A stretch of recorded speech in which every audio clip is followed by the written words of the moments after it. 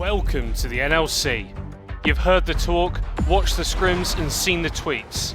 Streamers, LEC players, MSI champions. Dropping the ultimate onto Yanko. But all that matters is what you do on the Rift. And Kurt is going to be killed by some random bloke from Hungary. MSI champion, welcome to the NLC. There's only one league like this, so what more do you need to know? Brought to you by Arozzi, the NLC is hitting your screen right now.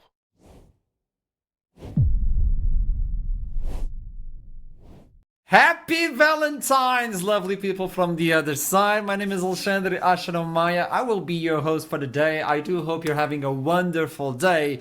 And what better way to spend Valentine's than another best of 5. It's gonna be upper bracket playoffs finals. So this means whoever wins from today will be qualified for finals. It's gonna be live, a live event, you know that, in Nottingham in March 1st and 2nd. But for that, we need to understand what teams are going to be playing today, what are the stakes, and also I'd like to introduce you my date.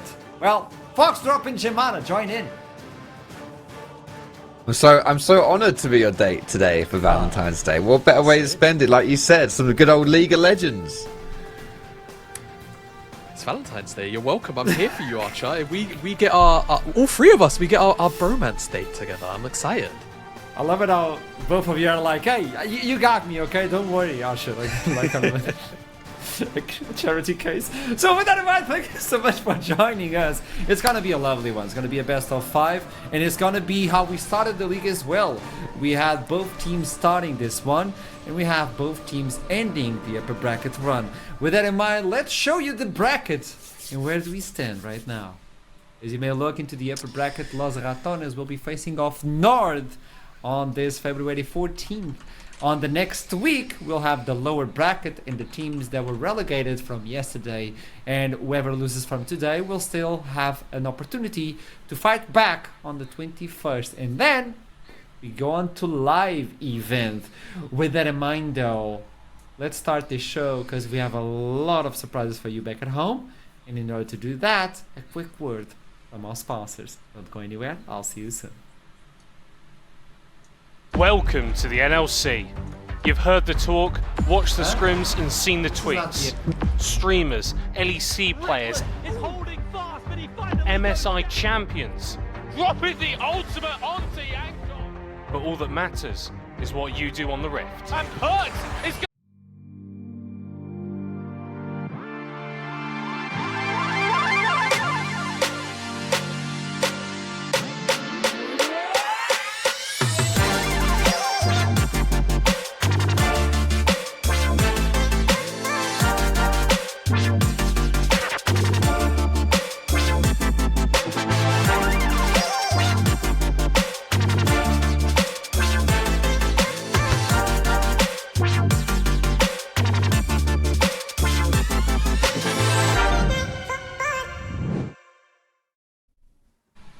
Now, this is what I was talking about. There you go. From Arozzi, this is the chair we've been seeing as well. And you can get your discount 15% off with NLC LOL at the website from Arozzi. But, gentlemen, you're here with me on Valentine's, and I want to be here for both of you with this special prize and the special gift. A game show. Let's play a game of Who Am I? Quote Edition. Ooh, easy. We're back. Easy. As long as I pay With the champion. quotes. Yeah. Ha. As long as it's not junglers, I think I'm good. To be honest. As long as it's junglers, I think I'm good. Oh boy, I have a surprise for both of you then. With this in mind, both of you are 2-2. We're reaching the end of the road. Keep in mind, there's a date, a real date, with all you can eat sushi. And so far, both of you are in the leads.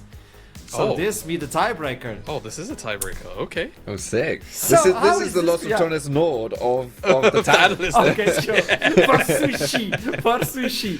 So, I'll present a quote. You let me know what champion it is. If you fail, we'll present the next one. And the third quote is always the easiest one. If you fail, I don't know how. I made sure the third one is extremely easy. I don't believe you. With that, I don't believe you. with that in mind, Okay. let's toss it to the first one. We're gonna do this My way, quick and deadly. Ooh. No, I actually don't know this one. I'm gonna- Yes, Jamada was first. I am nearly second. This feels like a Zaya quote. Aha, my way. It's not. Second quote. Okay. It is. Forget balance.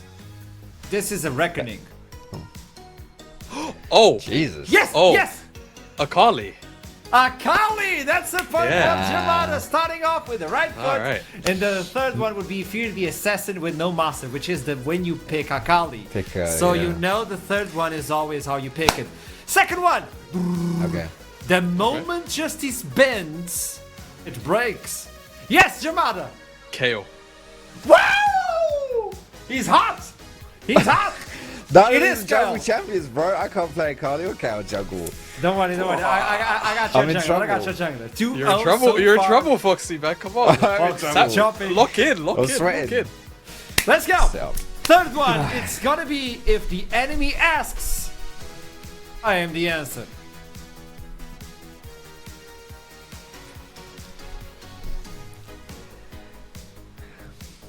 Second quote, good at least the weapons music's good. have many uses.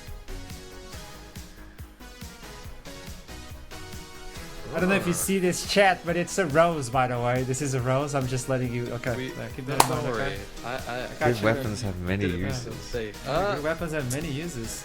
So I'm gonna throw the third one. Keep in mind the third one is extremely easy. But yes, Jamada. Well, it's, I Better was to fight gonna than say. to live in fear. Yes. I was gonna say Samira. No. Better to fight and live than to live in fear. Well, no, for No? the other two quotes, it made a lot more No, sense. but for better this, to- for this. Nah. It's when you pick this specific champion, which has been played so many times. So many times. To I live don't in see. fear. I don't Well, know. nobody gets this one. It's Cassante. Oh, I should. That is I was not gonna guess that is not Casante's lock-in quote. By He the has way. 3 quotes, by the way, on the lock-in. He has 3. 2024 champions. Moving on, Dude, fourth I've never champion. played Cassandra in my life, man. We are not Never. one soul. We are many. Oh. Go on. Fox. Foxy, come on. Fox. He I knows. mean, actually, no, I don't. I mean, I was gonna. No, I've cooked it. I was gonna say Kindred. Is it Kindred? No, it's not. Second one. I want you to hit me as hard as you can. The champion, That, I fir- mean. that first quote is actually a really big giveaway, but I can't. I've played that champ so many times. I know. I've seen you stream this champion. Oh! I know what it is. I know what it okay. is. It's Alawi. It's But I've never heard that second quote before. The third I've- one I've would be played I'm this not big champion on for- sermons. Oh, I Broken would- bones yeah. teach better lessons. Dude, I yeah. get none of these. Bro, I don't know. You've Let's actually go. not locked My us. life You've either. not locked a single jungle champ for Foxy. This is so unfair. I'm struggling, dude. I'm Final question struggling. of the day is gonna be I'm lost. Won't anybody help me? Oh, it's Fiddlesticks.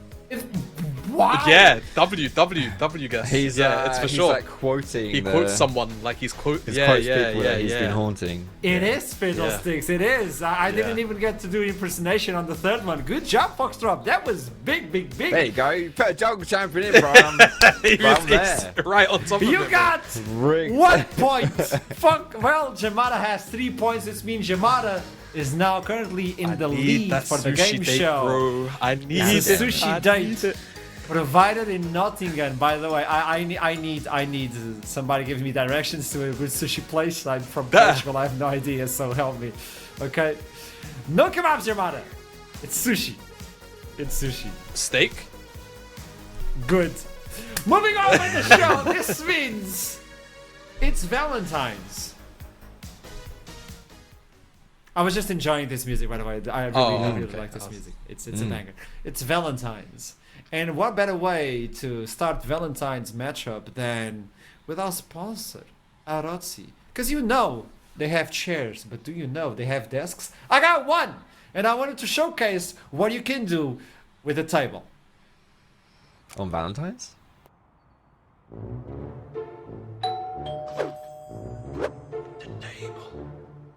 Arozzi.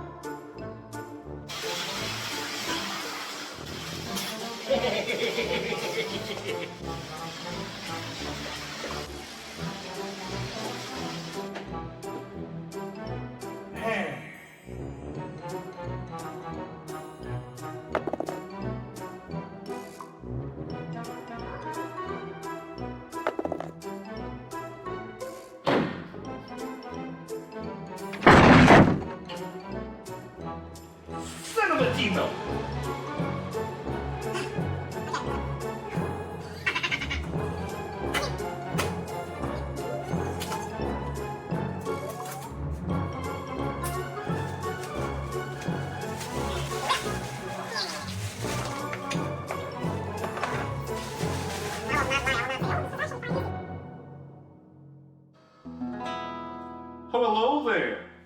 How are you doing? What is this, you may ask? This is the greatest table to ever exist by Arozzi. Arozzi.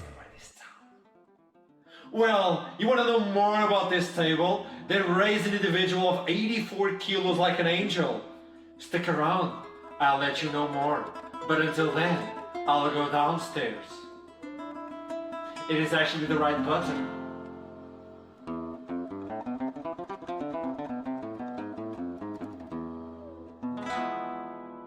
You can use this awesome desk to go on a romantic date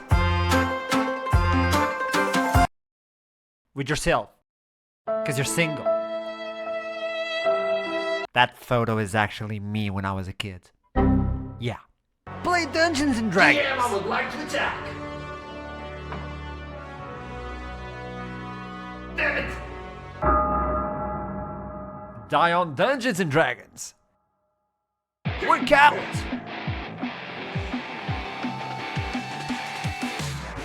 Squat the desk. Please don't do this at home. It's a horrible idea. Please don't. Play League of Legends. Feed in League of Legends. Rage quit in League of Legends. The only issue is the owner. So head on to Arozzi and use the code NLCLOL to get 15% discount. Get comfortable. Get Arozzi.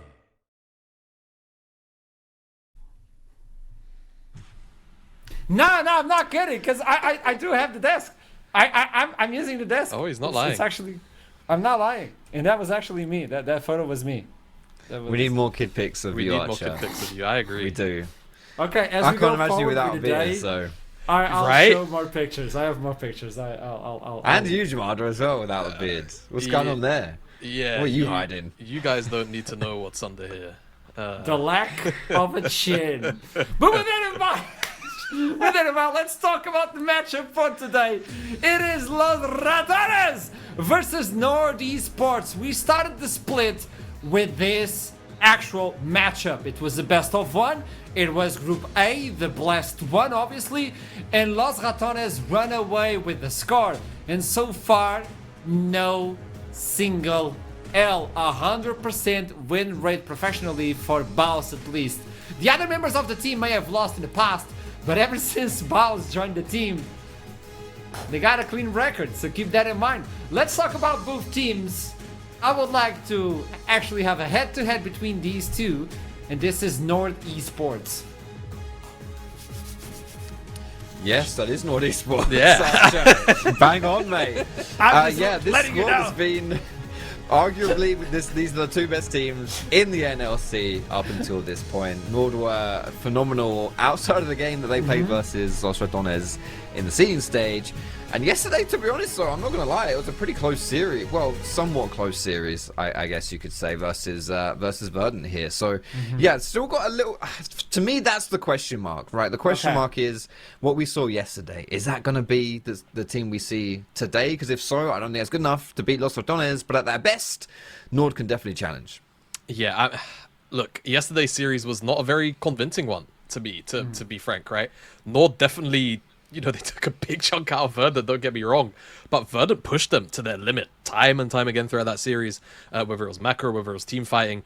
And Verdant have been a very, very up and down team. So to see a not so convincing win out of a roster that is, by all rights, outside of that original loss to Los Ratones at the start of the split, been very dominant. Kind of small warning signs. And there are plenty of issues that we've highlighted throughout the split so far about this NORD lineup that seemingly haven't been cleaned up, and it's only a one-day turnaround between yesterday and today, right? So, given what we saw out of Los Ratones, I think it's going to be an uphill battle that, hopefully, for NORD's sake, they've prepped sufficiently for, because we could be in for a short series if they show up how they did last night. Oh, so we're getting predictions already. I like the way you put it. And I agree. The way Los Ratones have been improving non-stop, even though they are the clean team, while NORD, they're showing some weaknesses. And when we look back into the past and how it started on the first week, day one on Group A as well, there were some... I found some information that we should talk about as soon as we get it up on the screen. There you go. So this is how the score ended with these champions, and if you look into the mid lane, I think there's a massive difference. Eventually we'll talk about the bot side, obviously, but No Way versus Nemesis. I think we should take like a big look into this matchup and how this matchup can actually bleed across the map. Yeah, I mean, you're right there. 0-3-2 versus 2-0-14. Obviously, KDA doesn't say everything in and of itself, but I would say... And it pains me to say it a little bit though. So I'm a big fan of his actually, but I think No Way has been a weak link for NORD. I think he has been exploited a few times and found out a bit as well. Whereas Nemesis is almost infallible, to be fair. Especially the intangibles. If you watch their scrims and their streams, like the comms and stuff from Nemesis, he's cool, calm, collected, and really is like the oil that keeps the engine running for Los Ratones. And yeah, just look at these kind of champion pools as well. A lot of facilitating coming through from Nemesis, but still able to put out those big kind of like PvP numbers as well, and be a huge problem for the opposing time. You look into the kills in the way that No Way is falling behind in terms of what he can provide to the team, even though he has a good kill participation, but the damage also... It's kind of weird, because if you look into Nemesis and he's like 20%. That's what gonna do you happen. mean? That's gonna happen though. When you're on a couple of tank Galio games, right? Which has been something that Los Ratones have been very reliant on. I mean, we said it. Nemesis has kind of been a I can never get the word right on the first time, but he's been a facilitating piece to this Los Ratones side, and I feel like generally this set of players kind of understand each other's strengths and weaknesses quite well, and they've been covering for them, right? Which is not something I feel like I can necessarily say for NORD, every single game to game. And that's going to be something, again, they're going to have to be on top of their game with when it comes to tonight's prep. And I'm still unsure how far they're going to be able to push them, given yesterday's case study games out of both of these teams. I like how you bring up the idea of you have the tank player, you have the one that tries to control the map with the control mages and all that. When you talk about those sort of picks, I would also like to highlight the way that both supports play. Treats versus Reckless, and how this may affect, because you look into Treats, it's like, I want to go in. And the way he even uses Rakan, that can be used as a disengage facility, he wants to go in. He wants to go in. On the other side, look at this. Alistar, Rakan, Braum, even the Janna, for instance, that it's not there, but it provided so much safety towards this team. I think Reckless is like, you stay away, I provide with the gameplay, and Treats is like, I want to go in. So this is a clash head-on, no? It is. Absolutely. Yeah, Reckless wants to kind of kite back a bit and play a bit more chill with his champion pool. As you mentioned, the Janna is kind of just the epitome of that, right? And he's the only one who plays Janna in our league, so it's yeah, he does that kind of thing, and treats, even when he plays some more disengagey, some more chill champions. His Braum game is a good example of this. He still plays it like, you know, he W's forward and Q's aggressive all the time and tries to roam around and make plays. So it can be, you know, when you have that more aggressive style support, something that can be an X factor in these games, especially if you're looking to snowball, if you have like a death ball, like a pick comp. Definitely something that enemy teams can and have fallen foul to here in the NLC. Yeah, and there's a stat there that I would really love to highlight. It's off the screen now, but the XP difference. Obviously, if you're winning, you're gonna be ahead in XP. It's just natural. Yeah. But for the support role specifically, I think the fact that Reckless is averaging almost 1k XP at 14, that's almost the whole level at that point, right? Like a 1k XP is usually around kind of that level 8 and 9 mark off the top of my head, worth of XP.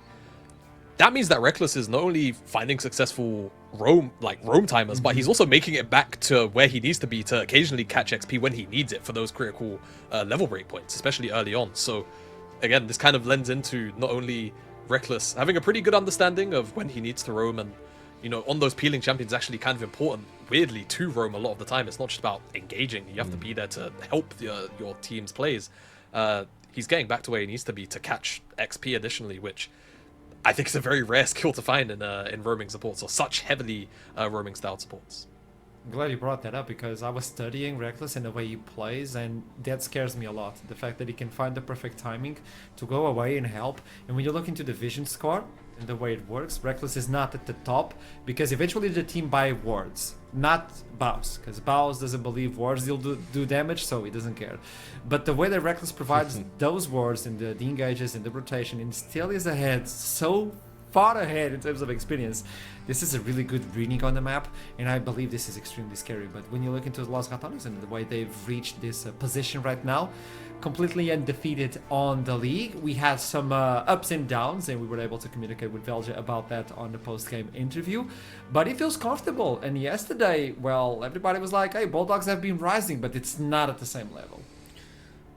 Yeah, this was... It just wasn't enough. Bulldog are actually a good team, right? They are a good team, but they looked pretty mediocre and average against Los Ratones. They are just a step above everyone else, really. It's so tough to beat them. And from my perspective, when I look at this squad and I think, okay, this team identity for the Rats, it's like they have 5 players and 5 threats, which is so difficult to play versus, not just on the Rift, but in the draft as well. If you can lock one of them down, another one's going to come out swinging instead. And it's just, as a unit, they're so well oiled together. It's such a tough team to beat, and it's why they're overwhelming favorites for this series, even though NORD are the second best team here in the NLC. Okay, I'm glad you put it that way. And yeah, we've been seeing NORD trying to step up. We talked with John, the coach, in the way he stated like, oh, we needed some time to get the motor running. But I think yesterday left a big picture of, yeah, I see the armor, but there's a lot of flaws in the armor, and Los Ratones are so good at exploring those flaws, especially on the macro. And when you look into the bot side, obviously you have those names from NORD that are just screaming with experience, but we have Crowny and Reckless. Both of them also have a lot of experience. In the way this individual played yesterday with Ezreal, this is what I would like to highlight. I don't know if everybody got to see this one, but it was kind of disgusting. It looked like he was playing Caitlyn, just pushing the enemy under the turret, and he kept landing those Qs even behind the minions. I don't know what happened. I don't know if he could check his PC, but Crowny's a danger, no?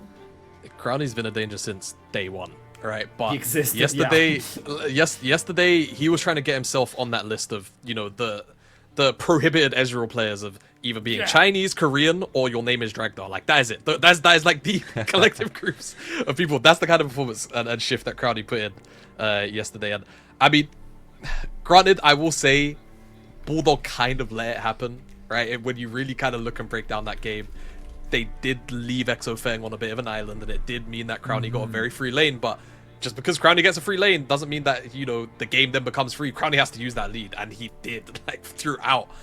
He did not let anyone breathe, and it was ridiculous. He was like 2 items at 15 minutes. It was probably one of the kind of games where if you're trying to learn Ezreal, you go and watch that game. If you're like trying to see if there's any kind of tape you can learn from. It was one of those kind of performances yesterday. I just want to point out. tell me. Sorry, I just want to point out. Okay, so Crowny and Reckless as a bot lane are insane, like really, really insane, like NEC level bot lane, hands down, easy peasy. But Crowny specifically, his death stats, he's died more than once in a game, right? So far, he's played 8 games, and he's died more than once, one time in all of his games. And guess how many times he died? 2? It would have been Sacrilegious, sacrilegious 2 times. 100% more. So it's he doubled it. Like honestly, doubled, yeah. he's so reliable. It's so reliable, and he's played so many different champions as well. So you might be like, oh yeah, but you're just saying he was playing Airs. It's so easy to stay safe on Airs. You stay far away, you shift out. No, he doesn't just play Airs, man. He's got so many different champions he plays. It's just so hard to lock him down and to find those kills on Crowny. Especially when you know Corki exists, and the way Crowny plays with Corki, I don't think that's legal, but yeah, he's pulling it off. And eventually I want to look into both teams as we're trying to build an identity for both of them. I'd like to get your opinion as we go, and how can NORD actually take down Los Ratones after we built this identity, because you say LEC level, but NORD's bot lane is LEC level because yeah, you know, but we'll talk about that a little bit later on. Talking about the top side, it has been a concern for every single top laner in the league when this individual exists. How do you die so many times and you have more than an item advantage over your enemy and you have more experience? This is Baus. What can we talk about this, sir? Well, put some Baus is a special respect on cookie. his name, you know? Look.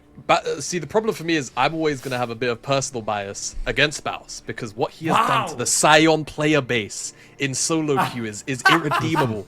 That said, what he's been able to bring to pro play so far, his experience, has been honestly nothing but quite respectable. I think he has run circles around quite a few top laners where perhaps you would think maybe he shouldn't be. Obviously has a very unique champion pool. And I think more importantly, and this is more kind of credit I think to Los Ratones as a whole as opposed to just explicitly Baus, but I've loved how they've incorporated his playstyle into, in the early game, into how they respond on the map macro-wise, right? They are, generally speaking, always primed to try and get some cross maps or just lose as little as they can when those kind of plays are being made. And I think it's such a unique can of worms that has been opened by allowing Baus to play pro. That it's been very, very fun to watch. And yeah, his contributions outside of that, outside of those early lanes have been very, very strong and very consistent too. So I just about have nothing but praise for Baus so far. I do look at that top lane matchup and wonder though, and I don't know how you feel, Foxy, being an old head yourself, Vizichachi on the opposite side, if there is like listen, buddy. Old.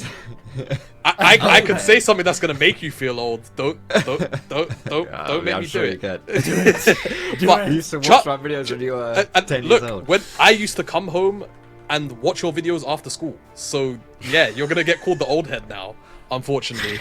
Chachi, he's like he's the grandfather of like these weird top lane champion picks, right? So if there is anyone who's realistically going to be able to come in and try and match some of this weird shit going on top, it would be Chachi, but Baus has been incredible so far. Yeah, for sure.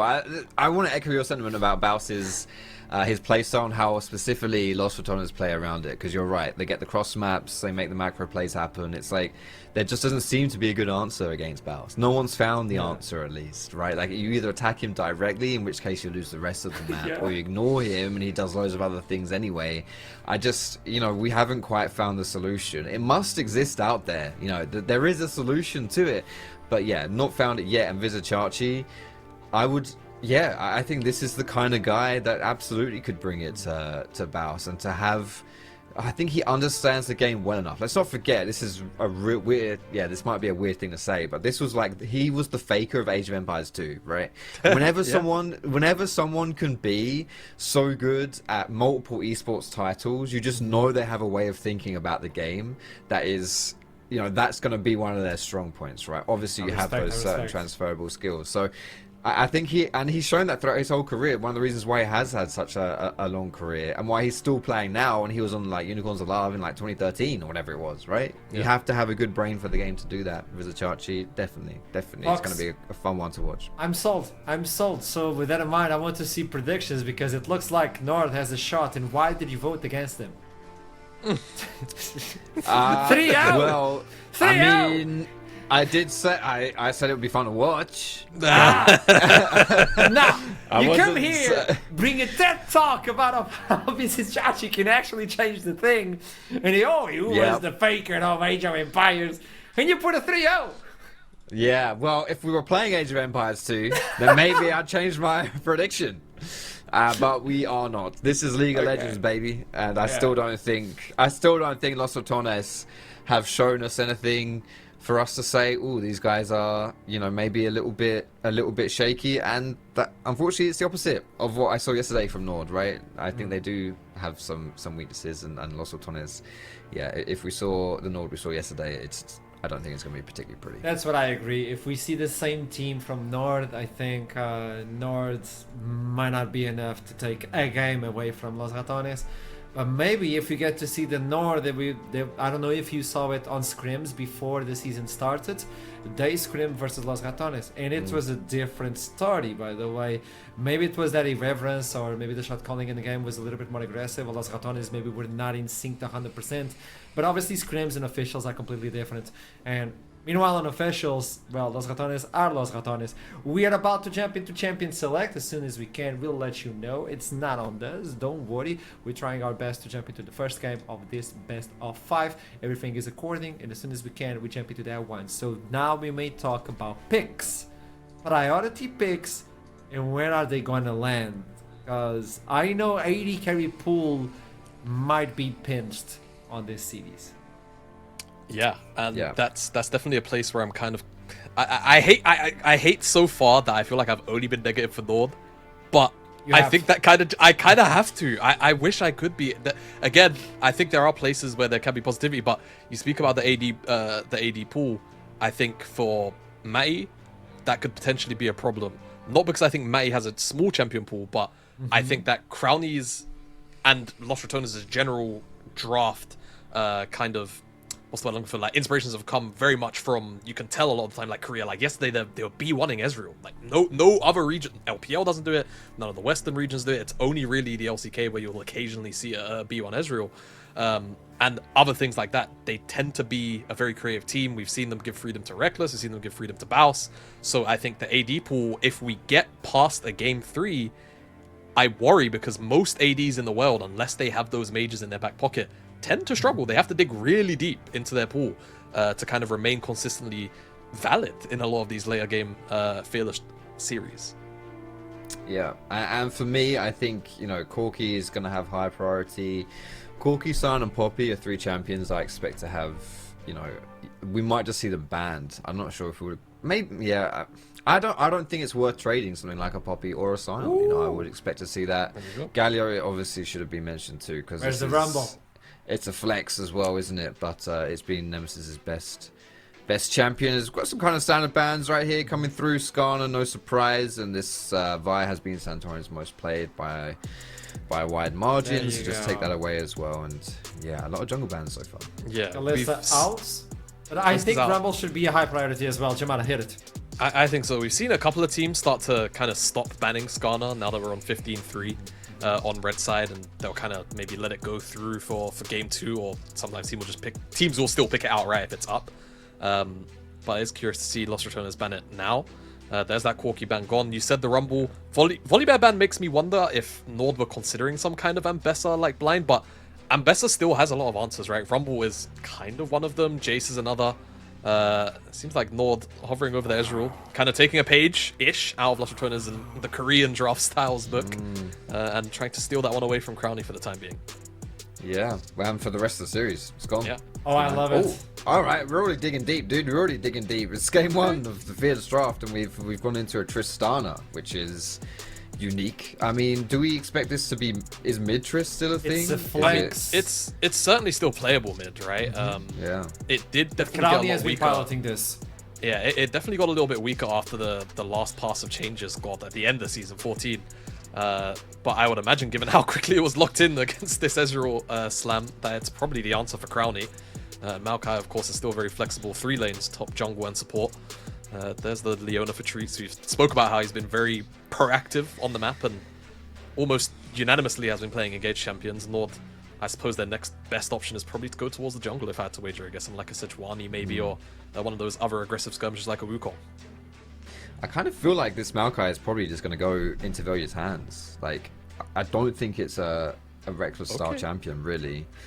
And Baus as well. Does it push waves fast enough for Baus? That is the Ivan lock-in though. That is an Ivan lock-in now for Santorian. So we've got a lot of setup, a lot of facilitating here coming through. Ivan obviously is a super strong champion, but a lot of teams tend to go away from Ivan because he just plays very differently, and I don't think a lot of junglers vibe with that, to be fair. So yeah, this Braum lock-in is going to signify that the Maokai is not going to be on support, so now it's between top and jungle.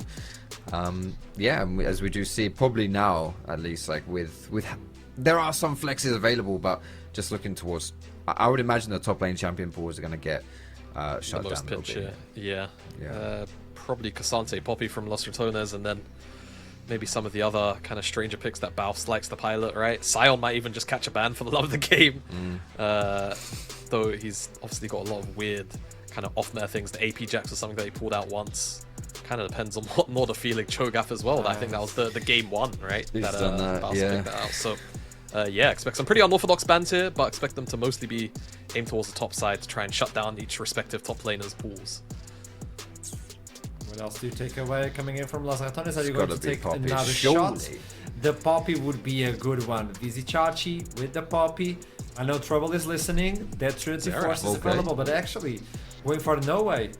You haven't picked anything so far. So Xerath says to me that perhaps Nemesis is eyeing up a Victor. It's one of the few like mages that does quite well into the Victor. That or like maybe an Orianna is what Nemesis is kind of thinking here. Those are the two that come to mind. Obviously, like you were saying, it's a bit of a no-way special, so trying to keep him off comfort as much as possible. But I feel like you don't throw out a Xerath ban unless you're picking your mid laner, and like we kind of guesstimated, this Tristana probably ends up in Crowny's hands. Yeah. Yeah, well, this does leave the Poppy open. In and of itself, not a particularly scary champion, but it is Vizicachi's best champion. Baus has played it before, so they could pick it to take it away from Chachi, but then, as you mentioned, that wouldn't be picking the middle 4, so it's going to be that Azir now for Nemesis, so controlling that mid wave still, that's from the middle of the map, pretty much as we've seen throughout the entirety of the NLC now for Nemesis. And now, yeah, we're blinding our top, so we're going to get the counter pick here for Baus, assuming that this Maokai is gonna go into the jungle. And yeah, let's see what No Way does in response. He's had a few champions that, okay, yeah, this is interesting, to be honest. This is a little bit more aggressive. You do have the disengage for the jump in from Tristana, but it doesn't work versus Maokai, right? So that's a little bit concerning. It's aggressive, and I also think it's kind of bold, right? You're playing against Braum. Obviously, the lane matchup is one that I think historically has always been kind of favored to Syndra, almost quite heavily, to be honest. You can always scatter Azir out of any of the attempts to try and scoop you back when there's jungle ganks. And just generally you spike a lot harder earlier. There's that Poppy for Vizicachi. He had a fantastic game on it yesterday. I think one of his engages was kind of game-winning. I think it was the game-winning play to give Santorian a triple kill on that Kha'Zix. And now it's about what Baus wants, right? Into this kind of composition. I think his pool is probably deep enough. It's just about where he decides to go. And it's going to be Garen, of all things. Yeah, okay. And, I mean, sure, why not, right? I'm sure we're going to see some kind of weird proxy like 3 waves in. If I had to wager a guess into something like a Poppy. For sure. That judgment, Garen, he was made for proxying. Like, this feels like a very Baus style champion, to be fair. And yeah, like he's chilling. He's chilling. You don't want to pick one of those champions that, you know, would get denied by Poppy's W either. So he loves it. He loves this kind of thing. He's gonna Raybos Garen, just yeah. And to be perfectly honest, like when you look at NORD's side, it's not easy to kill someone like Garen, right? Like, you can press W against Syndra's combo, and Ezreal is not the greatest, like, high DPS style thing, right? And especially if you've got a lot of move speed, which Garen tends to get in his build, you can dodge a lot of those skill shots. So I think it could be quite tough to actually bring down Baus in this game. And yeah, I like the way that one's rounded out here in game number 1 of our series. Oh, it started on the seeding stage. It's how it's going to end at the top of the bracket. Do we get another repeat, or is it time for NORD to shine? There's the Poppy, there's the Garen, a lot of questions, but the answer is right after the break with our casters. I'll see you soon.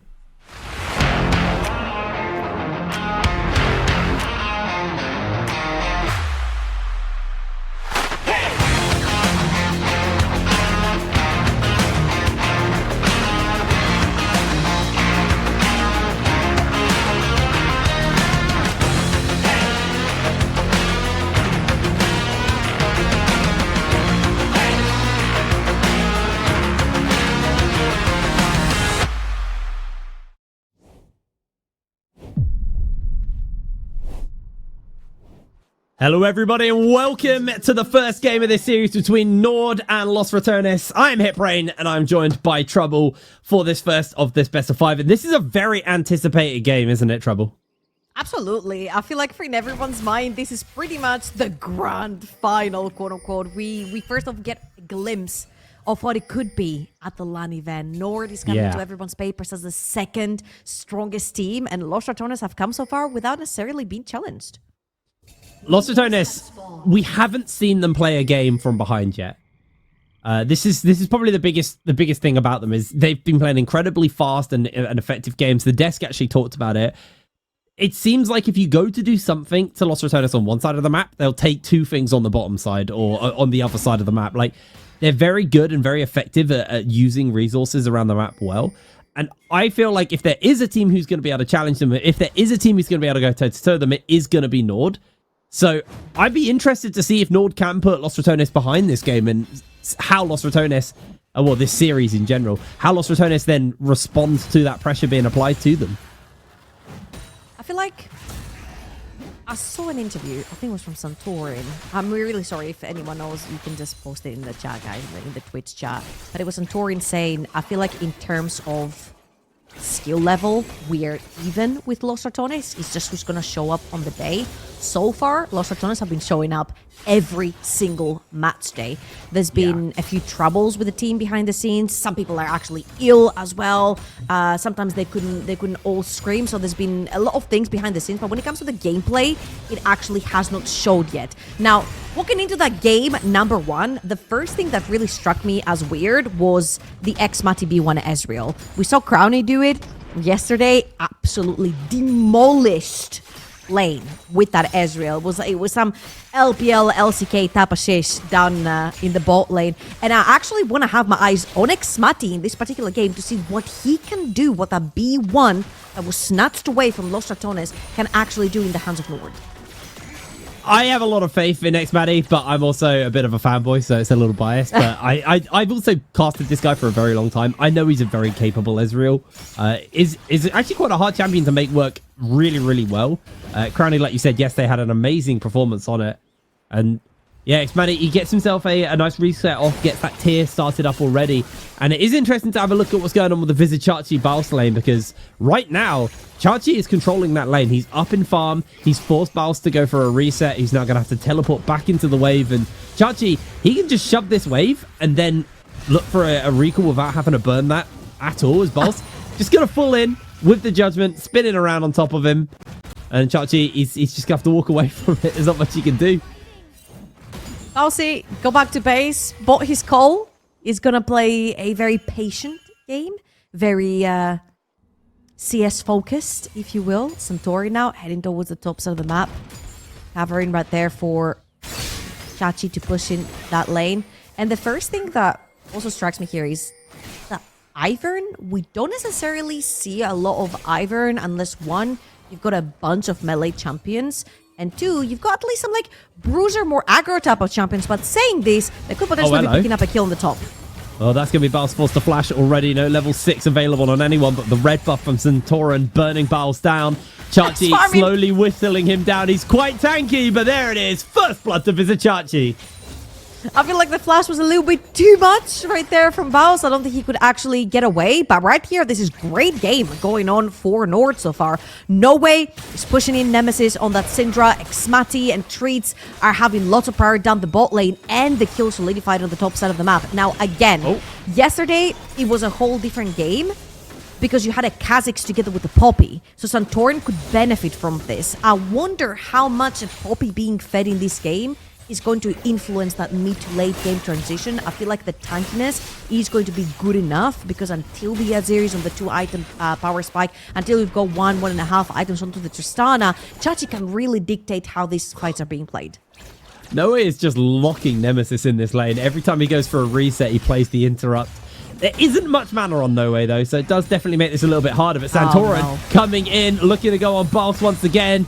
He's going to try and clear that wave out, and he's done his best to do so. But Chachi will secure yet another kill. They found a lane to play through with this Ivern, and it is going to be Chachi on the Poppy top side. So, okay. You know what? If that Bami Cinder was not locked into Chachi's inventory, I was like, this is it. That's the Trinity Force game for Chachi.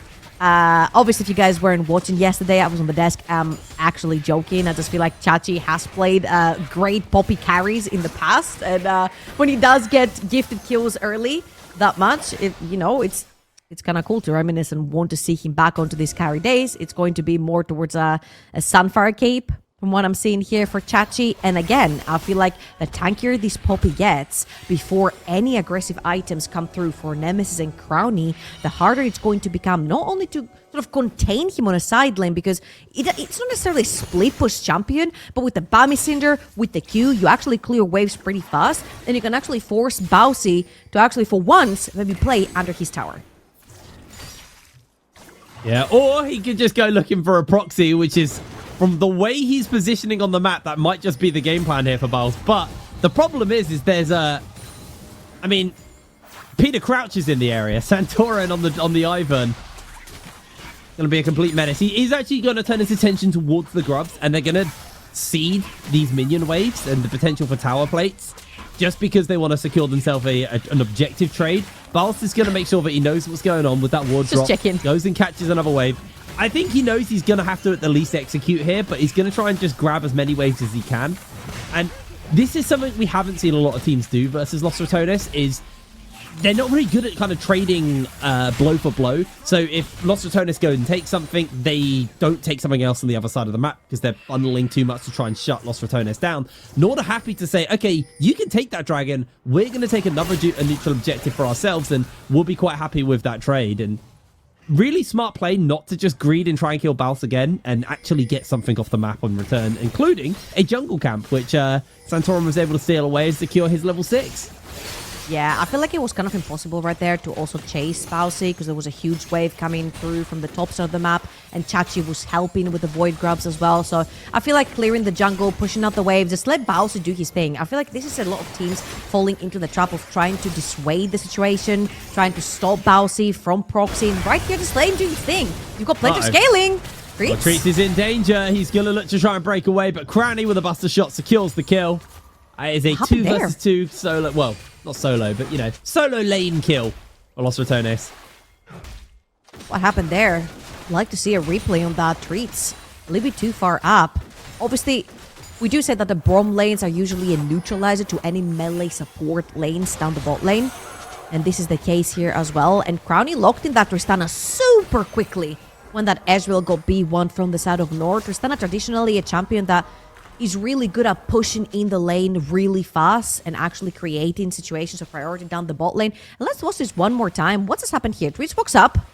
He wants the cannon minion. Reckless knows, tags him with the Q, and they hit level 6 before Treats does. Now, I don't know. I think it was that one last creep probably that Treats needed for that level 6. I don't think it would have saved him necessarily, but that was a pretty good engage, pretty good Q from Reckless to engage that fight.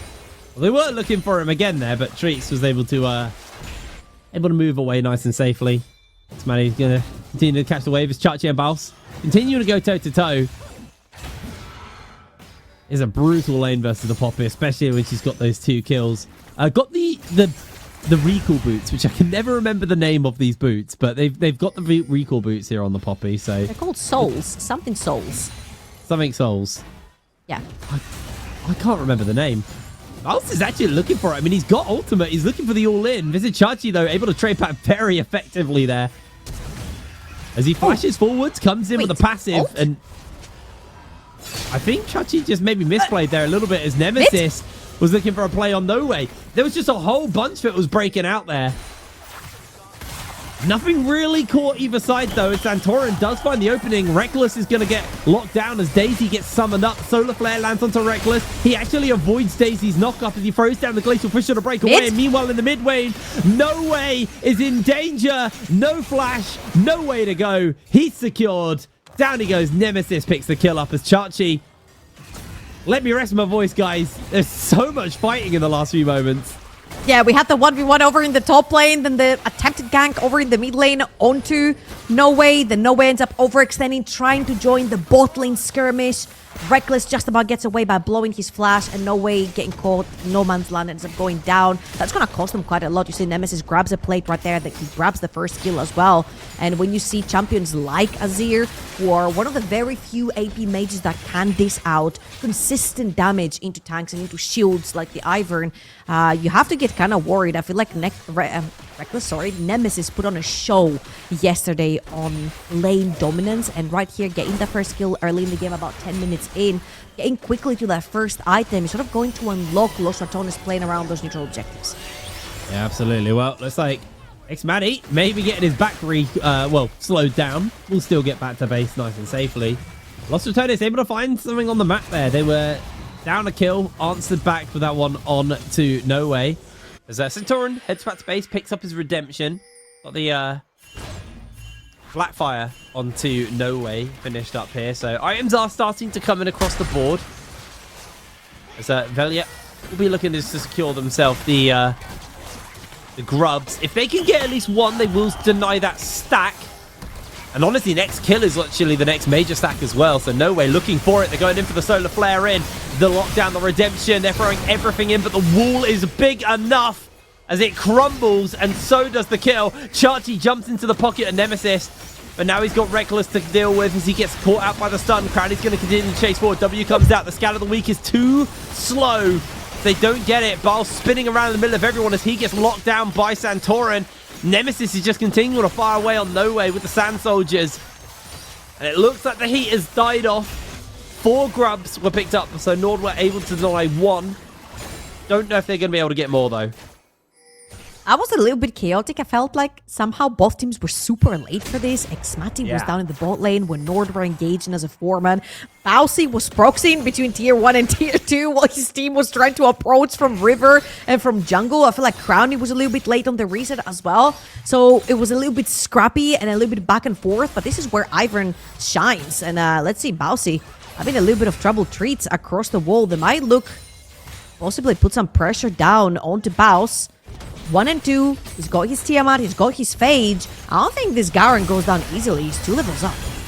No, they're still going to attempt it. They get the W on with the Essence Flux, but Baus, he just tanks it. They honestly could have taken a plate instead, and they decided not to. Chachi, though, on the other hand, he's found Crowny. Crowny very susceptible to go down, flashes the wall, but Chachi's got the chase up onto him. W coming up fairly soon.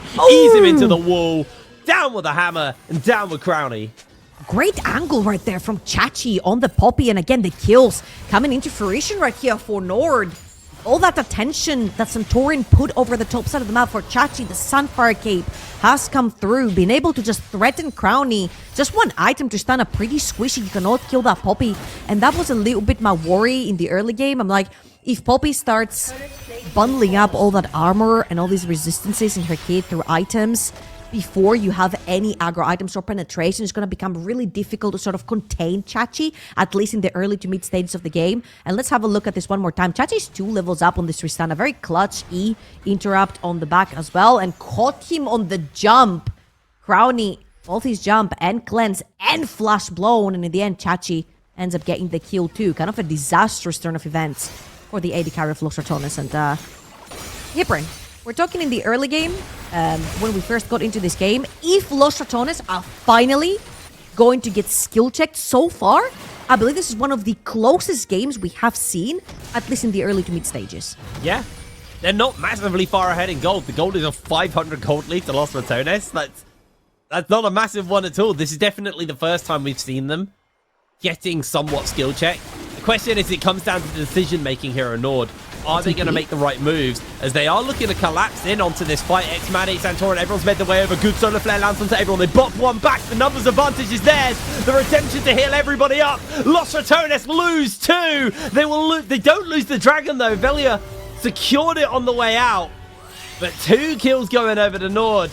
Really, really decisive play coming in from them. That was a super clutch smite from Velia, because had he not gotten that, they would have lost everything. Now Santorin and Chachi are looking for Mouse. Yeah, I don't think Boss is actually going to live this here. He's going to lose a lot of HP. Chachi's going to slowly but surely whittle him down. It's not the Triforce, there's not as much damage. Santorin smites Boss for the kill. Taking him down for the 3rd time this game. Rough showing there. So have a look at that fight again at the Dragon Pit.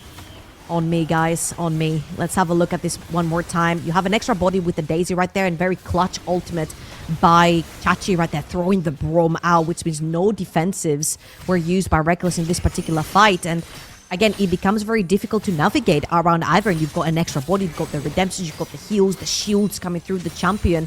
And even though I do question the intention behind the Ivern, when you do not necessarily have a lot of melee champions or a bruiser, kind of like a Yone or a Camille or something along the lines that really likes to use those Ivern utility spells, it feels like using this on Chachi and Trees just for pure brute force power has worked so far for them in the early game. And is this the Bowsy replay? It's not.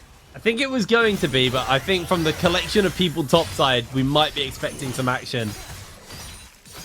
Looks like with 3 about, Velia hanging off out of sight. I believe he's just been spotted by that ward nemesis. Not the ward, the minion nemesis just killed. Looks like the contest is coming in onto the Rift Herald. Are NORD going to fire out here? I mean, boots have already been secured by NORD. Can they secure this objective? Deny it from Los Ratones. It looks like they've just been able to muscle their way forwards. They know that Bals is taking a tower bot lane. So they have the numbers advantage, and actually Reckless is going to eat some of that damage there from Vizichachi. The wall will block that, but there it is. Herald secured for Rift, for the side of NORD.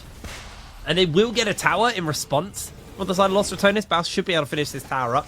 Oh, he's a little bit slow on it, actually. Maybe not this wave. I know he gets it. I feel like they could potentially go for double tower right here, specifically when they see Crowny over in the mid lane. You could pop Rift Herald right here and potentially try to threaten a dive, but everyone kind of backs off. Everyone resets. Baus does get the tower over in the bot lane, so we'll see where the Rift Herald, where they're going to choose, to pop the Rift Herald from the side of NORD. But so far, it's been a solid game. They've actually given very little to no attention to Baus, apart from those 2 kills over in the early game that got Chachi ahead. They haven't necessarily cared about whether he's proxying or he's ahead of the wave or he's playing between tier 1 and tier 2. And I feel like if you look over the entire map, 1, 0, and 5 for Santorin, he's been all over the place. 6 out of 7 kill participation, 2 and 0 for Xmati on this Ezreal, who's very close to his Muramana as well. So far, so good for NORD. Chachi, he does have speed. Garen has more speed. Does have an execute as well. This is getting quite close, actually. Chachi's able to pick the shield up, gets the wall bang down, slow from the Q. Baus is making the run. The knock-up comes in. Baus flashes. Velia comes in and saves the day. There's a redemption to keep him alive, though. Very clutch from Santorin. But Baus gets away with 200 health. Oh, that was close. I mean, hey, he achieved what he wanted to achieve. However, Chachi did not necessarily have to burn much to chase him down. You kind of stop the tempo from Baus right there, pushing the wave. You take the flash, which is something he's really gonna need if he wants to jump into the backline and kind of create a very tricky situation for No Way and Xmati spinning on them, trying to find the execute with the R as well. Yeah, really so nice, great actually. Stuff. Great stuff from NORD, indeed. Like you said, it slows Baus down. It kind of doesn't, though, because the guy just does one thing, and that is push a lane. He's already down to bot lane, and Chachi's moved up towards top side, expecting maybe some action. They're obviously looking to fight over Vision right now with Atakan spawning up momentarily. So this tower is going to be quite an important take, and I think this is the moment now where NORD are going to look to be using that Rift Herald, maybe to crack mid-tier, tier 1, or maybe to crack top, just to pull pressure and numbers away from Atakan, which is going to be spawning on that top side of the map. Dragon is also an option, and to be fair to NORD, they've already given 2 dragons up, so this next dragon's actually quite important. They don't really want to be forced onto Soul Point, especially when it's an Infernal map. If you look over in the inventory of NORD, great item breakpoints right before the dragon as well. They've already walked into the river. They've established a little bit of vision, trying to figure out where Los Ratones are going to be coming through. And I'm looking for a TP ward from Bowsy that he could potentially use. But right here, I feel like Los Ratones don't really need to contest with this dragon. You already mentioned it. They already have the thirst to allow Bows to be on the side lane, farm a little bit more. 196 CS in 19 minutes. This guy's on 10 CS per minute so far. He's the only member of Los Ratones on 2 items, and he is going to become extremely problematic if he does find that flank TP later on, if he does find Xmati or No Way in the backline.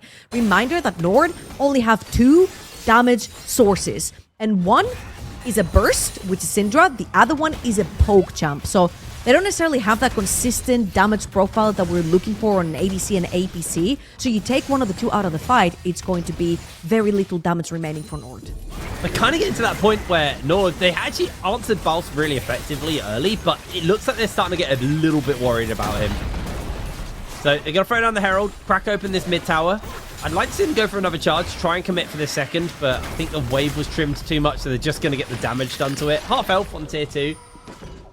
Does mean they open the map up somewhat, but with Atakan up, the pings are going down.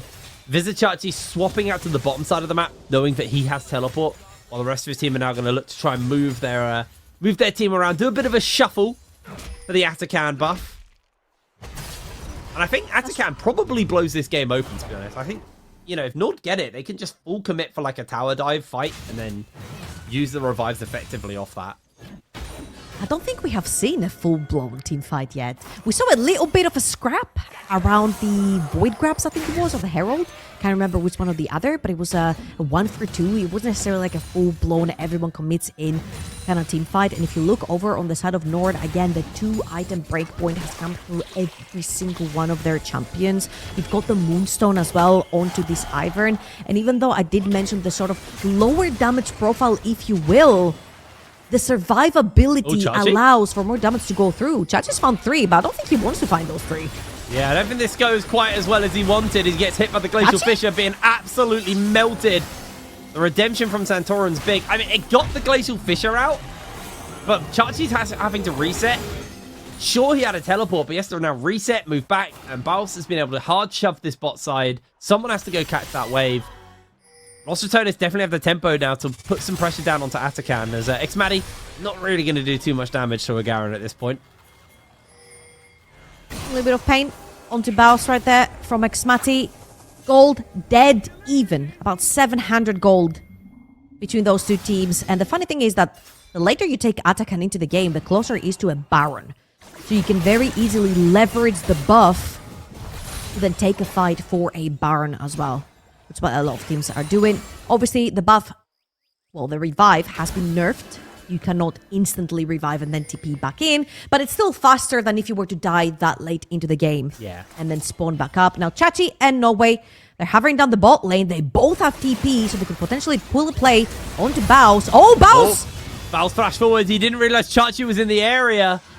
He's going to get sent packing. No way. Can they keep the pressure up onto him? I mean, it's a Phantom Dancer Swifties Garen. He's getting away. And with 2 members showing bot side, Los Ratones are going to immediately pull the trigger and start up Atakan. But those 2 members are the ones with teleport. Although I say that, Chachi actually doesn't have teleport. No Way does. The pressure comes in from NORD and Los Ratones have to back off. Yeah, this is why Chachi sort of rotated towards mid lane to push down that wave, and they left No Way all the way down to sort of bounce waves between him and Baus. You'll see, oh, Nemesis tried for the play right here, gets the flash off of Santorin, and I feel like this Atakan fight is not really for Atakan, is to try and find some kills between the 2 teams. Yeah, well, there's going to be a lot down. Everybody is seeming to be committed, but there's Baus coming in on that flank. Teleport coming in from No Way as well. Chachi's got his own flank locked down immediately, but Matty is one shot. Crowley did so much damage to him. Chachi in the middle of 4. Can he hold his own? No, he can't. Shut down to Baus, and that is going to be Atakan. Great aggression coming through from Crown. He jumps forward to assassinate Xmati. Xmati once again between yesterday and today, caught completely out of position on a champion that you would think is really hard to catch in these situations. No way, trying to salvage this previous skirmish that we just saw. Atakan going over to Los Ratones, but no way, he's gonna take that mid lane tier 2. And not gonna lie, that was a little bit of a whoopsie from NORD. There were a bunch of ultimates and flashes and engages that were exchanged between the two. I feel like Velia 3 years old, Nemesis 3 years old. They tried to take Santorin right there. Santorin flashes away, and then there was pretty much, I think even Treats tries to ult Nemesis right here. So there was pretty much a bounce back and forth of every ultimate under the sun. But look on the minimap right here. Baus TPs right behind the triplet of NORD. Xmati gets slowed by the seed, and I'm gonna stop because we have more. Treats finds the lockdown onto multiple people. Immediately knocked back by Nemesis' ult though to save the day. The whole team's caught by the grasping roots as they're getting poked down by Maddie. Bowles is low, but he has that revive, remember. Dragon now starting to whittle down Los Ratones' health bars. There's the redemption to heal. The members of NORD back up to full. Bowles just gonna go on the old long flank. He's a Garen. He'll heal up. Got a mini Warmogs built into him. Chachi's just trying to play zoning right now, but Dragon should be secured here for the side of NORD. And they just need to get back on the map and get a grip of those waves once again. We saw what Crownie was able to do to Xmati. The lockdown actually hits onto Treats as he gets the concussive blows built up. Crownie can just continue to chase forwards. Dragon, though, still not secured. I don't know who got that. No! Nemesis stole the Dragon away from NORD. It's gone so wrong. Chachi tries to escape, but he is blown back. And Los Ratones have blown the game wide open. Los Ratones have forced NORD to go dizzy in 30 seconds. NORD forces Los Ratones out of Baron. Then they feel like they're safe, so they split on the map. And then Los Ratones hit them individually in different sides of the map. The mid lane skirmish, the 2 versus 2, and then down the Dragon. Nemesis, when Santorin was around with Smite, steals the Dragon from them. And back to back, the Atakan fight, into the Atakan buff, into the Dragon fight, into the Dragon taken for Los Ratones, and now the Baron. They have pulled themselves ahead, 3,000 gold lead, which, funnily enough, this is the largest gold lead we've seen the entire game. And what in the world happened? Because this here should never happen. Baus, as you mentioned, with the mini Warmogs built into his passive, he jumps back in, and Santorin completely gives up the Dragon. He cannot walk through, doesn't have the flash, he doesn't want to give away his life. And Nemesis secures that one, whilst Reckless and Crownie take over the 2v2 between Treats and Xmati. I don't know what Santorin was doing. I just don't understand why he wasn't there.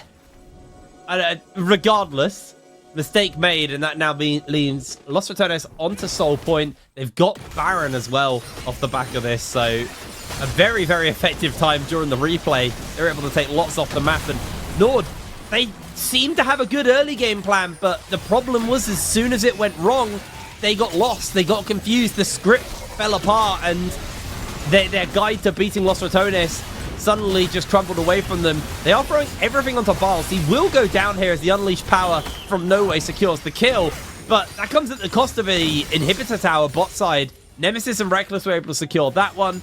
The rest of the team are collapsing in to try and make sure they get out nice and safe. NORD definitely looking a little bit lost here, Trouble. I usually back up Baus and his deaths. This one I feel like was a little bit too overeager.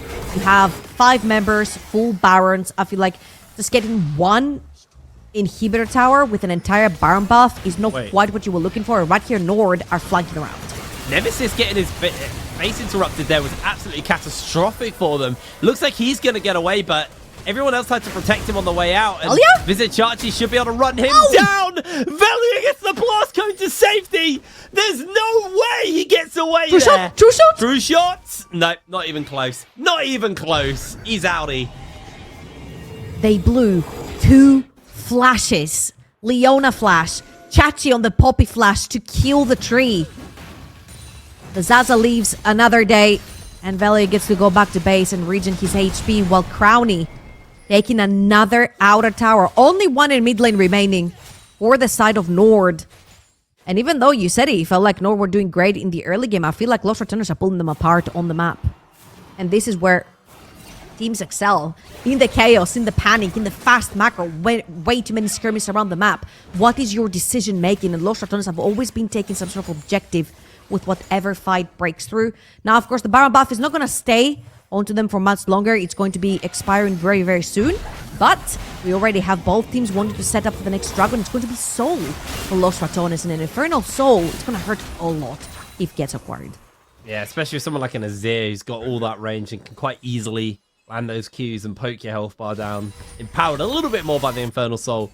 Really kind of stuck there as Ratones securing a little bit of vision around the map. I mean, Baron's not up for a while, so it's a bit bizarre that they were putting resources into Vision topside. As Vision toggle, thank you very much, from the Observer shows that actually Los Ratones have put most of their Vision topside, which means that maybe they're okay trading the Dragon here, knowing that this isn't even going to be sole point for NORD, and they could just attack the top side of the map. A potential avenue for them. Now they came back from the resets, I think they are going to take some control over the bot side, especially Vision. No. Looking for Xmatty, he's able to get away safely thanks to the Buster Shot, but the lockdown doesn't quite land on the Crownie. Crownie's continuing to make an escape away. Good ult from Velio will lock down the team and kind of split the fight up on multiple fronts. Crownie flashes forwards into Judge's pocket, secures the kill. Teleport from Bulls comes in. It's only going to be the one who goes down, but Crownie flashing into Chachi's face and securing that kill. That was they're serious confidence.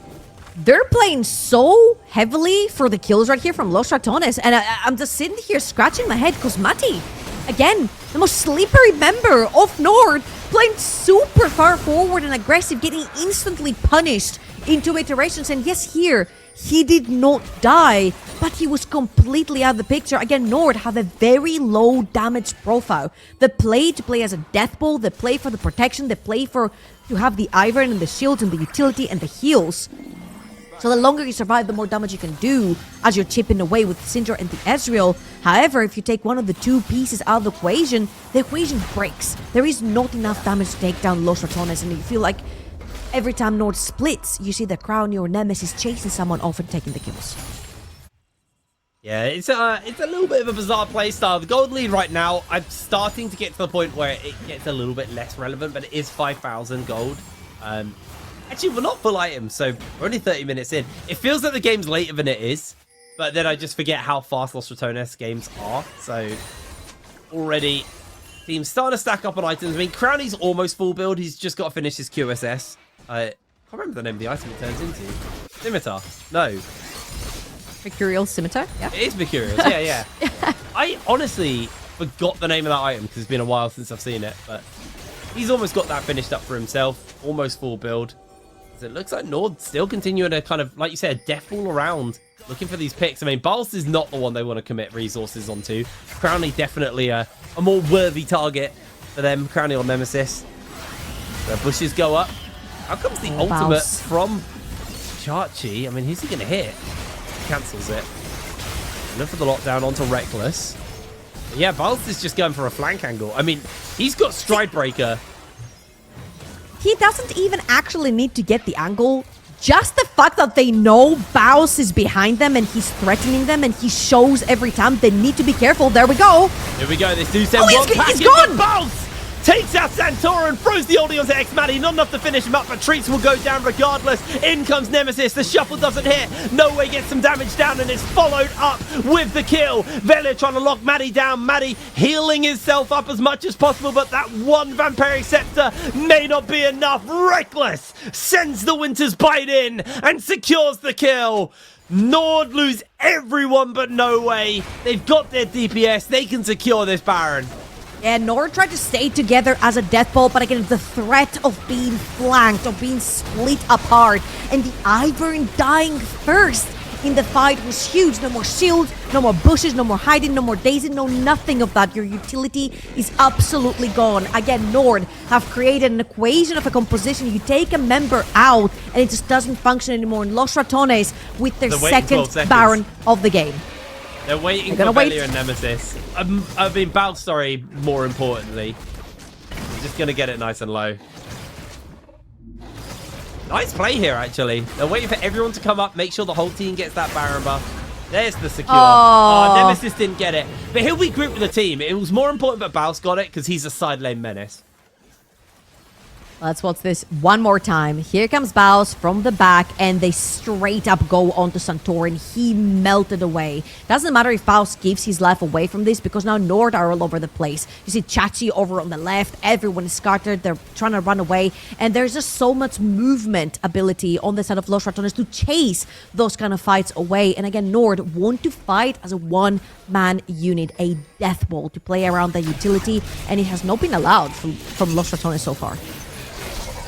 Not been allowed at all. It's been a wee bit of a rough end of this game, really. NORD, they started so effectively, so well, but Los Ratones, they just needed that one little grip hold, that one little bit that they could slide into the game and take control.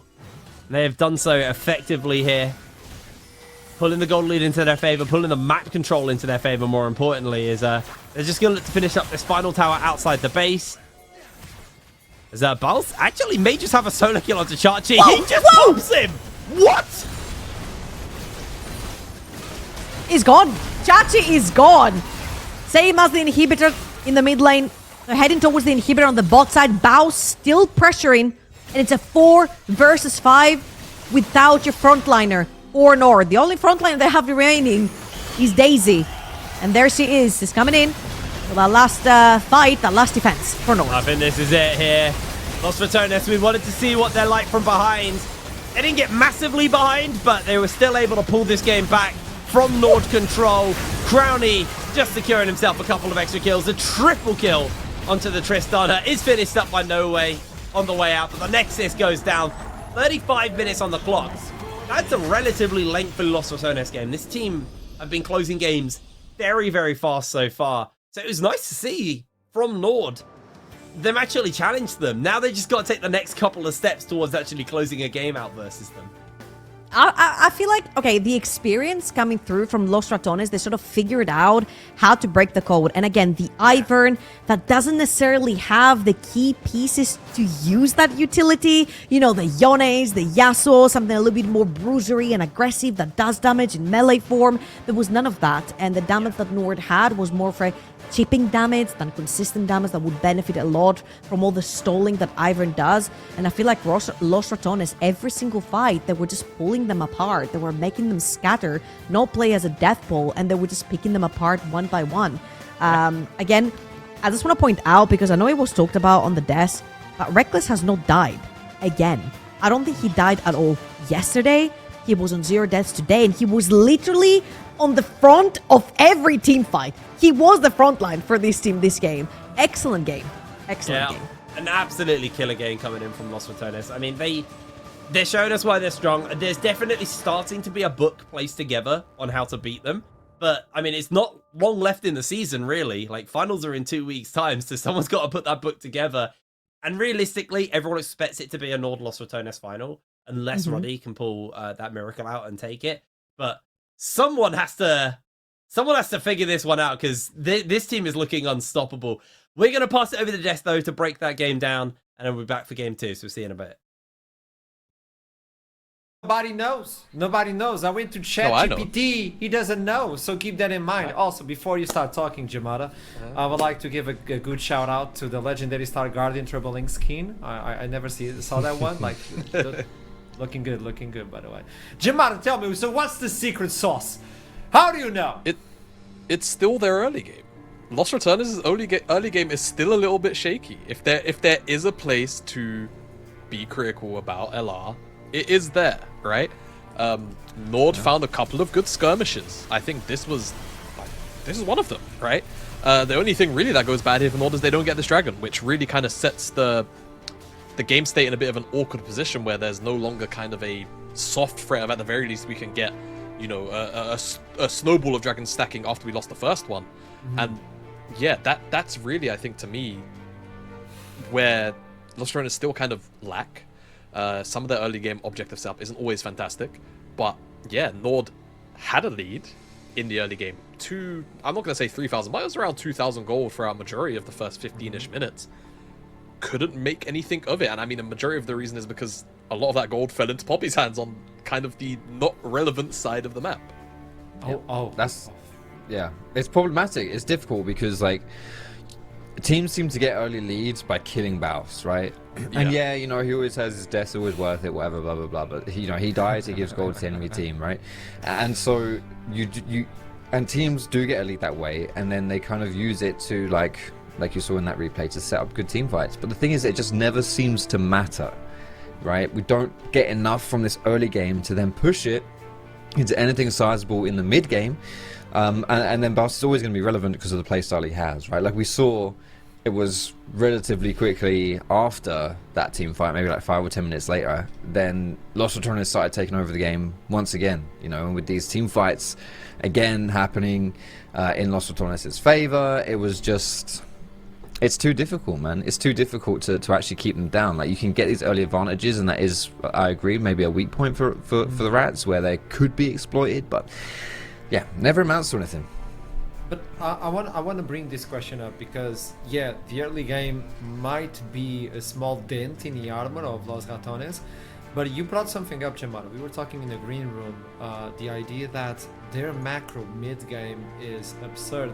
So their knowledge of how to slow down a game when they are under the deficit is ridiculous. So isn't that like absurd at this point? Like, how do you stop it? Because they know how to slow. It's just a consistency thing, right? I think Los Ratones' ability to understand what side of the map is their strong side of the map consistently, knowing where they can't put numbers, knowing where they can get resources off the map, is second to none. I mean, hell, if I'm being honest, it's better than not to like hard glaze guys, but it's better than like the bottom half of a lot of the LEC teams.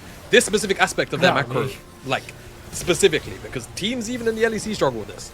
These guys don't. They know when and where they can put their numbers, and when it's acceptable to kind of be stepping into areas of the map 9 times out of 10. So this is what makes Los Ratones a very, in many ways, frustrating team to play against. If you don't have the ability to play out your stronger members to get them further and further ahead, if you can't set them up to succeed in team fights, then passively you're just going to bleed gold, because their understanding of tempo, their understanding of waves and dead waves and all of these different concepts is just being played out in front of us over a small, or over a long period of time rather, where we saw that gold lead kind of dissipate, and then it takes 1 or 2 fights where, when that gold lead isn't really there, the game state goes back to being even, right? Yeah, and without crucially, us really noticing anything. Sorry, mate, I thought you were finished. No, you're there. good. Sorry, No, you're start fine. going. I'm done. Crucially, Go. what we were saying about how NORD specifically, you know, you get the leads and then weren't able to really, you know, make anything of it. That is absolutely not something that you can say about Los Ratones. Once they get a whiff of an advantage in a game, Yeah. they run with it. Boom, sorted. You're screwed. That's it. You know, like, they don't throw. They don't throw, and they are surgical, right? They are surgical with the way that they use even the slight advantages to then snowball it out of control. I mean, this is now 30 minutes since the game. Baus with his Infinity Edge, one-shot Santorin. I mean, this is, Yeah. to be fair, this is just Garen being stupid with this build, right? Like, Yeah. as a champion. But it works. That's the thing. Yeah, it does, and like at the end of the day, you know, again going back to some of the pre-game amble that we gave, it's just a part of Baus and his weird champion picks. I didn't even necessarily think that Garen was like a great pick into a majority of that composition from NORD, right? It was just more or less a pretty decent answer to the Poppy. It did its thing, and then yeah, you kind of get to scale and eventually play some team fights, and it worked out. It does make me wonder, before I ramble on too long, if this is like a potential issue that Los Ratones kind of, if they acknowledge it as an issue, because I'm not sure if you look at that composition, you think Garen is the answer. It does kind of make me wonder how deep Baus' champion pool actually is. It worked this game, but I'm kind of curious on if they're going to allow Baus' champion pool to get pinched anymore throughout this series. And I think that's maybe something that NORD, you know, assuming we don't see earlier picks out of Baus in the draft, look to abuse if they can try and, you know, manipulate situations where NORD have to pick, but Los Ratones have to pick between a top pick and something else very early on in the draft. So, to dive in on a little bit of what you just stated, and I know chat will be like, oh, he's glazing. The idea is like, I think it was a big issue, like for Baus when he started playing professionally, but it has been taken care. And when you look into the 1v1s he has been pulling off, for instance, he beat up Spear Shot with Pantheon I think everybody saw that on Howling Abyss. He beat up Spear Shot. Spear Shot plays Pantheon. That's the thing. And somehow Baus is, I'm sorry, Spear Shot, better than Spear Shot. So with that in mind, I think the champion pool is just upgrading and you have a lot of flex. So how can you target that with the Volibear, with the Cyan, with the Pantheon? You can also have like the Gragas, the Embessa. It moves on. It moves on.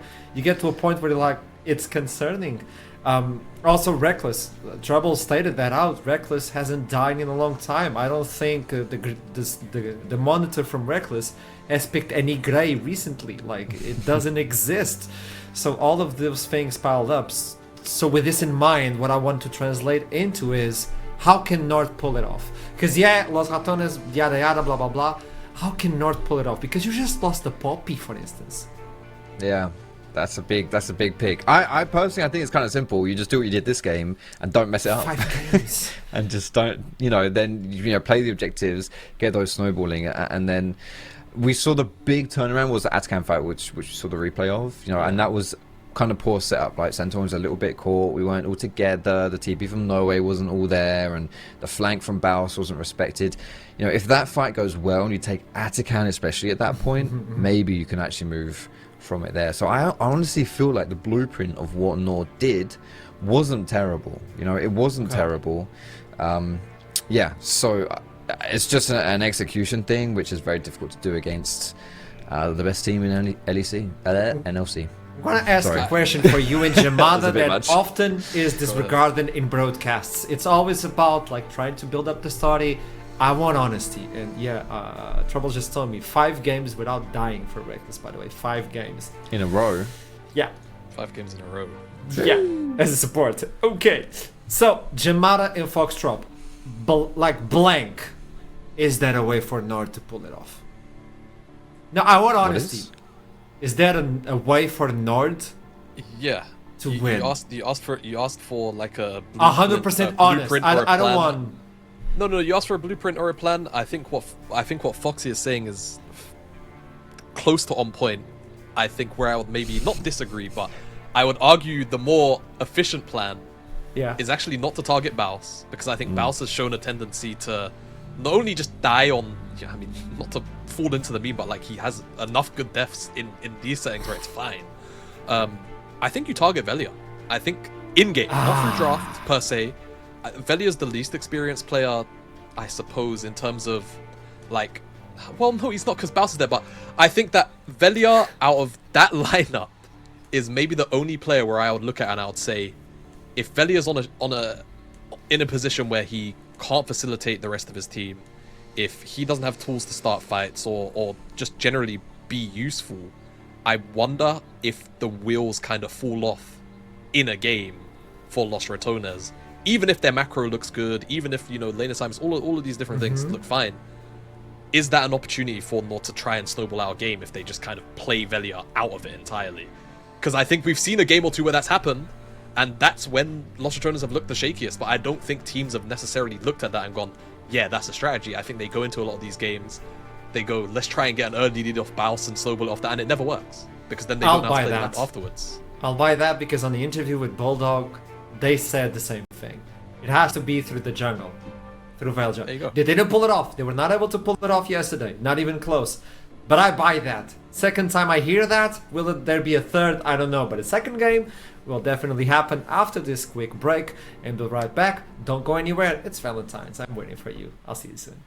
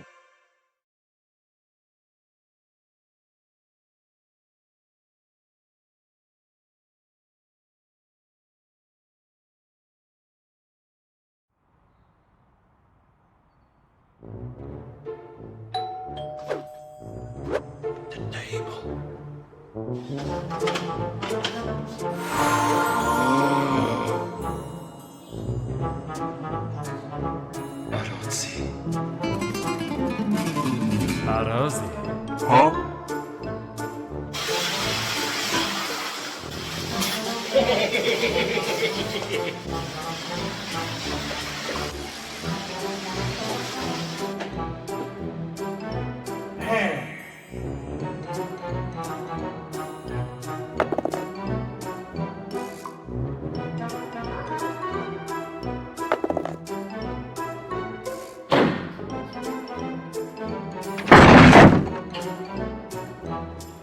Son of a Timo!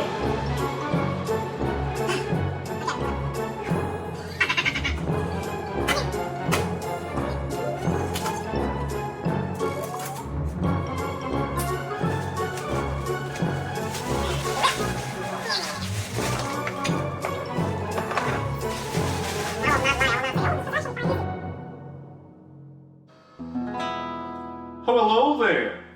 How are you doing? What is this, you may ask? This is the greatest table to ever exist by Arozzi. Arozzi.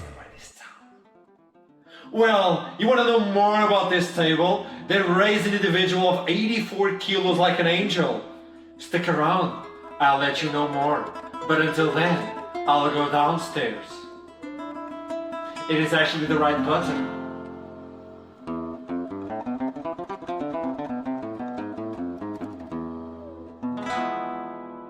You can use this awesome desk to go on a romantic date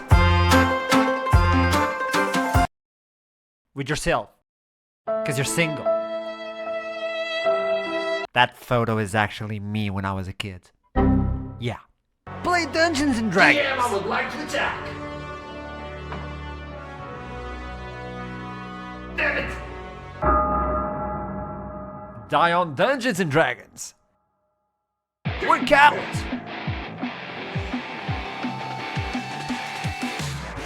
Squat the desk. Please don't do this at home. It's a horrible idea. Please don't. Play League of Legends. Feed in League of Legends. Rage quit in League of Legends. The only issue is the owner. So head on to Arozzi and use the code NLC LOL to get 15% discount. Get comfortable. Get Arozzi.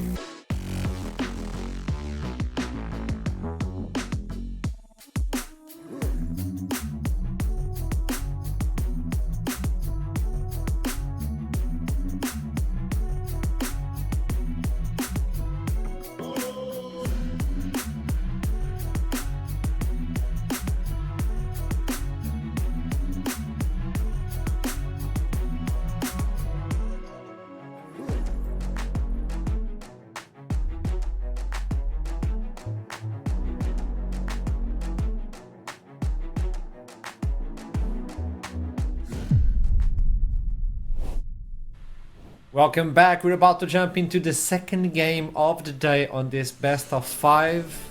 A lot of them, Jamada, don't worry. I was bullied for an entire split. I don't know what it is today. Webcam. I don't know. I don't know what it is today. I don't know if it's connection. I don't know if it's the focus. Don't worry This one about looks more it. focus related. I got you, Jamada. Hey, Brian, if you don't bully Jamada, I'm disappointed in you.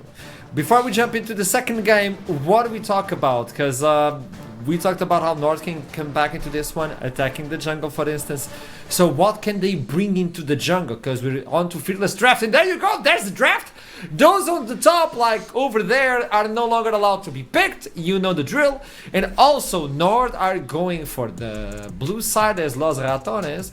We'll take the red side. NORD want to play blue, they want to play first pick. What's the priority though? Yeah, we're getting away some of the power picks already, plus that Galio Vi, which are very powerful in their respective, Nemesis and Santorin for their respective teams. Let's see what else is going to round off here. I wouldn't be too surprised if we still saw some like ADC pinching a little bit here. If you've already got rid of Kalista as well, you could just handshake something too, but that might be the angle you go for. It's going to be that Jarvan ban for Velia. So that is Velia's most played. And Joanna was saying, like if you can get Velia uncomfortable, then that could be a recipe for success. It seems like NORD is listening into the stream because they agree with you, mate. They banned away the Jarvan. Yeah, they do. It does leave open the Volibear. The Volibear was the third ban, or the third ban of the 3 that they did last time out. Corki. So the bans remain the same for Los Ratones. Varus is now the priority. Obviously, Ezreal's gone. Varus is kind of seen as the other big AD. Now, what do LR decide to do in response? Because game 1, it was the Tristana answer. Do they have an answer to the Varus, right? If they had an answer for Ezreal, my expectation would be that they have something that they would like to pick into the Varus stat. Normally, it would actually be the Ezreal in response to for a lot of draft priority lists. So, curious to see where they go. Pantheon's going to get an early lock in here, and we'll see whether or not that ends up in Velia's hands. Again, it was yesterday his pick. And it just doesn't really feel like a reckless champion. And of course, maybe Baus could highlight if the matchup, kind of dictates it being pretty one-sided. Fair. Oh. Jinx over. Be kind of surprised. I feel like Varus normally does pretty well into it one-to-one. At the very least, early on in the lane. Zeri, I like a little bit more. A little bit more flexibility in how it can actually carry. And it forces NORD into requiring point-and-click CCs to consistently lock her down too. Yeah, this is it. I'm feeling a bit of a dogpile, coming through here from Los Ratones. A lot of wanting to jump forward, or the potential to jump forward. You think of maybe like a Kai'Sa style champion being quite good at that. But Zeri can do it too, right? She zips around, she jumps forward, all these kind of things. And with a champion like Pantheon wanting to jump forward as well. Obviously, it's early days to talk about a team identity right now, a draft identity, but that's what we're kind of got the rumblings of from the beginning right now. NORD going for a Zyra, which seems to be a bit of an answer in a similar way, right? This is it. You take away one dogpile champion Rel, and you get a good disengage, a good anti-engage champion in that Zyra. We'll see if Los Ratones adjust their draft here or continue down that road. Yeah, I imagine that if anything, maybe Reckless is eyeing up something along the lines of an Alistar, if he's gonna go anything kind of remotely aggro. We get a Mel. Of course. All right, this yeah, champion sure. exists. It is up and available. We've been seeing it slide through, and sometimes we've been seeing it just straight up B1. Teams are just kind of still adjusting to whether or not they feel like this champion is good. I think in this spot here, it's not too bad though, right? You've got 3 very, very strong skill shots that you can reflect between Chains of Corruption and then obviously some of Zyra's kit too. We'll see if it ends up in Nemesis' hands or if we get some kind of weird Mel support kind of lockdown, which we saw. I think it was in the LCK, and it was an answer into Varus, right? You can kind of just stand on top of your AD and block those arrows from being fired at you. Okay, Zeraf now, again, targeting the no way. I like this, because from Pantheon blocking a poke, and Nemesis being able to just bounce it back, that Vados has to go attack speed, so you're kind of pulling him into, hey, if you go poke, there might be 30 seconds of a team fight where you don't do anything at all. Reckless is also getting removed from that Rakan, but we've seen other champions. This is a bait of what? So what? I think this is a bait. I don't know why. In my gut, I think this is going to end up being Reckless piloting Mel. I don't think there's a reason otherwise to why would you pick it here? Otherwise, right? Mel is not a blind pick champion. In my head right now, everything that I know about Mel, I don't think she's so strong that you blind pick. I think there's probably still answers into that champion, even though no You're way fighting Rel, specifically. Rel is not a projectile. Sure, Rel's not a projectile, but one of the most important and potent parts of the lane on the opposite side for NORD is Varus poke, right? So again, I think if you get to just stand on top of Crowny as Reckless and press W on the very telegraph CC, it ends up working. I guess we'll get our answer on this R4, regardless, because bans are flowing through quite quickly. And yeah, more targeting towards No Way from Los Ratones, it makes sense. Contextual Yone ban too, and then Cho'Gath, it just seems like something that NORD don't want to play again. Yeah, no surprise really. It is frustrating, but I mean, what isn't frustrating when piloted by Baus? You know, we've still got that Scion available if he wants to go into that, but we are lacking some magic damage in that case. Yeah, so most likely gonna be Nemesis piloting the Mel himself in that mid lane, so it is gonna be a blind Mel. At least you're not too vulnerable to getting camped by the jungler. I don't think you have to be, you know, the Zyra gang's not gonna be too scary for you, so you should be relatively safe. And you know, No Way's champion pool, more control magey, maybe like a, you know, sort of potentially like that Victor kind of thing could be coming through here. Obviously you can reflect it, but at the same time, yeah, it just feels like it's always going to be No Way's answer here, right? Yeah, exactly. So pretty sad. Like, this feels like a very nice, well-rounded kind of standard League of Legends tutorial team comp, to be honest, from the side of NORD. Maybe Zyra jungle would be something like a bruiser or something, but apart from that, if this Gnar is locked in, we're nice and well-rounded here. Yeah, so this does leave last pick now to Bowls like again, like we saw. Yeah, I mean, why not, to be honest? Feels like a tank Scion game. If anything, our Baus. Yeah. You say tank, but I mean, I guess I don't know what the criteria is for him to go lethality again, right? But right now, Los Ratones don't really have a true and through frontliner, and there's not a real tank buster on NORD unless Matty decides to go on hit, which into this composition, I think there's merits for both. So it's really just going to depend on Matty's decision making. I think for NORD, they don't necessarily have a true DPS champion, so it could definitely push him towards on hit, but I feel like Poke is also going to be kind of potent. But with Mel sitting there, it also makes it very hard to want to make that happen. So. Both teams locked in order to jump into the second game of the series on the final of the upper bracket. Whoever wins the series will move on into the live final in England, Nottingham. With that in mind, you say tank Scion, I say cowards. It's gonna be Axiom Arc Scion. Without further ado, let's toss it to the end.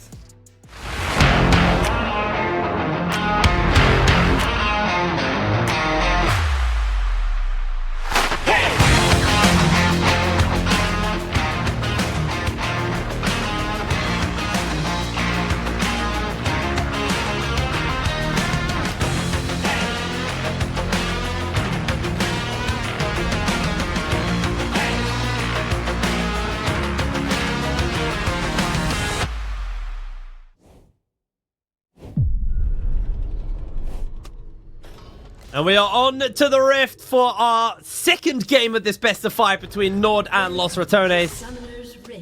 I am kind of in love with this Los Ratones draft. I feel like NORD got a pretty scary game, and you said something to me, Trouble, before we actually got onto camera. How the hell do you catch Crowny? He is going to be very hard to kill with a Lulu while being on Zeri. Yeah, and I'm pretty sure right here, Los Ratones are looking for a lane swap scenario as well. Of course, it's Gnar and then Scion on the other side. Baus in a bit of a pickle, but I think he's actually baiting for NORD to get a little bit too deep.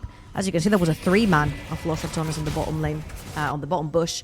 New screens, and Santorin is going to have to be forced off. Now, here's the deal, right? Crowny and Reckless are looking to play through topside, but I feel like it has been read out. Actually, I'm seeing Chachi. He's walking towards the top side, and Santorin might be in for a treat right here. No way did spot them, but I think this is going to be lane swap. And Scion is the best lane swap champion you want to have when you're getting dived in a 1 versus 2 or 1 versus 3 scenario. Yeah, there's not many champions who handle the lane dive quite as effectively. Does look like it's just going to be both the top laners in the mid lane. So it does slow down their mid lane power spikes as well. Is the potential only like really big downside you can take from this, but Baus is just gonna, now he knows that the action's going bot side. He's heading bot side. The problem is this Chachi is waiting for him with treats. That's the flash out, and he just carries on walking. This guy doesn't give a damn. He's going to get underneath that tower. There's going to be 3 people, but like you said, he's on Sion. He's on his main. Like, if he dies, he just clears the wave anyway. So this could potentially be risky. Here's the problem. He's going to get dived and die on the first wave that they're stuck in right now. However, he's going to clear enough minions that when he TPs back to lane, he's going to be level 2. So when they go for the repeat dive, he's going to take someone with. Oh, he's trying his There you best go. just to pull him around, getting some damage out. Matty's actually eating a couple of tower he's chopped shots. up! He's chopped up! Bounce doesn't go down. Chachi's going to go for the tank. He gets the kill off. That's going to be the kill in response. He does get an execute off in there, but Bounce just pulled 4 people to his side of the map, and he gets away with it. And now Velia is finding with the Q. Santorin can't even steal the camp. Bounce is going to teleport back. Oh, what a fumble from NORD. What a fumble. I mean, it was really difficult. Treats was just about level 1. You need level 2 on that rel to dive that tower, and I actually thought that we're gonna pretty much easily dive him. Was the rel level 2? Get a kill on him, and maybe he'll be able to return one on the TP on the repeat dive, but that wasn't the case. That is best case scenario for Baus right here. 18 CS versus 2 for Chachi, who's struggling to even see the minion wave on the top side of the map. Trouble. And now Baus has the boots, he has that level 4, and he's heading straight to another gray screen, I think. He has more farm than Matty as well. He is doing so effectively, and with that phase rush, he actually got enough movement speed to potentially break away. No flash available to him. Treats is going to have to use the flash to close the gap onto him. Bowls should go down. No Way's making his way over. They may even give the kill to No Way. But now Treats, who's level 1, has to get away from a level 4 zombie Scion. Wait. Oh, that was close. Timed out just in time. MB from Baus right there. Doing what he does best.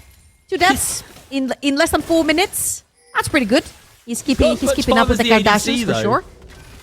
Yeah. He's doing what he needs to do. I feel like Chachi needs to figure out other ways to get experience right there. Whether he needs Treats to head towards the top side with him, to help him walk up to his tower. Usually this is what we would see over in the LPL. The top laner would lane with the support. But right here, NORD are putting a lot more emphasis in punishing Baus on a side lane, especially since they took his flash and his teleport and tried to get some kills onto Matty. Unfortunately, not the case. 1 kill went over to Treats and the other one went over to No Way. So Matty's just chilling with 2 assists, and now NORD is going to rotate their bot lane over the top of the map to Matscrown and Reckless, who are now actually backing. So they can actually do the switcheroo over again and try to go for Dragons. Because Los Ratones are so confident in the way that they're team fighting that stacking Dragons is pretty much a no-brainer for them. Nemesis is slowly whittling No Way down. Not got the level 6 yet, so doesn't have that ultimate available to them. But for now, No Way gonna have to go back to base. Spend that gold from that kill that they got from the roam earlier. Does want to quickly catch this wave first, though. They decide to cancel that reset. Nemesis hasn't got teleport, but with this recall advantage on the tempo, we're back into lane anyway, so not gonna lose anything off the back of that one. And NORD, they swapped again. Chachi thinking, right, finally I'm versus Baus. Has just realized that he's not. He's versus Cranny and Reckless again, so Yeah. that's going to slow him down even more on the farm front. I mean, it's a 42 level 6 farm Scion versus a level 4 Vizichachi with 14 CS. Baus is going to be able to take this plate as well. Actually decides not to and does what he does best, and that is going to be proxy the wave. And it's just another wave that Chachi's losing because there's a wave crashing topside right now.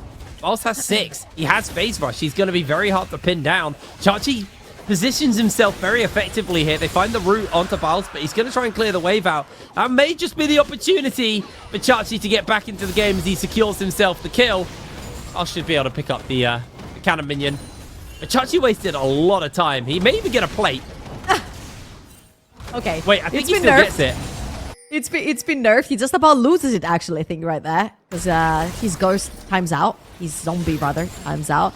And the damage from zombie Scion has been quite nerfed onto the towers, as well as the extra fortification earlier on. So, you're not going to get quite that plate. However, I think he was trying to, like, reposition with phase rush to try and get past Chachi. But Chachi body blocked him really well in case Baus wanted to ult right there.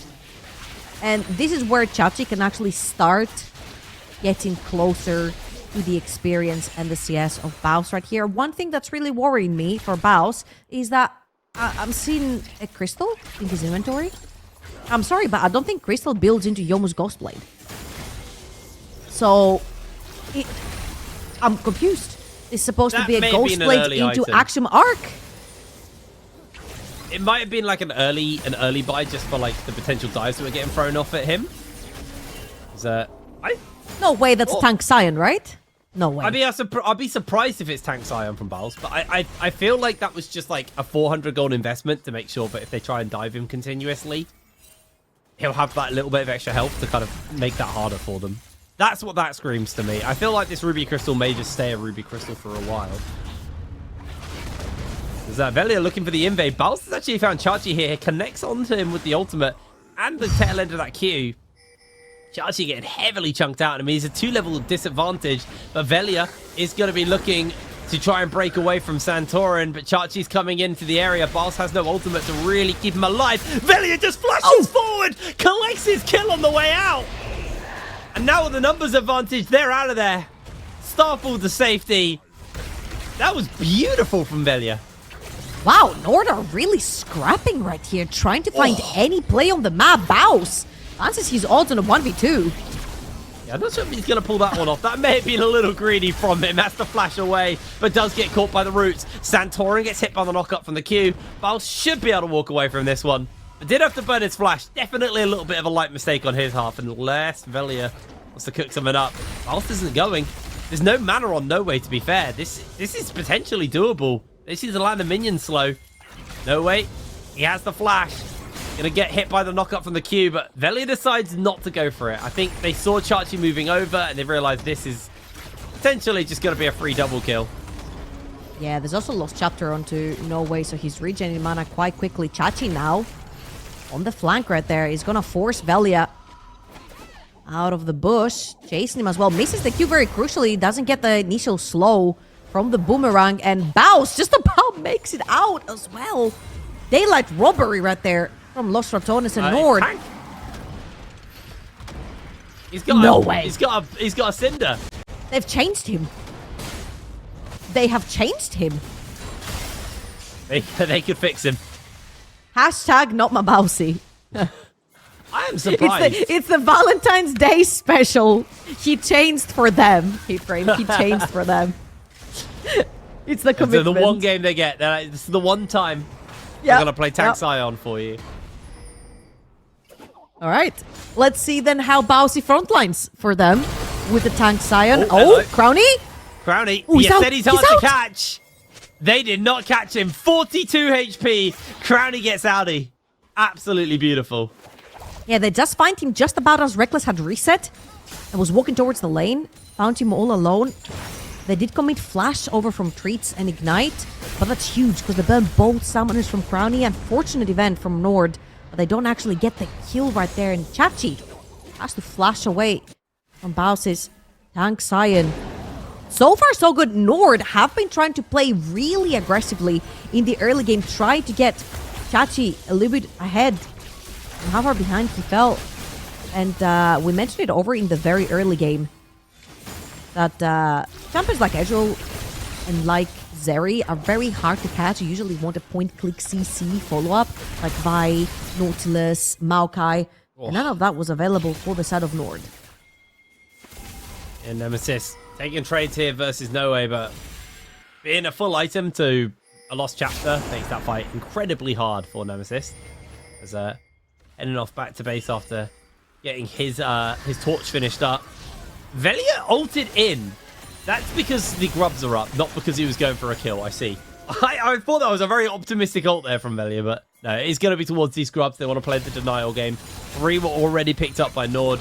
NORD are going to try their best to try and deny at least 1. This is almost the textbook Los Ratones play, is just to go for that denial, but Velia getting incredibly low here. Nemesis can't quite connect the snare onto them as Baus and Chachi also going toe-to-toe. Baus actually losing this fight pretty hard. Hasn't got that much damage, but Chachi finds the solo kill.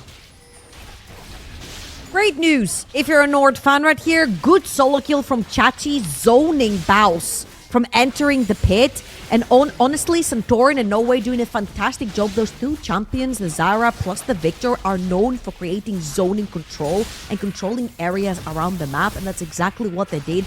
Didn't allow Velia and Nemesis to walk up. Velia had to bail. They did still go one Void Grab, if I'm not wrong. So they did deny the +1 on the feats of strength and neutral objectives. And Los Ratones are going to trade that neutral over with the Dragon, which is what they have consistently been doing. I feel like when you are on paper the better team, and you do believe that you're the better team in terms of team fighting as well, which I feel like no one can actually say the opposite about Los Ratones with what they have showed in the NLC. I feel like it's pretty confident to just take the Dragons and expect the team fight later on when your opponents are coming in to contest you for the soul. Yeah, I think that's probably going to be the plan on that front, but you see that Nemesis heading back to base after just clearing through that wave. Bal's been able to do a fair amount of damage to that tower. I believe the first two plays were Crowny and Reckless. We were able to secure that. And while there's been a lot of action on the top side of the map, these two down here in the bot lane have actually had a relatively quiet one. There was that attempt on Crowny, which didn't result in anything, but with Crowny and Reckless 0-0-0, just quietly farming up, getting themselves ready for this game. I think they're probably going to have to wait till anyone shows up. I don't think they're just going to go and look for a 2v2. So, no, wait. Trying to fight here versus Nemesis. Nemesis throws down the rebuttal. There's the flash into the solar snare. Goes a little bit wide. Nemesis just needs to get a bit more damage. Can't fully connect with the ultimate. Doesn't do enough to finish him up. But hold on, Bounce. He just flashed auto to tower. Wow. Okay. We have so much happening around the map, and now Santorin chooses to join. Velia is in the area, has ultimate available. Could potentially be flying in. They're looking for that knockup. They're going to find this ultimate from the Zyra. Santorin gets the lockdown. Chachi's going low. That's going to be one secure, but Velia may be in danger. Valve has to run through all of the plants. Santorin should just be able to break away from this one. And Velia getting zoned out of that. Santorin, I don't think he knows. Velia, I think he's quite low here. This could be very risky for him. He does have that wall to block the damage, and he's going to have to throw it down here. Santorin continues to fire the damage out. The Leandri's tick. Santorin flashes forwards. Shut down in the pocket of NORD's jungler. I'm not sure what Velia was attempting to do right there. With Zyra full HP, full mana, Leandris in the pocket. Big poke down, and now No Way is looking for some poke down onto Nemesis. 50% for both of them in the mid lane. And it has been a case, this whole series so far, both games have been a case of a back and forth. Both trying to pick up kills over on the map. We have 5 Void Grabs on the side of NORD when it comes to neutral objectives, and 2 Dragons for Los Ratones. So we are looking for a lot of cheap damage on the towers. However, this time around, it's going to be Baus grabbing the first tower in the game. And that makes it a very close feats of strength completion right here. One more neutral objective is all it takes. Baus? Baus? He's gonna hold. I mean, he's gonna try and clear the wave out, but yeah, like you said, no ultimate available. Does somewhat trim the wave as Vizichachi trying to run him down. Flashes for the ultimate. Baus just continues waddling away, but down he goes. He did clear the wave at least, I guess. I mean, hey, that's why he does best, right? Clear another wave. He has nothing else to do. He has nothing else to do. When he's dead, when he's in zombie form, he has nothing else to do but clear the wave. Now, what can NORD get with this skill? Because Chachi gets a lot of free time over on the top side, again, to try and keep up with the gold lead that Baus is creating. He's about 1,000 gold up. That is the biggest gold lead that we have on the map right now. 4 kills and 1 assist is what Chachi has been able to pick up. And slowly but surely, he's creeping up on the CS difference as well. We'll see that the Herald has spawned just now on the map. And let's see the priorities that lie here for NORD as well. Because so far, we have Mati, Ghostblade completed on the poke virus. He's going to push in another wave. You can get to reset and head towards the top side of the map to fight for the Herald. And assist, almost getting himself caught there by Santorin and Treats, but was able to evade that one. Had the rebuttal available to knock back the E from the Zyra. It's just very much a chill moment in this game. I mean, all the actions top side. All the actions top side. That is not some chill, guys. That is Baus. I don't know what's going on, but he's actually ulting away from Vizichachi. But meanwhile, in the jungle. Nemesis Treats going toe-to-toe. That's going to be a lot of damage thrown onto Treats. Nemesis did throw out his rebuttal, but Velia goes down. Matty's able to secure the kill. Crowley just didn't join. His eyes were set well and truly on picking up that tower. Does grab that one for the side of Los Ratones, and they're now one jungle objective off securing this this boots upgrade for the side of Los Ratones. So not the end of the world for them. They've done relatively well on that front. Oh yeah, I feel like trading 1 kill for that tower down bot lane is huge. Because anyone who's going to pressure that wave down bot, whether it's the AD carry or the mid lane, they're extremely mobile and they have to overextend on a very long lane. And if you look at all the wards and all the control that Los Ratones have behind the pit for that dragon, it's actually pretty safe for them to take that neutral objective. House just passing by, I guess. I mean, I guess. I am a little flabbergasted, but we may have to hold our thoughts here. Dragon is secured by the side of Los Ratones. That's the boots upgraded for them off the back of that one. Nemesis just trying to fire out as many Qs as possible. Throws out the rebuttal. Misses the solar snare onto No Way. Does he a whole heap of damage from X-Maddie. And I mean, if he chases a bit further forwards, he could go for it. Flash comes out from Nemesis. Okay. What were NORD doing sending 3 to deal with a 0-6 Scion mid lane when the dragon was being taken? I feel like we saw yesterday that teams were not getting mind control by Baus. They were not trying to kill him. And I feel like NORD has done good so far, trying to not pay too much attention. But this is feats of strength that just went over to Los Ratones. You had an extra man on the map. They had just killed Velia. They could use the bodies available to them to actually scout and move further into the jungle to try and get into that river, stop the feats of strength, stop the soul point for Los Ratones. I feel like they've been getting to soul point pretty consistently and very uncontested throughout seeding stage, but also during their playoff series. Yeah. And I feel like just letting them uncontested keep on stacking the dragons when they've got such excellent team fighting. And mind you, we talked about the Zeri early on and not being able to be pinned down very easily. This is just going to be the case when it comes to those team fights. You've got excellent control with Zara and Victor. Talking about Victor right here. Nobody's going to try his chances. Velia. Nemesis going to throw out the golden eclipse to try and finish No Way up. It's going to be 1 Q from Velia to get that shutdown. Beautifully played. Baus and Chachi now going toe-to-toe.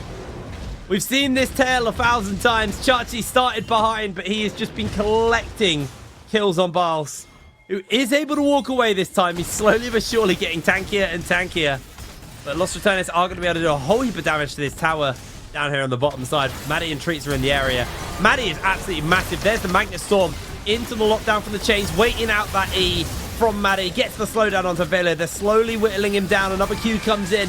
Nemesis gets the solar snare off, but now he's got to deal 1 versus 2. Continue to fire Qs out as Baus flashes away. 12 HP in his pocket. Nemesis gets the rebuttal on the arrow, and he's able to escape with his life. While this was going on, there was also a fight in the mid lane between Crowny, Reckless, and Centauring trying to defend the tower. Crowny was trying to take that mid lane tier 1. Velia ends up going down, overextends, Treats finds the angle. But again, there's so many summoners and spells exchanged. There is no real anything that you can get on the map apart from 1 extra kill onto Matty, who is dead even in gold with Crowny at this point. And as you can see, the entirety of Los Ratones heading towards the top side of the map. You do have Atakan, you do have the Rift Herald as well. I feel like both teams are going to be focusing on the top side for quite a while. However, I see Baus heading towards the bot side of the map. No ultimate here to join. No TP available to him. Chachi does have his TP, does a fight break out to join them. We'll have to see right now. Crowny getting absolutely chunked by Maddie.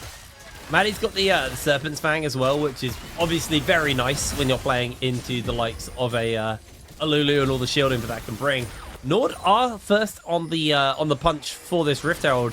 I don't think Los Ratones can even bother contesting this, and I think they agree with me, so they just decide to take off in a different direction. Try and just clear up the jungle as Baus and Chachi going toe-to-toe. This time, Baus actually seems to have the upper hand. He's still got the ultimate. Crowny going to surf over this wall. Chachi uses the ultimate to put some distance between him, but Chachi, I don't think you're going far. He jumps away from Baus, playing the dodge game, but 3 members collapsing in on you.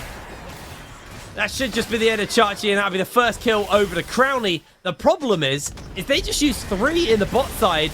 NORD now just send their entire team to the top side. I feel like Los Ratones just fell for their own game.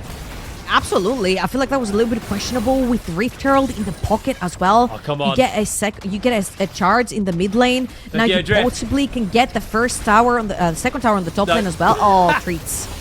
Fails the driving test right there. But also, opening up that mid lane tier 2 will give you a lot of access to the jungle, which is very much a big priority right now because Atakan has spawned on the top side of the map. You've got 1 minute for Soul, for Los Ratones, and Atakan on the other side of the map for NORD. That was a little bit questionable. That was the whole bounce bait, if you will, but in reverse. And also they sent down members who cannot necessarily teleport back. So like Velia holding back or Nemesis would teleport up who could join. So this is going to be 1 kill for 1 tower. So NORD 1 up on this one. And again, this game pretty even so far. It's about 2,000 gold lead. But majority of that gold lead is literally sitting on Baus, who's a tank. Treats. Going for the lockdown on the Treats. Arrows going out. Treats, he's eating a lot of this damage pretty effectively. Nemesis does have that ultimate if he needs to finish him up, but Crowley's actually the one to collect the kill now. Teleport's coming in. Chachi comes from behind. Doesn't connect onto Crowley. Crowley's putting some serious damage into No Way. Can't quite finish him up though. Crowley burning down to the laser. Can the dots do it? Will they finish him up? No! He heals for the triumph. Baus now dealing with Crowley and X-Maddie. Can he do it? Nemesis just got to throw a little bit of extra damage out in the meanwhile. I think Crowley needs to be careful. He has got a Victor shutting him down. Yeah, really bizarre positioning from him to go for that one. Now Solar Snare from Nemesis goes a little bit wide. He's slowly building it up, gets that rebuttal on the Q. No Way coming in on the flank though as Baus is just going to walk forwards. No Way. I don't think you're going to have the damage to kill him. Throws out the W for the slow. Nemesis just waiting this one out slowly but surely. No Way's going down. There's the Starfall from Velia into the arrow. Baus, he wants to be worth money again.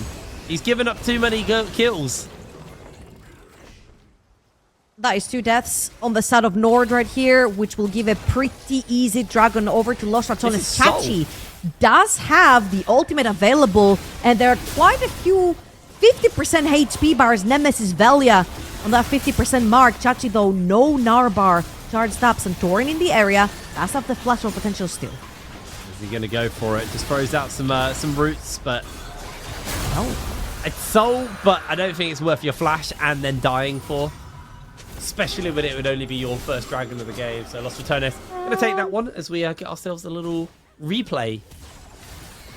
All right.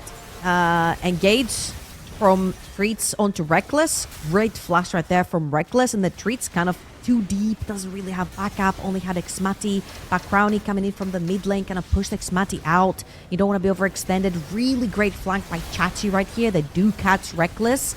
And Crowley on the other hand side. But No Way could not actually finish up this kill. And it has been a case with NORD where they just get split up by Los Ratones in a lot of those fights, and they cannot finish off kills to actually try and get some advantages in these fights. You'll see that, I think Crowley was trying to lifesteal actually from starting the dragon, and he had forgotten that they hadn't seen No Way. He disappeared in their jungle, but they don't know if he backed or TP'd back, or if he was still there. If he was still there was the case. Takes Crowley down with that shutdown. However, at the end of the day, it's a 3,000 gold lead for Los Ratones. Feats of strength, 4 dragons, which means Soul. It's going to be a mountain. And the problem right here is you have 2 AP damage dealers that do pretty consistent good damage in the terms of the Victor and the Zyra. But you've got a Poke Varus. I don't think a Poke Varus can even scratch Baus at this point, especially with Mountain Soul on top. I think you're absolutely right on that one. As NORD right now just going to be setting up for a potential Atakan. There we go. I almost said Close enough. Atakan buff. If I was X-Maddie, I'd be very happy with the Serpent's Fang purchase as well. He's already had that for a bit, but now that the Soul comes in and there's extra shields are there, it does give him a little more value on that item. Definitely needed here, so he's going to land nothing onto Nemesis, as Nemesis lands X-Maddie's Q onto X-Maddie. Baus doing Baus things over in the bot lane, pressuring out the wave. Someone has to reply. That's always Chachi. Black Cleaver also completed on the Gnar. Pretty huge right there. Penetration is really going to help. We've got a bunch of lethality items sitting onto X-Maddie on this Varus as well. And honestly, NORD is making it pretty hard for Los Ratones to walk into those neutral objectives, especially if they do not have priority in lanes, to actually get some vision, due to the fact that Victor and Zara are really hard to just walk into, and Chachi has been caught as Mininar. Yeah, I don't know if Chachi's going to go far There's here. no flash. Baus finds himself There's to no knock flash. up. Chachi's burning low. And the Hollow Radiance, just area of effect, ends his existence. Nemesis once again rebuttals Maddie's Q into him and finally takes down that tier 1. No Way has to come in and try and play defense. Throws out the W. Will be able to clear the wave through. Else he's just going to have to give up the siege. Or is he? He's quite tanky, Nah. to be honest. I think No he's Way fine. is not hurting him. He's got a ton of MR on him as well. I feel he's got a ton of MR. He's got another Negatron in his pocket. He's got the Mountain Soul on him. I feel like he's an immovable object. Solo Bolo coming through, and that pretty much frees up the map. Santorin again has Flash. Is he going to be using it for the Atakan? He is! I don't know who got it. It's actually going to be Los Ratones who secured it. In comes the Magnet Storm. No, can they find that turnaround? X-Manny getting some damage off. 2 withdrawals used. Crowny pops the ultimate as he chases onto X-Manny. He's able to find the kill. And the Grand Star Fruit from Velia saves Crowny's life. Velia continues to praise forwards. Is now Baus and Nowhere going toe-to-toe. But Crowny is into the mix. Can Vizichachi finish him up? Absolutely not. That will be Baron for Los Ratones. Watch out though, because No Way is around. Full mana bar and a blue buff, but Baus, I think, is going to be the object that's going to stand between No Way and that Baron and the HP bars of Velia and Crowny. Huge teamfight win right here from Los Ratones, and yet another objective in their pocket. And I feel like NORD have to seriously sit down and think about game number 3, because it could very easily be their last game in this upper bracket for the time being. And we're going back to our initial question right here. Who is going to challenge Los Ratones? Because at the beginning, I was like, NORD are putting up a pretty good fight, but I just feel like Los Ratones is just taking it slow. It feels like Los Ratones, they figured out NORD's playstyle. Game 1 was a bit shaky for them, and now they figured out how to make NORD play that style in favor of Los Ratones. Like, it's definitely slower. Los Ratones are normally a pretty quick team. Crowny? I mean, he's got the withdraw, I guess, but now Baus, he'll also be using that withdraw as he goes back to base. And yes, it takes a little bit longer before you can leave the base than before. Nemesis does get a bit of free time on that tower. Hasn't really seen that that big Mel execute yet. We're waiting on that one. 2-1-4. He's been doing great. That's what he needs to do. Reflects all the cues from Xmati back at him and his team. Let's have a look one more time right here. Santorin is going to flash in. He's been saving this flash smite for quite a while, and he uses right here to try and get that Atakan. You see on the right of your screens, No Way TP's in for the flank as well. Unfortunately, that Zara ult was a little bit too much in the middle. Everyone was able to sort of like walk around it. And right here, Crowny, after every ability has been used, solidified the first 2 kills. He's pretty free. Rain all his damage onto NORD. And again, my question mark here has been answered. I feel like Los Ratones in this specific best of, they've just been taking it a little bit slower. They haven't necessarily had to rush anything. It hasn't been a case of, oh, NORD are doing so well against them. It's been a case of Los Ratones are just playing a more slow, methodical game versus NORD. I feel it's more the respect that Los Ratones are giving here than anything else. Well, now with a 9,000 gold lead in the favor of Los Ratones, I think NORD are probably going to have to look for one miracle play, but that doesn't work out for them. It is not going to work out at all as Baus splashes into No Way's face. Nemesis has the damage, and the Golden Eclipse will end No Way's time on the rift. Sends him to the grey screen. Treats trying to come in onto that flank. Crowny jumps forward. They've got the Lulu Bolt to keep him up and alive, and Crowny is refusing to go down. The shielding is too much. Crowny, 154 health. Stays alive, secures the kills. Baus is inside the base. This game, I think it might be a little bit done here for NORD. I think we're going to game 3. Yeah, Nemesis feels TP's in.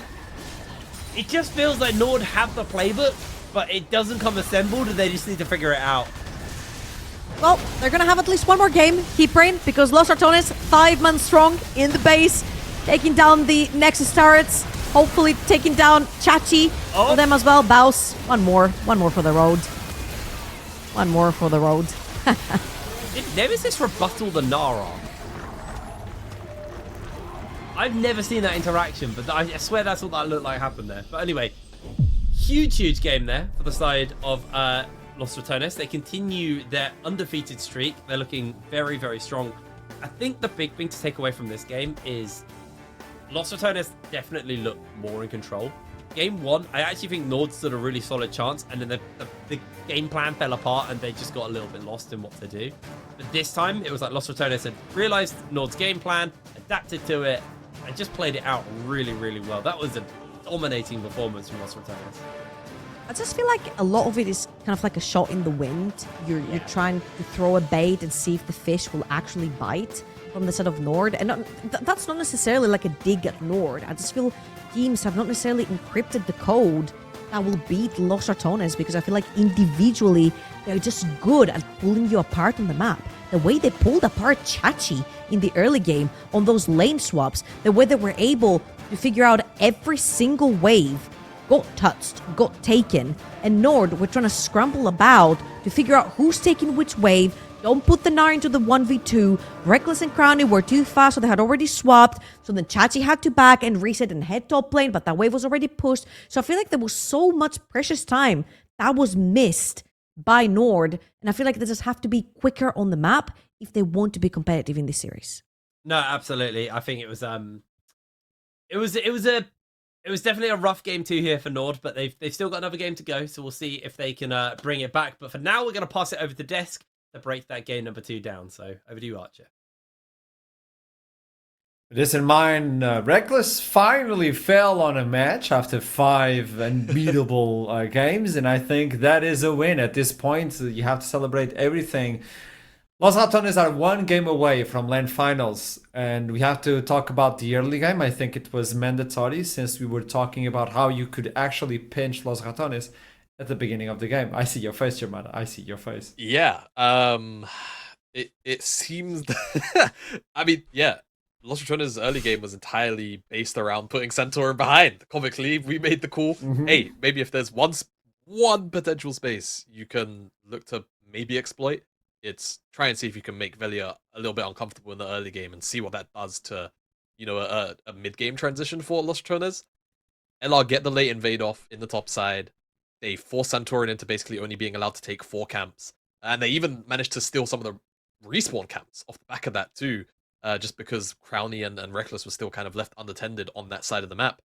The lane swap was just a horror, like a absolute horror show for NORD for the first 5 minutes of the game, and I think that bled into a lot of what we ended up seeing after that point as well. Yeah, Chachi couldn't get a hold of a single wave. He was so far behind, so many levels behind as well. And that also means that the jungler had to keep up with him. So you were talking about, hey, let's hit Velja. Let's try to pull him behind. And remember how Pantheon was doing at the beginning of the game. It was so far ahead. He stole those wolves as well as soon as they respawn. So slowly, but they were bleeding. If you don't get them behind the beginning of the game, it's like all hope is gone. Foxtrot, when you look into this game, what do you say?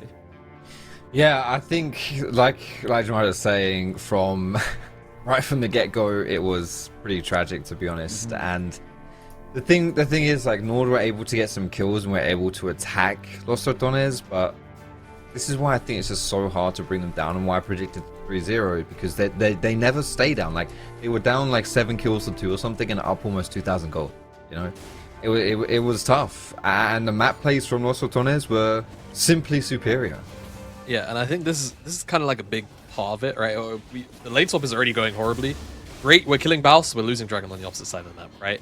Even if we could maybe get to a point where we're looking to team fight later on, we're now going to be down Dragons, and this was a consistent thing throughout a lot of this, first 20 minutes of play. Because NORD were so far behind, they're forced into being a little bit more reactive, looking for picks, looking for plays, and they did find them every now and again. This is another example of them finding a pick. They managed to collapse a little bit quicker than Los Ratones do. They locked down Velia. Awesome. We pan down to the bottom side. Crown is getting a towel, right? There's always an opportunity cost to what NORD are looking for, and a lot of this comes from good wave management mostly, and just set up timings from Los Ratones. Even when we saw them, finding a little bit of gold, a little bit of reprieve, LR were picking something back up, right? I think we have one more example as well, where it was like tier 2 in this case for Crowley, on top of everything else, whilst they were looking for a mid play with the Herald that they picked up. So time and time again, off the back of that very positive game state that they'd gotten themselves from the lane swap, Los Ratones, even if they made mistakes in positioning, they're still trading gold, right? They're always trying to make the most of bad situations, and I think that's what made it so hard for NORD to even begin to try and get a foothold back into this game. This is the example I was talking about. NORD are making a play, which is actually a response to Los Ratones picking up Chachi on the side lane. They just leave Crowley down there, shove out this wave. He's got a couple of grubs and a bunch of free time, and he knows he's just not going to get answered. So 700 gold into the carry, crazy. Whilst it's just gold split across 2 or 3 members of NORD. The trade, it's a pretty bad trade deal if we're going by any metric of measurement, unfortunately, for NORD. Yeah, at the end of the game, you could see like Crowley is just jumping into the midst of the fight by himself. Like, hey, I have a BT, I have the critical strike that I need, and I'm just gonna use all the gold that I got a hold of. It looks like if the macro is this good for Los Ratones, the only way you could actually pull it off would be micro, but there's not a big difference, to be honest. And look at how the gold just bleeds out, folks. Yeah, this is a stark difference to what we saw from game 1, actually, where Nemesis had like the same damage as his Maokai jungle, which was a bit unfortunate to see. Like now, for Mel to have that much damage, like with how much utility she has in her kit, that's just gross. Really gross stuff. But yeah, I mean, you're right. It's the thing is, Los Ratones just seem inevitable. It doesn't matter in the game. Like, it doesn't matter how many kills NORD get, how many times they pick up the bad guys. It's seriously, it just does not matter. It really feels like it never matters against Los Ratones, and that's the difficulty of it, right? Like, if you can't find your way back into the game because the Rats just always have such superior macro, then how do you win these games? How do you take this series to them? We've already seen NORD with a superior early game, or with a good early game in game 1, but again, the map movements and macro from Los Ratones were just too good. The setup for objectives were too good, and they found their way back in, and the margin for error is like minuscule against Los Ratones as well. They get a whiff of that advantage and you never get back into it. Jamal, I saw your hand raised. Is there anything to add on to what Foxtrot is saying? I mean, what has been said? No, I think Foxy's just kind of hit the hammer on the head, right? We've now seen two games of what we kind of expected, right? Strengths of Los Ratones on display, even arguably the weaknesses of Los Ratones in game 1 through the early game, and NORD have not been able to exploit anything efficiently, right? And I think too much stock is being put into killing the bows too many times, right? I think that this game, you can definitely say the lane swap was the bigger attributing factor to why they ended up in the position they did. But yeah, it feels like NORD have not necessarily come into these early games with clear, coherent plans that are being executed well. Whereas I feel like game 1 and game 2 with Los Ratones, you could talk about the draft for game 1. For game 2, it was very clear that they wanted to just put Velio in a position where he could have a very high level of impact, which then bleeds into the rest of the map, right? If Pantheon is strong, you can't really out-skirmish Pantheon regardless of where he is. So Pantheon getting ahead means that he can, just by existing, get someone else ahead, right? And that was what was executed by Los Ratones, both games. And the draft is night and day for the LR at this point. And what can NORD pull it off right now with blue side yet again? They lost the game, so they're going to pick blue side for game 3, which could be the decisive game right now, because NORD needs to reverse sweep this best out of 5, or else Los Ratones are getting their ticket for finals, LAN finals, and March 2nd. Yeah, it's going to be March 1st, the semifinals, and then the finals will be on the 2nd. With that in mind, we're going to jump into a quick break, and when we are back, we'll have our third game. That could be it. I'll see you soon.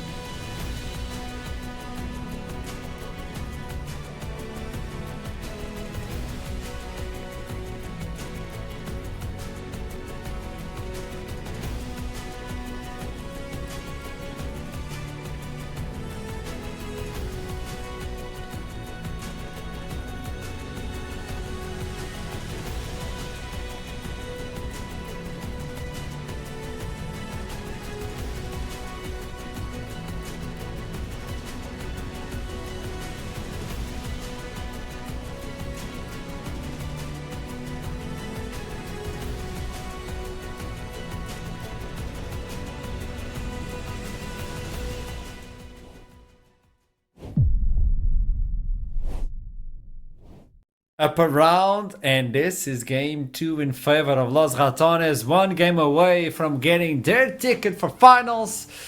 We're getting close to the end of Winter Split actually, but NORD are not getting close to their first W versus Los Ratones. So far, a big 0 on the side of the Ls for Los Ratones throughout the entire split.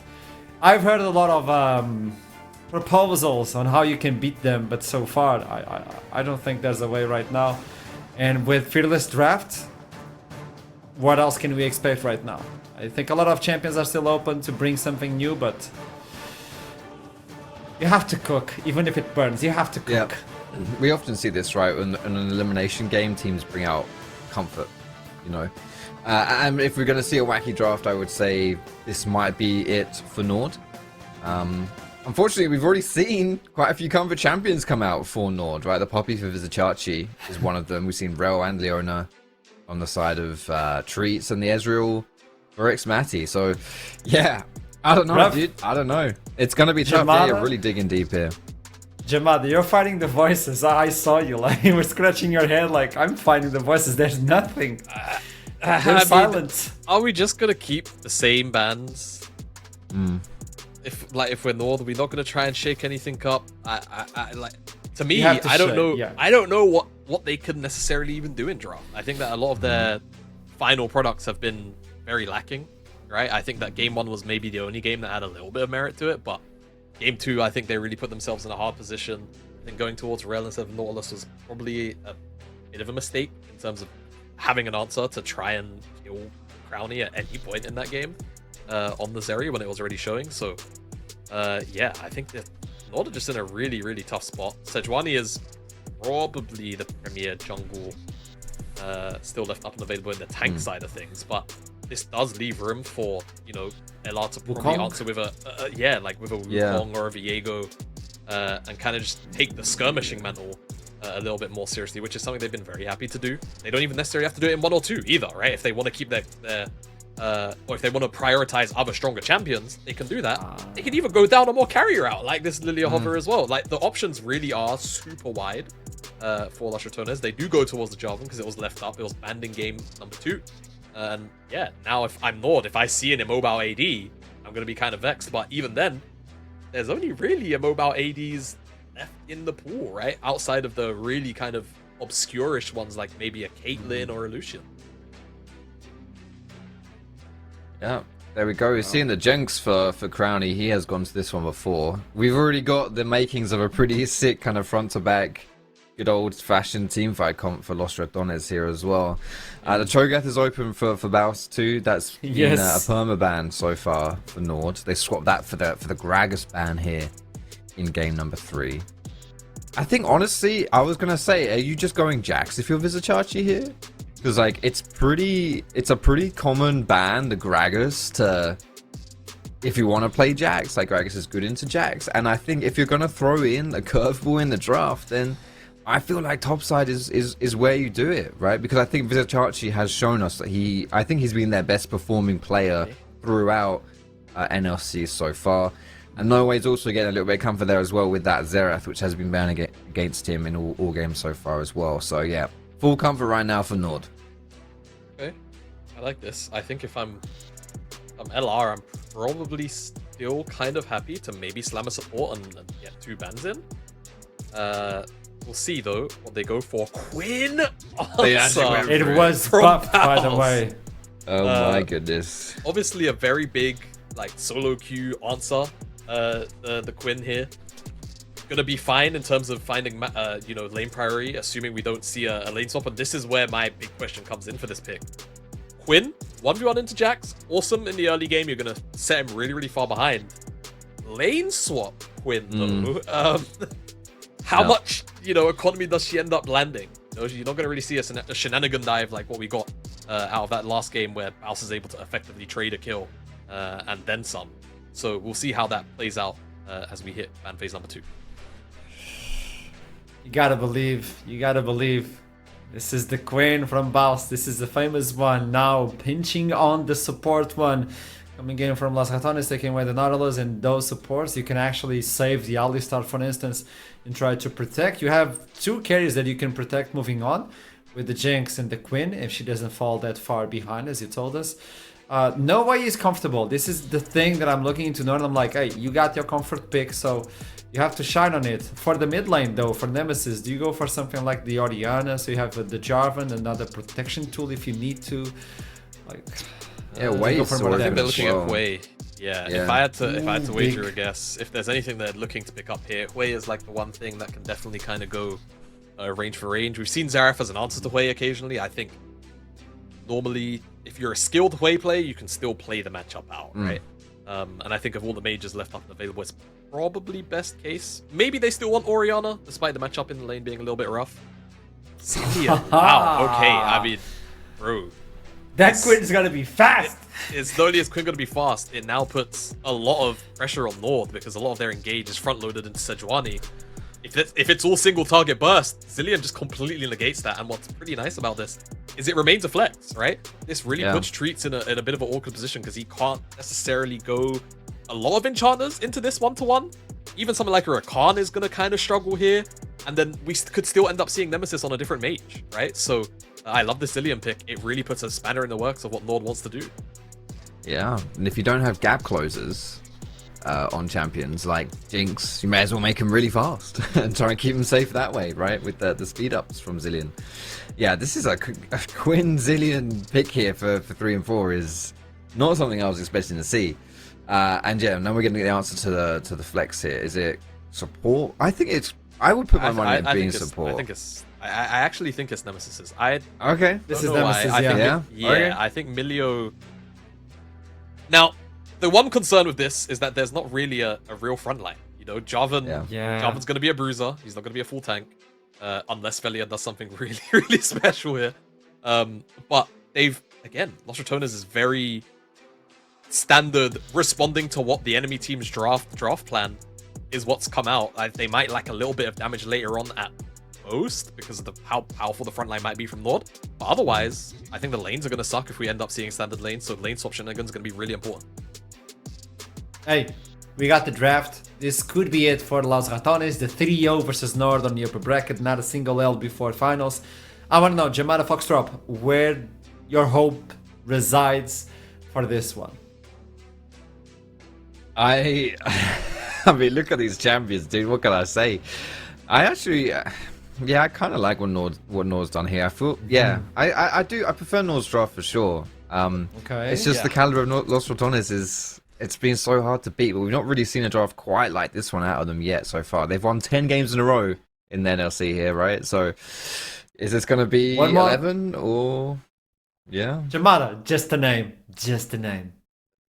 Just a name. Nameplates on. I just have a feeling Los Ratones are going to win, even though this draft is technically pretty goofy. North There you go. side. There's my answer. NORD should win, but Los Ratones' answer is really good.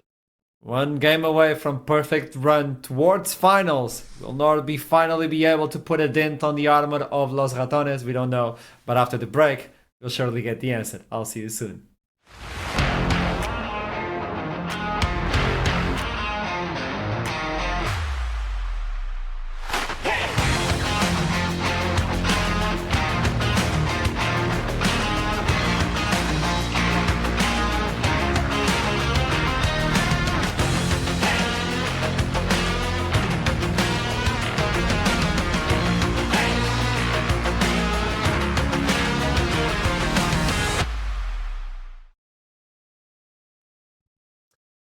Hello, everybody. We're getting ready to go into our third game of this best of 5 between Los Ratones and NORD.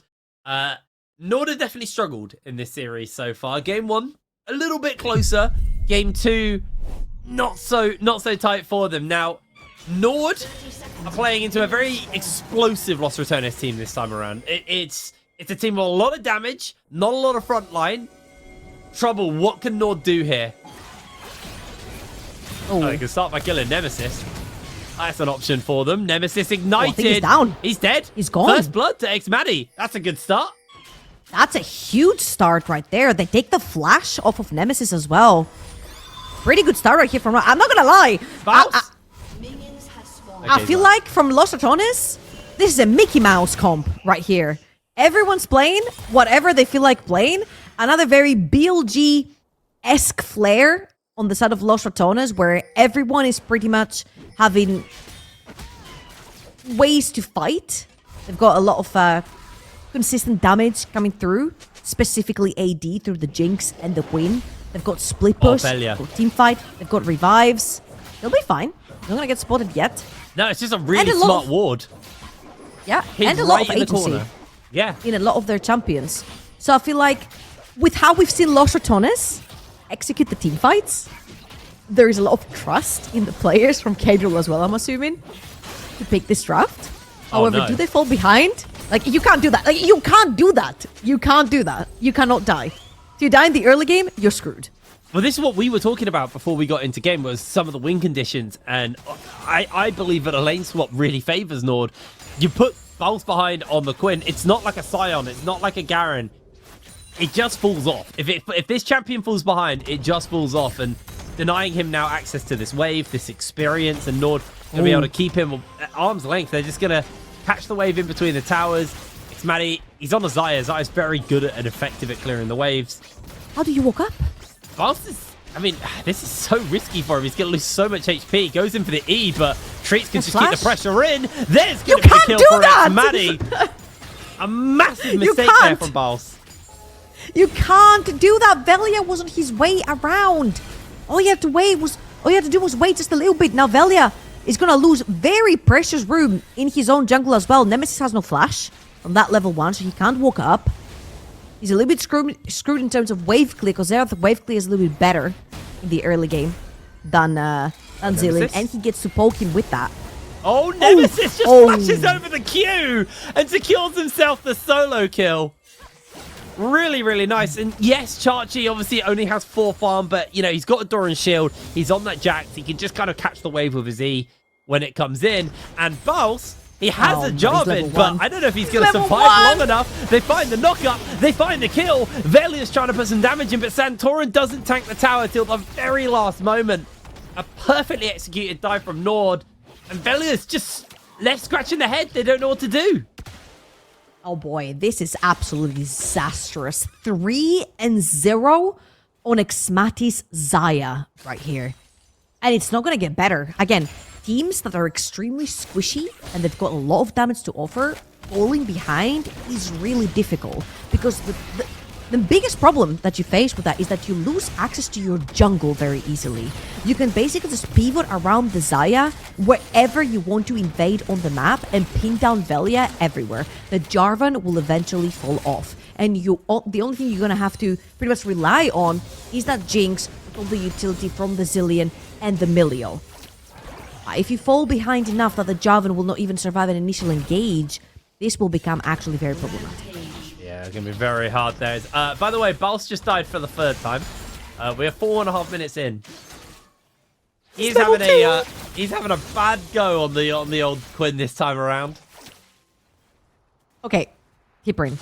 Yes. I'm not going to lie to you. I am not familiar with the Quinta. I'm familiar with the Sion dying 3 times in 4 minutes. We saw it in the previous game. But I'm not familiar with the Quinta.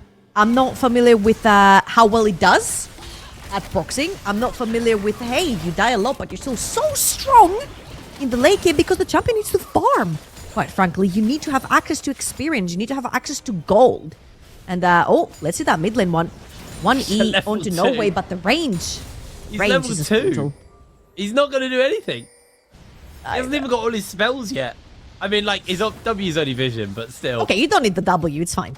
Where's he having to go for the old long swap walk down to lane. But the problem just is run! Visit Chachi is level 5. Like, he has They're been swapping collecting again. farm, and he's now resetting. They will see him on this wave. Baus will get a couple of minions here, maybe some time on the tower. Chachi actually just decides to teleport down. I don't think Baus wins a 1v1 here. This is not going to be nice. Yeah, that's a level 5 Jax with boots, longsword, Doran shield. He'll be more than 5. And grasp, of course. Oh boy. That was a blinded Q. The grasp damage just did that to Baus. Baus is in Struggleville right now, and he just walked all the way down to lane and had to reset. Now, it does look like NORD are potentially setting up a little something onto Reckless and the rest of the team. Crowny goes for the flash. Reckless able to break away, puts the ult down on... Sorry, the W down onto one, but the Arcane Barrage gonna rain down on them, and Crowny falls. Another kill over to next Maddie, who's 5-0 on the Xayah. I feel like this game is soon as over when it comes to the early game, and later on it goes. How do you kill a Xayah that's accelerated into the game? He's gonna get a full item pretty much. Maybe even now. He's going to base. He's gonna be very, very close to that first item completion. So much gold onto Xmati. 1.5k up already. Leaving base with the hammer as well. Very, very close again to first item for Xmati. And honestly, all you have to do is just pretty much use that Xayah, walk her around the map, and just brute force your way in. You've got tankiness with the Sejuani. You've got so many engage and disengage tools, range, raw damage coming through with Xayah. Right now, Los Ratones they're gonna need to find a way to attack a lane. I feel like that lane would most likely have to be No Way. He's the one that's sitting flashless right now.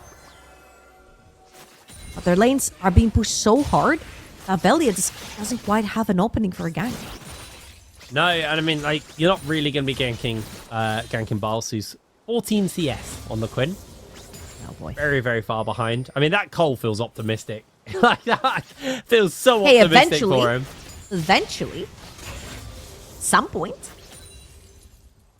I mean, Velia's here to stop the dive. Santorin has 6, though. This is going to be a risky one. They spot out Velia. He just jumps away. The quickness is used. That's going to be the charm onto Bals, and he is popped. Maddie dominating. Absolutely beautiful performance here from NORD, and they've recognized the weakness in Los Ratones' comp, and they've been able to shut them down. Oh, and they're going to go for the repeat. There's still so much He's got CC 6 between Sejuani and Rakan.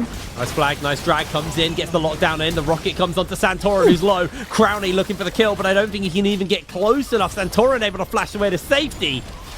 Disaster. Absolute disaster. For Los Ratones, Velia goes down. Baus goes down for the 4th time. Oh boy. Make that the 5th time, mate. Chachi. I don't think you can kill him, actually. Last Baus flash? got enough off. There's the flash, the Q. Baus able to break away from Chachi. Honestly, Chachi's not worth that much gold. It might not even be worth it. 2,000 gold up on the Jinx for Xmati. This is a redemption game. 7-0. 7 out of 8 kill participation. 7 kills out of all 8 in the entire game. Essence River, minute 9. Pretty sure he purchased it before even minute 9. They've already got boots upgrade as well. That is so fast. They've got feats of strength. Yeah, They've got feats of strength. They got the tower, topside.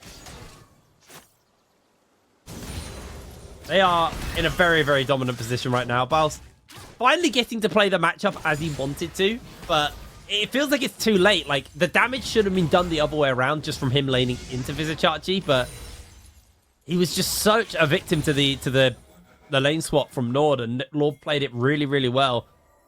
I don't feel like this Quinn's ever going to be relevant. You're 3 levels down on your lane opponent.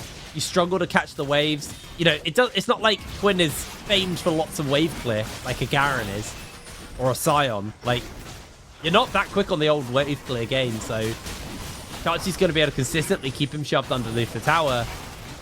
Bolt is just going to be left scratching his head. I'm going to flip the coin to the other side right here. I feel like this is NORD's game to lose, pretty much. Yeah. And they have been given an opportunity. They had a fantastic level 1, which they managed to snowball. They have been pinning down every single lane. They have very successfully shut down Baus on that Quinn. They have very successfully fed every kill onto Xmati, and now it's their chance to close out the first game versus Los Ratones. Let's not forget the interview that Baus had yesterday with Astrom, where he said, when we go undefeated all the way to finals and win? If, he said, it's a when. We're not losing a single game. And this is looking like a roughie.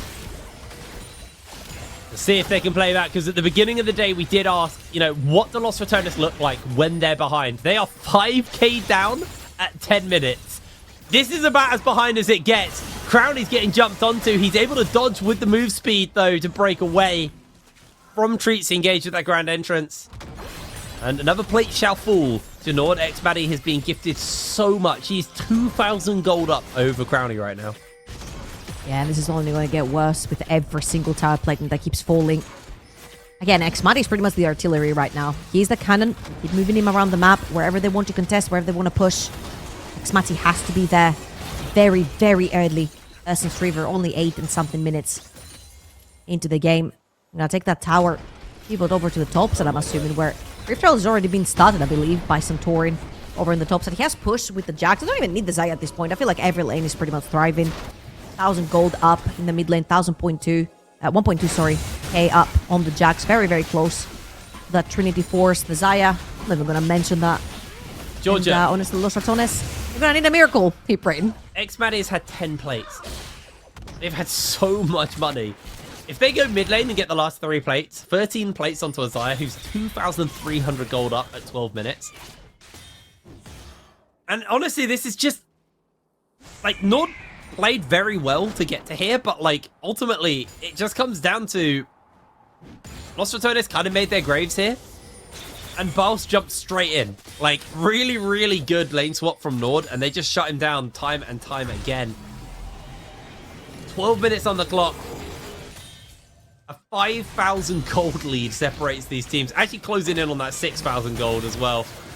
Yeah. This is going to be an incredibly hard comeback if Los Ratones can do it. And if they can, this team wins Worlds, man. Like, they're going to be... I don't see how you come back from this. All right, I want everyone to look on the bot side quadrant of Velia, because that's where his jungle spawned. And this is where the bleeding begins. The first one to bleed when all the lanes are losing is the jungle.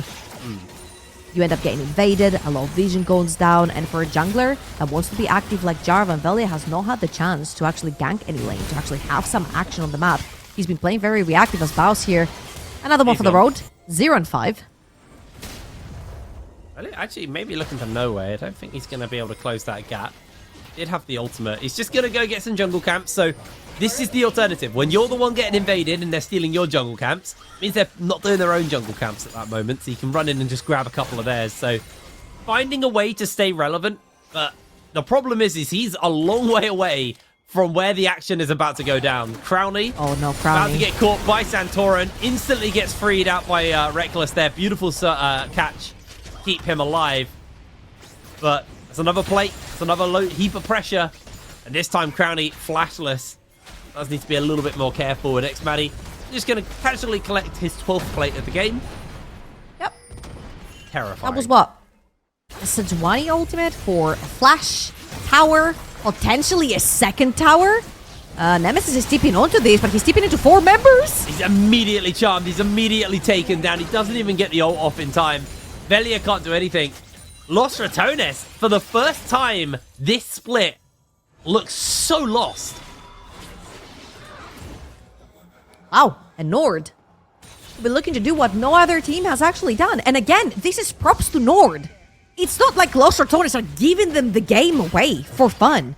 That was an incredible level 1 invade where they got Nemesis, they got the kill onto Zaya, they got his flash early, they lane swapped so they can pin down Baus on this queen so he can never become a Formula 1 card with Nemesis a zillion around the map. And I think it's been stellar reading what this Los Ratones composition wants to do. Is it a very volatile composition from Los Ratones? Absolutely. Was it shut down by Nord? Absolutely. Yeah, it's a bit of one of those, like, Los Ratones probably drafted the easiest to shut down comp they've drafted in a while, and Nord didn't even hesitate. They just took that chance, jumped in, played denial, put both 0-5 on the Quinn, and Rocket's coming in. No! Oh, wow! got it! Crownie stole it! I love how you celebrated this so much. Oh, Baus. Baus. I mean, the permafrost is worn out, but I mean, he has no damage. I also respect that he decided not to go for a hubris this game. Because you, before we came on camera, was saying that you expect this to be a hubris game. When you're 0-5, I don't think a hubris is going to be happening. So it just goes for the Hydra instead.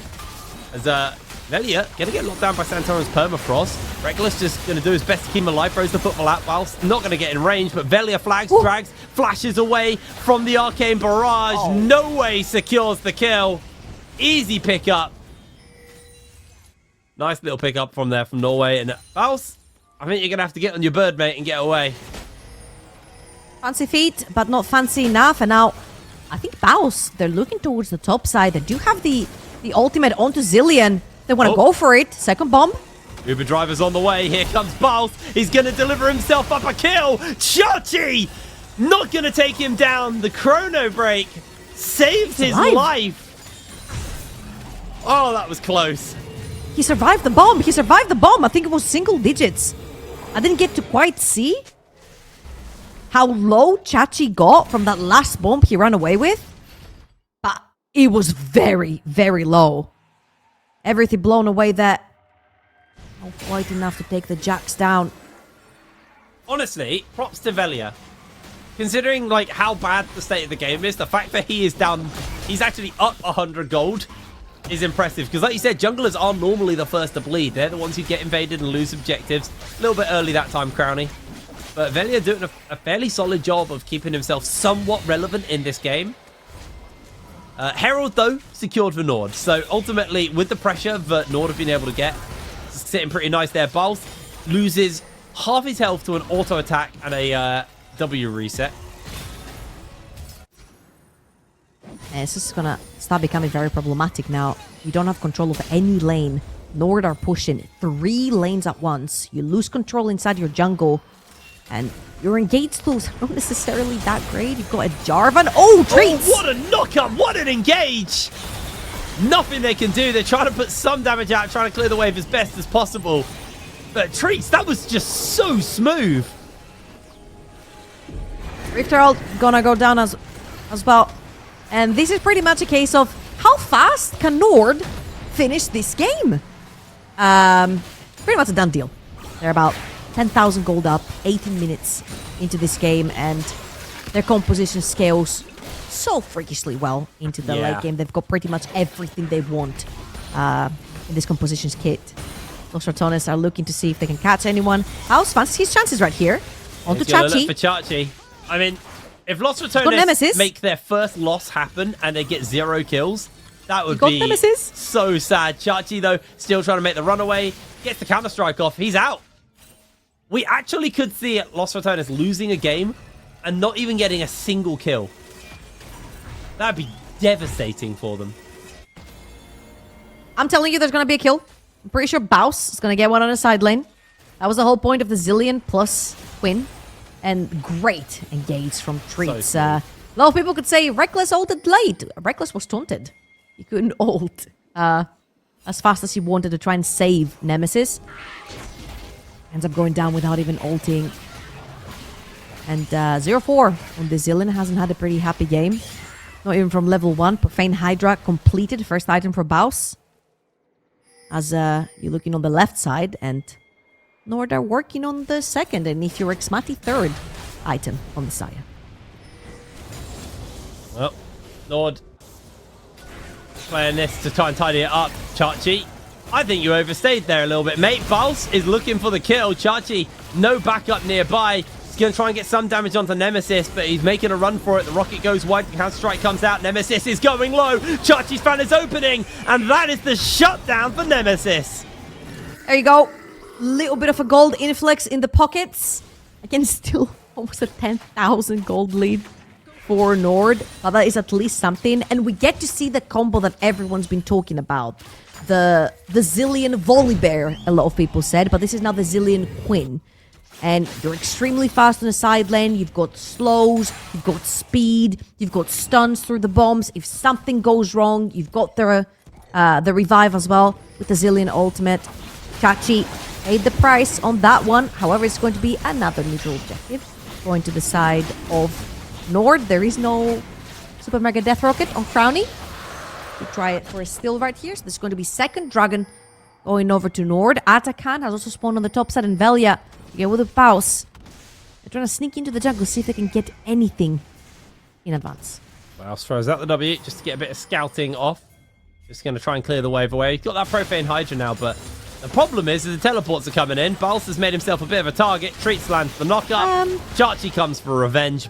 Bonk goes the Baus. And now, with a gold deficit, they now have a team member deficit as Atakan spawns up. Someone's pinging the bot lane tower from the side of Los Ratones. They're like, hey guys, look, this tower is about 65%. Let's take this one down while I take Atakan. Velia is going to be hanging around. I don't think anyone's going to let him get anywhere near this Atakan. Already taken away by NORD. I mean, it's a case of a... Oh, Velia's there's dead. no case. There's no case for Velia. Case closed. Maddie absolutely crushing it on the Xayah. He's having a stellar performance. 10-0. No way. Got the Medjais, by the way. He had that very early in the game. He saw the state of the game. Bows! Gets caught. Flashes away to safety. NORD, they've got the revive, so they're feeling comfortable just to full-on pressure this. Tower goes down. No way's playing off on the side lanes. Bows jumps into his pocket. Gets hit by the W. Dodges away on that E. Followed up by a little bit more of that ranged damage coming out. Bows loses so much HP. The inhibitor stands, but the tower does not. NORD are going to go for the resets and put some pressure down elsewhere as they jump into safety. No, they are not. They're going to get caught by the bombs. Hey, it's going to be so difficult to pressure anything more than an inhibitor right here unless you kill multiple members from Los Ratones. And Nemesis is making Treat's life absolutely miserable while NORD is trying to reset and possibly go for more pushing on lanes. I mean, you can't do anything else right here. You have an open inhibitor. There is Barrow in about 2 minutes. So you've got a 2-minute window to try and get any pressure on the map. But every wave you push is going to be farmed away by Los Ratones. So you kind of give them a way to come back. And Nemesis? Oh, no. You didn't want to go there. Oh, no. Nemesis losing a lot of HP. He uses the Chrono Break on himself. Chachi's waiting it out perfectly. Nemesis flashes over the wall, but now Crowley could be the one who's under fire. Blastcone gets him to safety. Now they find the knock up onto Velia. Velia not going to be alive for long. They are removed from the game. Nemesis sprints back to base, sprints back to safety, but the cost has been so high here. 15-1. A 10,000 gold lead, 23 minutes in the game. I mean, Los Ratones games typically do end quick. Just not this way around. Normally it's the other person's Nexus exploding. This time, it feels like they're the ones in some real threat. They are looking to try and find an opening here. Val's putting some serious damage into No Way, but they're going to find the knock-up, use that withdraw out. Crowney now firing away onto Treats. They're going to give the kill over to Crowney, so he gets some of that damage off. Treats able to dodge away and evade it. And now Santorin finds the lockdown onto Baus. Baus is going to just get back on the bird and try and keep the chase up. Can they find the opening, the W, the zap onto Santorin? Keeps him slowed. And it just looks like Los Ratones, they were able to get one withdraw out. And that's all they can do. That's all she wrote. That's a little bit of money as well. That's 200 gold, I believe. You're not going there. Maddie's got the damage. Maddie's got the hurt. That's going to be a killing spree given over. Maddie actually has now lost his revive. He's not going to be able to survive this, but he gets one. 1,000 gold to Crowley. Los Ratones, the best person who could have got that gold, just got it. Heavy is the Crowley. He has to make this game work. Still a 10,000 gold lead in favor of NORD. And I know that for all Los Ratones fans, this is very exciting, seeing all the shutdowns, but NORD is so damn strong. Look at Chachi. They are down, but they are never out. NORD is going to finish them up. I don't think there is a world Los Ratones can bring this back. Baus is on the map. He's going to try his best to try and save at least one inhibitor. Velia also back on the map with him. Crowley coming up in 11 seconds. He's 3 items on the Jinx. Just got 1,000 gold shutdown as Baus finds Vizichachi. The knockup from Treats is huge. Baus is too low. He's going to slowly burn out. In comes the rocket. Santorin just about survives that fight. Crowley, can he hold the line? Okay, these fights are also happening because NORD are aware of how far ahead they are, or else they wouldn't be overextending the way they are. Velia, a little bit too far forward. He knows Crowley's coming, but he's very low HP, man. Yeah, Nemesis is coming in for the stuns. They're going to put some serious damage into No Way. The rockets are going to do it. Another shutdown into the pocket of Crowley. That Jinx could be scary. Hey, I don't know, man. The only 2 towers remaining are the Nexus ones, and another respawn if they go down. I know. You're honestly, inhaling some hopium here. Gold was like a small hit of copium, and now I'm straight back to sensible. I respect it. You know what? I respect it. You're seeing the glass half full from the side of Los Ratones. I'm just gonna bring us back to reality and say it's not even half empty, it's just empty. The glass is shattered. There's no glass, it's been taken away. It's just Belly is water not on the around table. for potential still. However, Crowny is. Maybe a super mega death rocket is what steals that Baron away, but look at that body block No from way. the side of Nord. There were 3 members in front of that Baron, so even if the rocket did land, it would just split open on treats. And that would be all she wrote. Baron going over to Nord, and right now it just becomes as simple as a very simple surgical extraction of something. I don't know, what's a simple extraction? Like a mole, maybe? A hair? An ingrown hair? I mean, That would be a simple extraction, right? yes. I guess you could just say so. I mean, I don't know where you're going with this, Trouble. I didn't want to if I'm say a honest with you. tooth. I wanted a simple kind of like quote unquote surgery. Nah, teeth, Well, it'd be teeth, like- teeth, you got to get down there. You got to get the nerve before you take the tooth out. Yeah. So no It's not teeth. So simple. ingrown hair. Ingrown hair is Ingrown not that bad. Yeah. This is how simple it is to finish this game. Like, it's as simple as pulling out ingrown hair. Might be the most deranged way I've heard a League of Legends game ever described in my life. Come on, man. This is not a normal game, you know. I can't give it a normal description. It's far from normal. Lost Ratones staring down the barrel here. Crowny, 3.5 items on the Jinx. Still 2 levels down on X-Maddie, who is almost full build. That is a terrifying Xayah. I was she did a fair keeping amount of away damage to Chachi Chachi. here. Yeah, I was keeping away Chachi.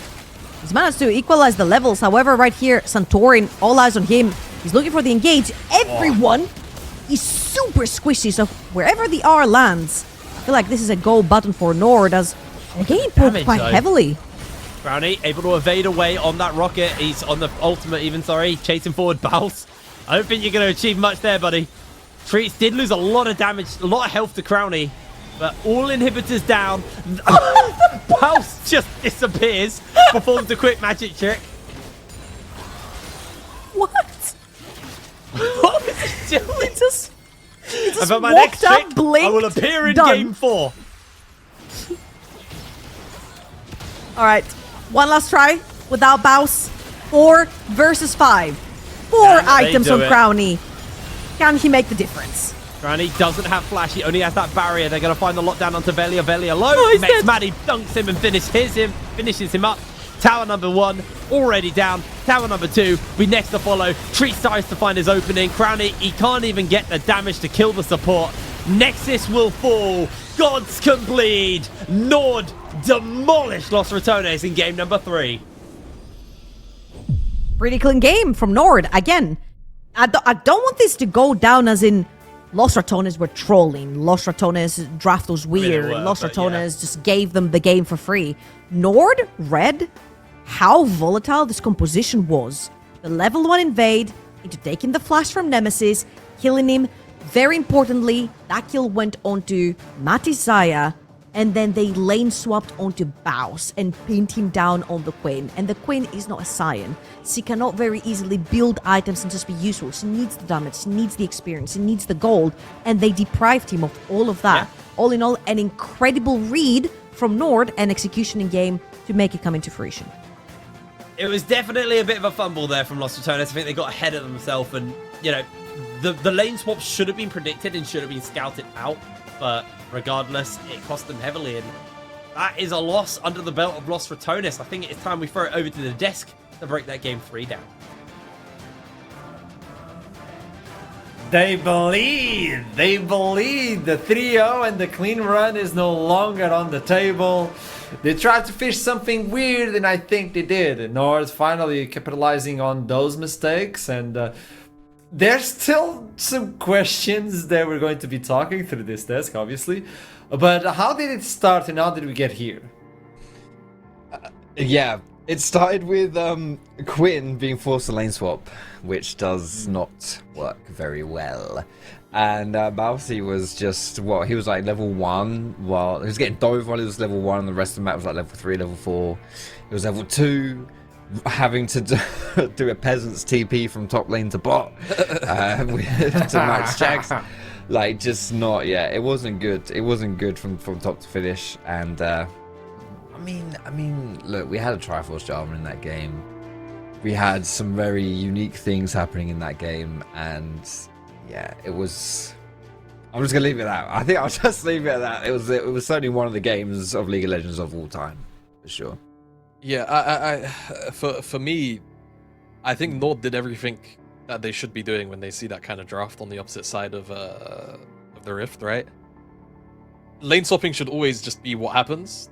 They go for the lane swap. I'm actually more surprised by Los Ratones' lack of response, almost, right? We've seen a lot of adaptations in lane swaps throughout the last sort of 8-ish months, where we've gone from the lane swap that we kind of saw here, where you just kind of let your top laner kind of suffer. But we've also seen the ones where you transition, you know, your top laner towards mid, let them get level 2. Yes, Quinn's not exactly the kind of champion that is going to survive a dive at level 2 still, but at least it kind of feeds them a bit of XP, so they don't fall as far behind as what we ended up seeing in this game, where I think Chachi was level 6 and Mouse is still level 3, right? That kind of mismatch is something that's going to set you behind for the entirety of the game. So I was a little bit more surprised at the kind of response to the game state in the early stages by Los Ratones, as little as I was on the opposite side from NORD, because again, I think when you're handed that one on a silver platter, when you're handed that kind of, you know, lane swap scenario, you're just going to be sat there and grin ear to ear. You're just fed kill after kill on the Quinn, right? So, yeah, I think there's a lot of things you can point to. I think that's what I'm more surprised about than anything here. So you get that early, NORD tried to finish it off, but I think we still need to raise the question of there was so much gold in bounties and slowly Crowny was getting access to them.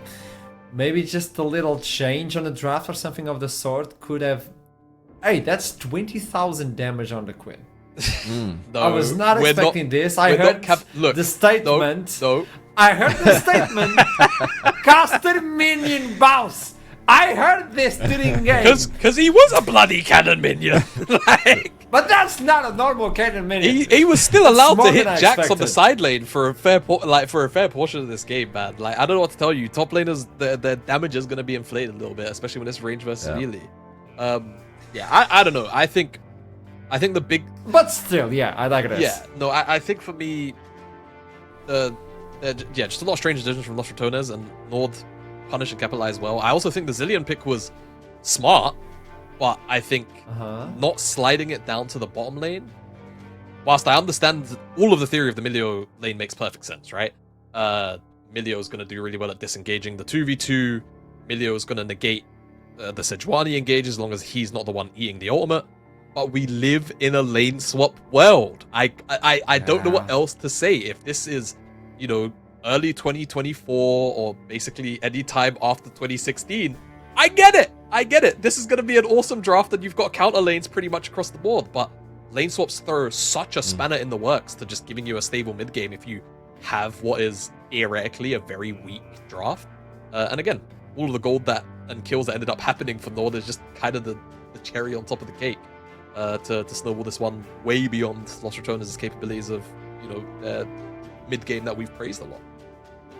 So what we've been talking about a lot, the idea that Velja could be that link that you need to find in order to get those objectives, in order to get NORD ahead.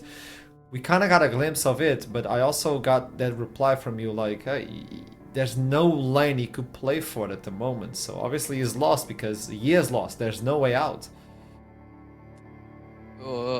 I think it's a little unfair to... No, 100% I agree. I think you see a shade of this, where it's more like the better way, I think, to phrase it is, if Velia doesn't have someone that he can play off of, then I think maybe Los Ratones' general kind of structure feels a little bit harder to navigate game to game, right? I feel like you look at all of the games, the Pantheon game, he at the very least always... He is the strong point, so he gets to pick, you know, who kind of gets the resources. Game 1, he's on Maokai, so he's dictating a lot of the engage/re-engage.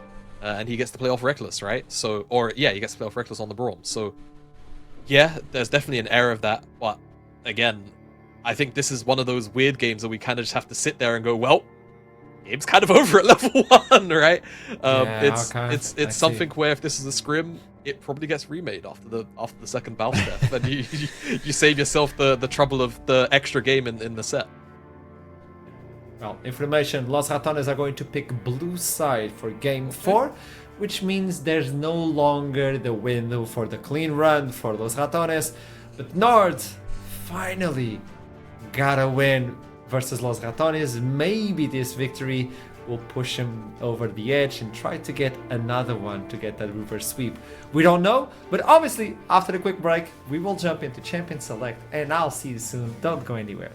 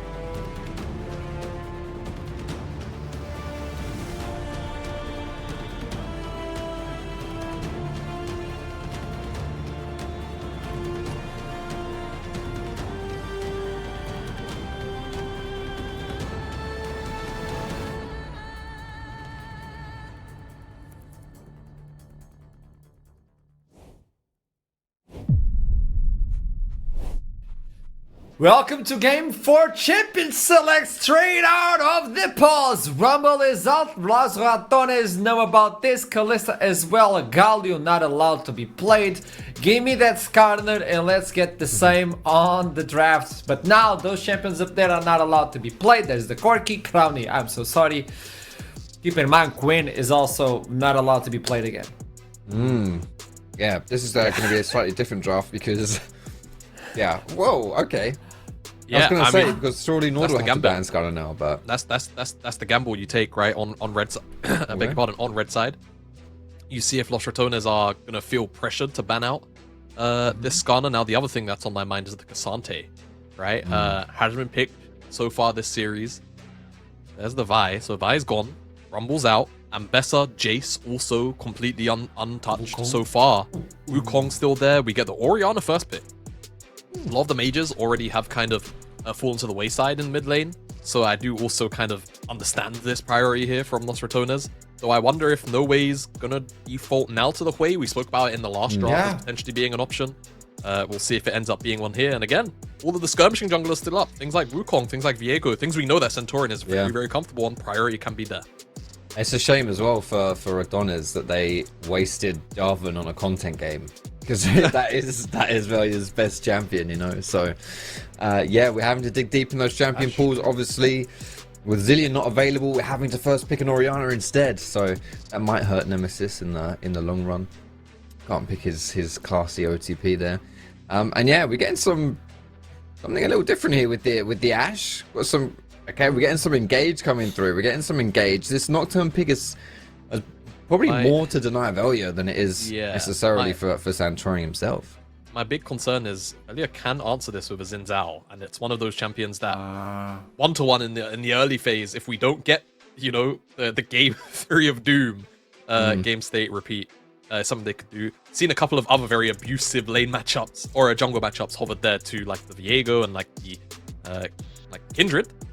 Of course, for Velia, it's all about comfort. I think you kind of brought up a very good point. This is the first time we've seen Los Ratones come off the back of a loss, right? Yeah. How do you tend to answer that? You tend to lean into more comfort things.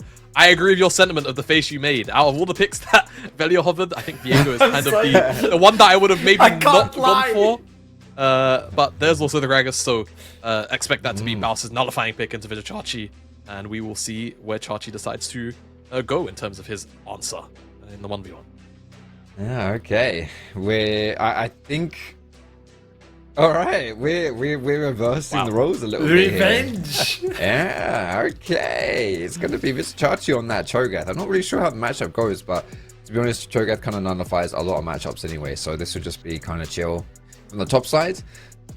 Still looking for some more like engage and people to jump in. I would imagine you want to pinch like the ADC pool here if you're NORD. The one downside is though, like Kai'Sa as a pick, I feel like loses a lot of value when you've got double AP solo laners, right? It's you're pretty heavy on the magic damage. So for Crowny, he's probably going to look at something a little bit different. I mean, what do we still have open here? Like we've got a lot of. I'd be thinking about something like Misfortune or maybe Caitlyn. I think those are the picks that kind of make the most sense. Unless you go into the mages, but obviously you're not going to do that with Gragas or Orianna. Yeah, with double AP solo laners, I think it's pretty low chance. I kind of like the Ziggs call out towards the way. I think the other one should still here be the Hui. If it's something that No Way plays to a confident level where he's willing to pull it out here, I think they should definitely go for it. It's also kind of one of the few mages that can half help with the dive, right? Because things like the QW and even the ult have so much range on cast, it's worth actually throwing that one out there. The Twitch ban is another like, hey, don't do this. And maybe just trying to push Crowny towards ADs they're a little bit more comfortable with killing here. Final ban for Los Ratones is going to be the Vel'Koz taking another one. Sure. No way, but no way. I mean, you got to go with the way. You got to go with the way. It makes sense unless he's got an unorthodox champion pool, to be fair. Yeah, right? He's played Anivia before. We've seen him hop onto the Anivia. Cassio in certain matchups. It won't be Cassio this game, but I like this. He's got a lot of mages in his back pocket, so yeah. All right. This one is what we were expecting, a little more of, kind of standard tier as well. Saving last pick for support for NORD as well here for Treats to really get a powerful bot lane, which makes sense in from the aspect like Ashe can be a lane bully, or pretty much is a lane bully as far as ADCs go. So if you see this bot lane matchup, you can pick that support to make sure that Ashe can have as much pressure as possible in the lane phase. And Reckless knows how to play alongside this one. He was a king on that Sivir. I don't know, when you look into the front line, are you comfortable, or do you bring something in the lines of an Alistar to try and peel and protect, or do you go crazy and bring... Okay, wouldn't be too bad. Reckless feels a Bard game, and you know what? I see the angle for it. It's 4 Dashless champions. Nocturne's the only champ that can technically spell shield it, so I don't mind it. And when you think about some of the answers that you would maybe see into a Bard, it's like you'd go something like Blitzcrank or something like really like trying to break the game. Alistar is just a very standard, champ, but he's going to struggle to follow up on the dive with, Nocturne, depending on how far Centurion goes time and time again. Yeah. I feel like this is potentially the kind of pick where if I'm Reckless, I could be looking to have a bit of an all-timer game on the Bard. We'll see how he navigates it though.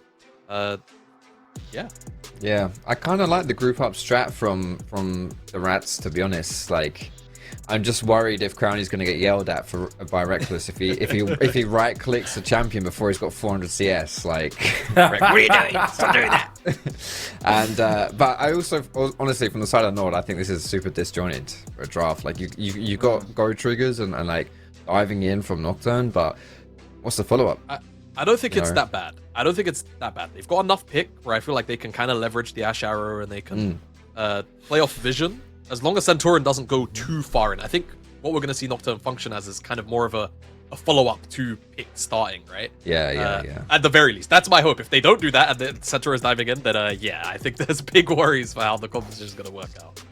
Well, composition is out on the table, and this is after the loss versus Los Ratones. So with this in mind, we finally got to see an L on the team. How do they bounce back? Can they finish? Or will NORD actually pull the reverse sweep? I'll see you soon as we jump.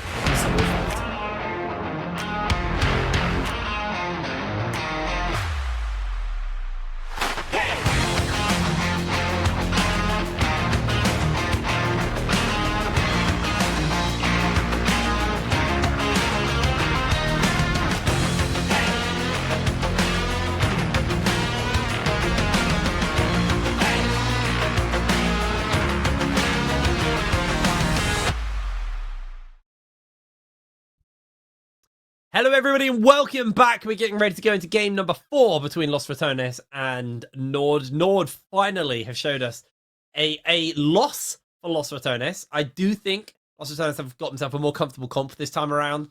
The biggest problem was Bals fell behind on a Quinn, and Quinn just doesn't do anything when that champion falls behind. Gragas is a champion who can fall behind.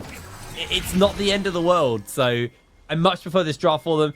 NORD though, they're grouping up. They're looking for a little bit of a group play action here. Santorin separates himself from his team and just walks into all of Los Ratones, but Baus is actually the one who's now getting run down. He's isolated. He's going to belly bop over the wall towards Reckless and towards safety. Nobody goes down, but NORD, it looks like they're scouting for a potential lane swap here.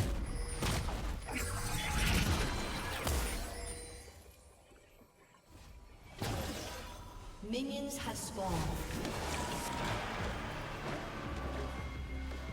Trouble's muted, so I'm going to talk a little bit more. There we go. There we go. I'm Hello, right here. welcome back. I'm right here.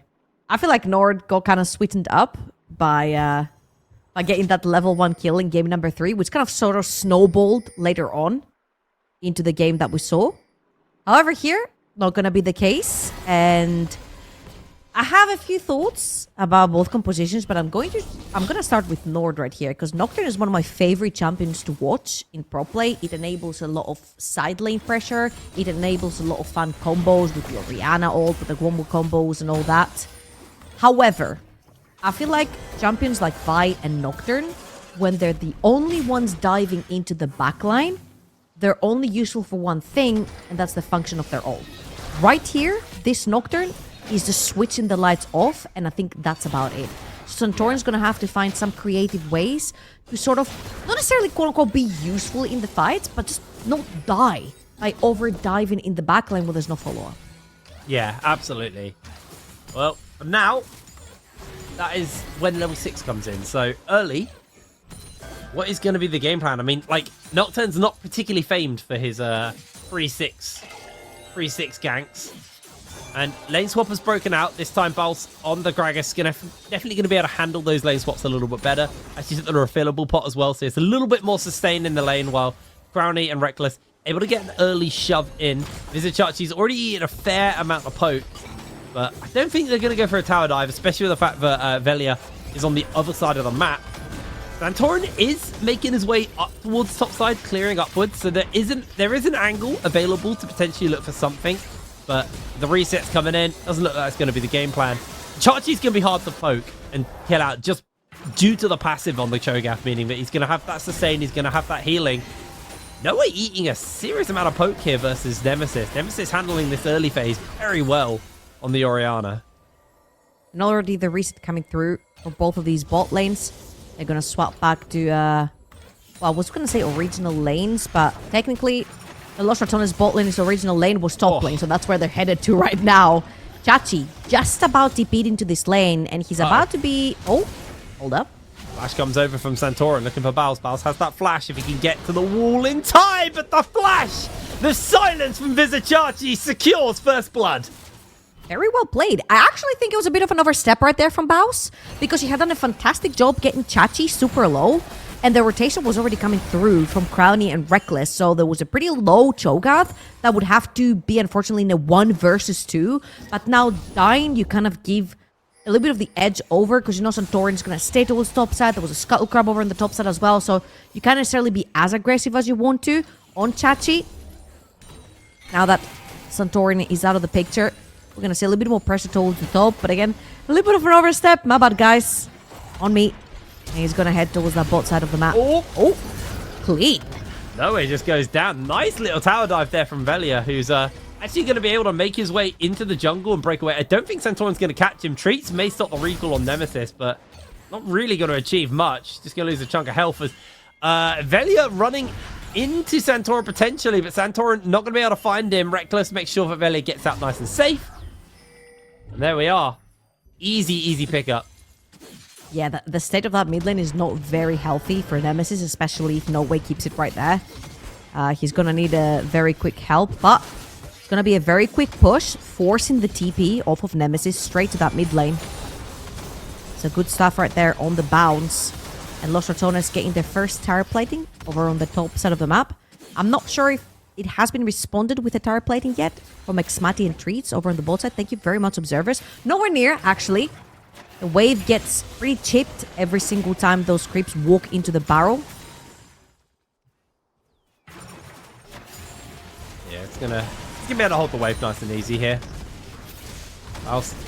Bit of a force here for the side of NORD. They're not really gonna be able to go for a tower dive. The Treats is angling it. They spot it out. They're actually bringing Santorin in the area. Ignite thrown down by Treats. Baus is gonna lose that healing cut on him fairly soon. Are they gonna be able to play the stop game? Is he going to be able to make the escape? Dodging all the spells, dodging the Qs. I mean, he can just catch the wave with a Q, clear it out as effectively as possible. Baus gets knocked back under the tower, gets caught by the knockup from Santorin, and Treats is the one to get the kill. They should be able to take a tower plate off the back of that. As Velia going to move over towards the grubs and answer back. I feel like we're finally in a game state where both these teams are actually firing on all cylinders. Yeah, I'm a little bit scared though, because this sort of mirrors game 1 and game 2, where Los Ratones are like, listen, we're respecting Baus. Oh, TP's no. back into a 3-man again. He might find himself in some serious danger, gets the knock up. Treats is going to go down. Baus finds the turnaround. Cast comes out, sends them back in. Fool him once. You're not going to get him twice. Absolutely insane right there from Baus and Treats. Ends up going down, trading right there, and doesn't even end up going down. Lost chapter. This is going to be the infamous rocket belt into Cosmic from Baus, full glass cannon. And let's watch this one more time, as the top lane tower, I think, has only one tower plating remaining from Reckless and Crowny. And let's watch this one more time. The engage from Treats right here, straight into the belly bop. The flash came through too late from Treats. He ends up going down to the ramped up tower. Oh, Velia getting a little bit of bullied thrown in from Treats, but the problem is Chachi losing a fair amount of HP. Tower's getting turned onto. The Paranoia is thrown out on the bottom side of the map as they are looking for the gank onto Baus. Baus will be going down off the back of that, but ultimately, this could just come at the cost of that first tower. Crowny's been whittling away at that one slowly and surely. And Nord, they've now used that Paranoia. They've now used that close onto them, and Velia's still in the area. He's still got level 6. This could be very dicey for Nord. They're looking to push with the next wave. They do have cannon as well.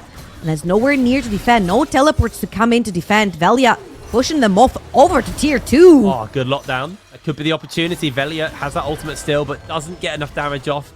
And to blade the Ruin King. Tower number 1 goes over to Crowny. And that's already 1 feat stack charged.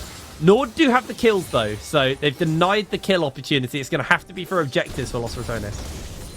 That's an entire tower, though. Has gone down 8 minutes into the game.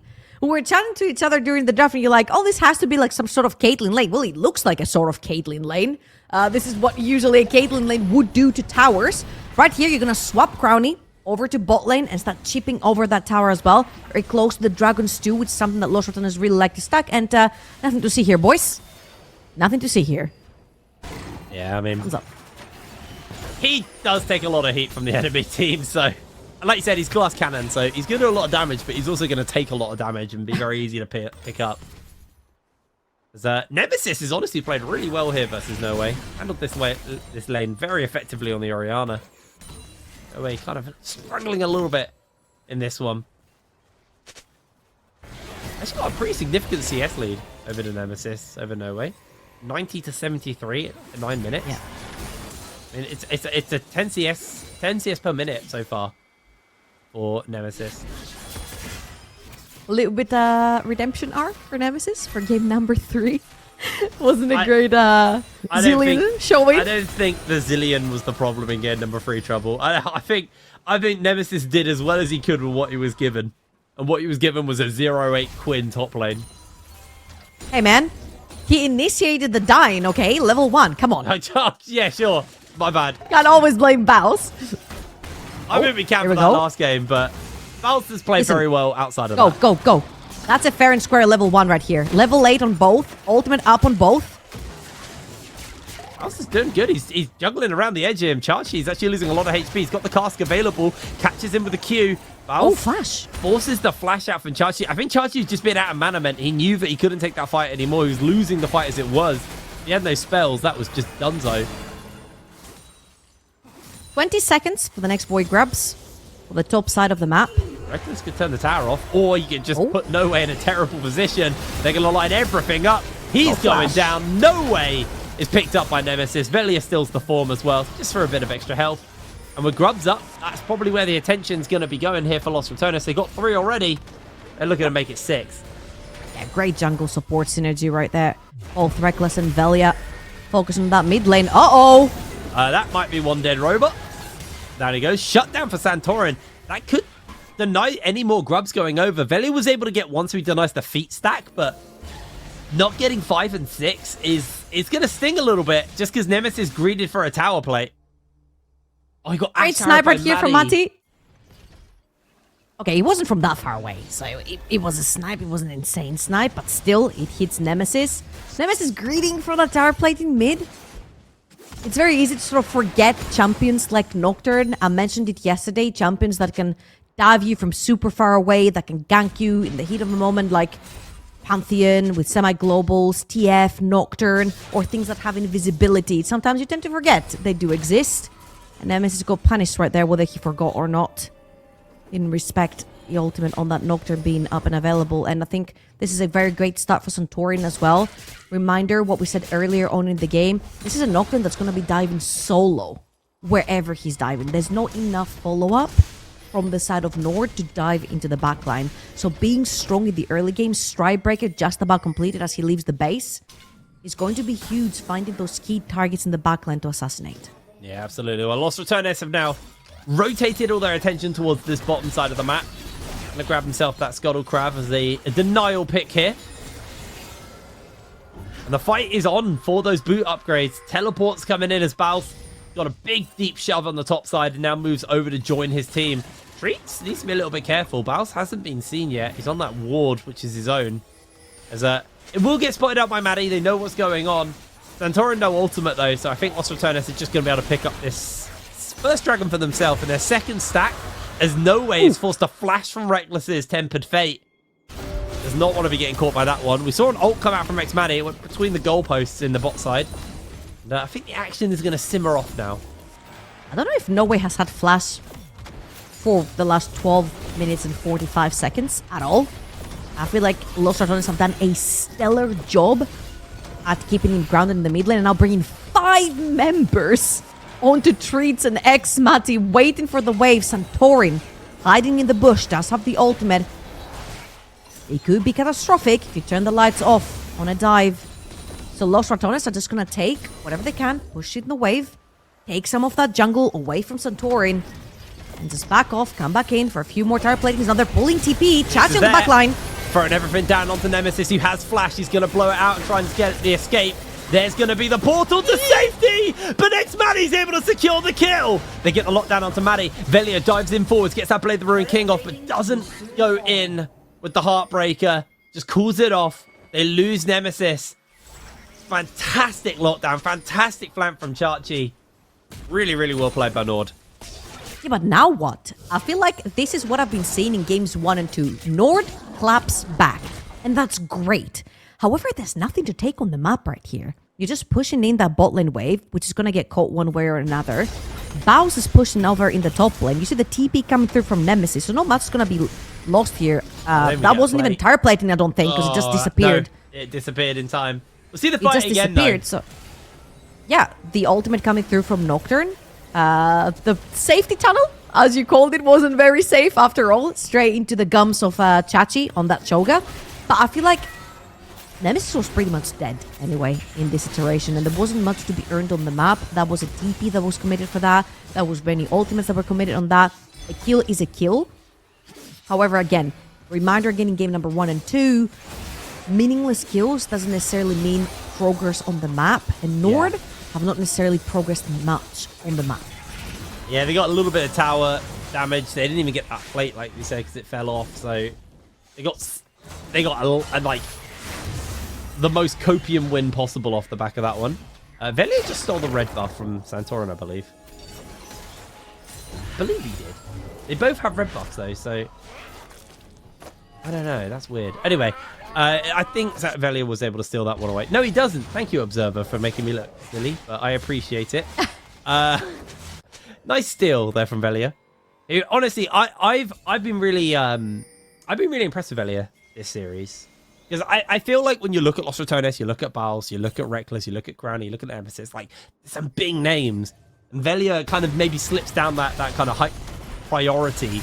But even in that last game, when Baus made life as hard as possible for his jungler by dying on loop, Velia was still able to go into the enemy jungle, take objectives. He's able to steal objectives in game 1. He's been a really consistently good player. Reckless takes the love tunnel to safety. It's Valentine's Day. Nemesis maybe coming in on the flank. Cranny's actually popped the ultimate here. Santorin does have the paranoia to turn the lights off. Doesn't hit onto the tower. And immediately they just follow up onto the Orianna. Caught by the fear. Nemesis goes down. Maddie gets another kill. Now Crowley's the one being locked down. Can they get him away? Tunnel to safety. Velia gets caught out a little bit, but he's able to make his way out to safety as well. As it looks like the Herald is going to be the attention here for NORD. I don't know if Los Ratones can stop this. I feel like that was a great engagement. That was 4 ultimates committed by NORD just to kill Nemesis, but it was worth. They knew he had no flash. They pinned him down. They threw everything at him, and this time around, it results into something. They send No Way down bot lane to stop Baus. They take the Rift Herald for themselves, and they have pressure over on the top side of the map. No Way. I've been in a little bit of trouble here.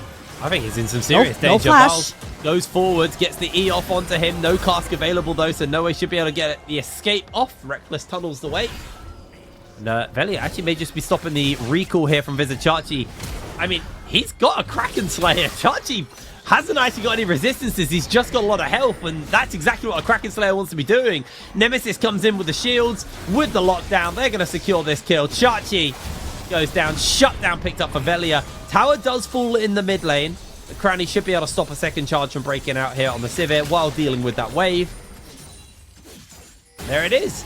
Los Ratones. They do lose something, but they're able to fire back. Now, with the Dragon spawning up, I do want to see NORD actually not put too much attention onto this gank here. Unless they can kill Velia, they're actually just going to turn their attention once again towards Nemesis, who has that shockwave if he can get it off, but he's just caught by the CC chain. Shockwave only lands onto Treats. Baus is teleported in, but Maddie's got the slows. Flashed away from the arrow here from Baus. And Los Ratones, they've still got their jungler, so they can still contest for this feat of strength. No, this is great stuff from both teams right here. I take back what I said from NORD, because I feel like they have been focusing a lot more, at least in this mid game, on objectives. When the kill happened over in the top lane on Chachi, they took that mid lane tier 1. In response, Los Ratones, when that skirmish happened right after it on the top side of the map, they took mid lane tier 1, and now there's going to be a fight on who's going to be taking that next dragon. One apiece for both Los Ratones and NORD.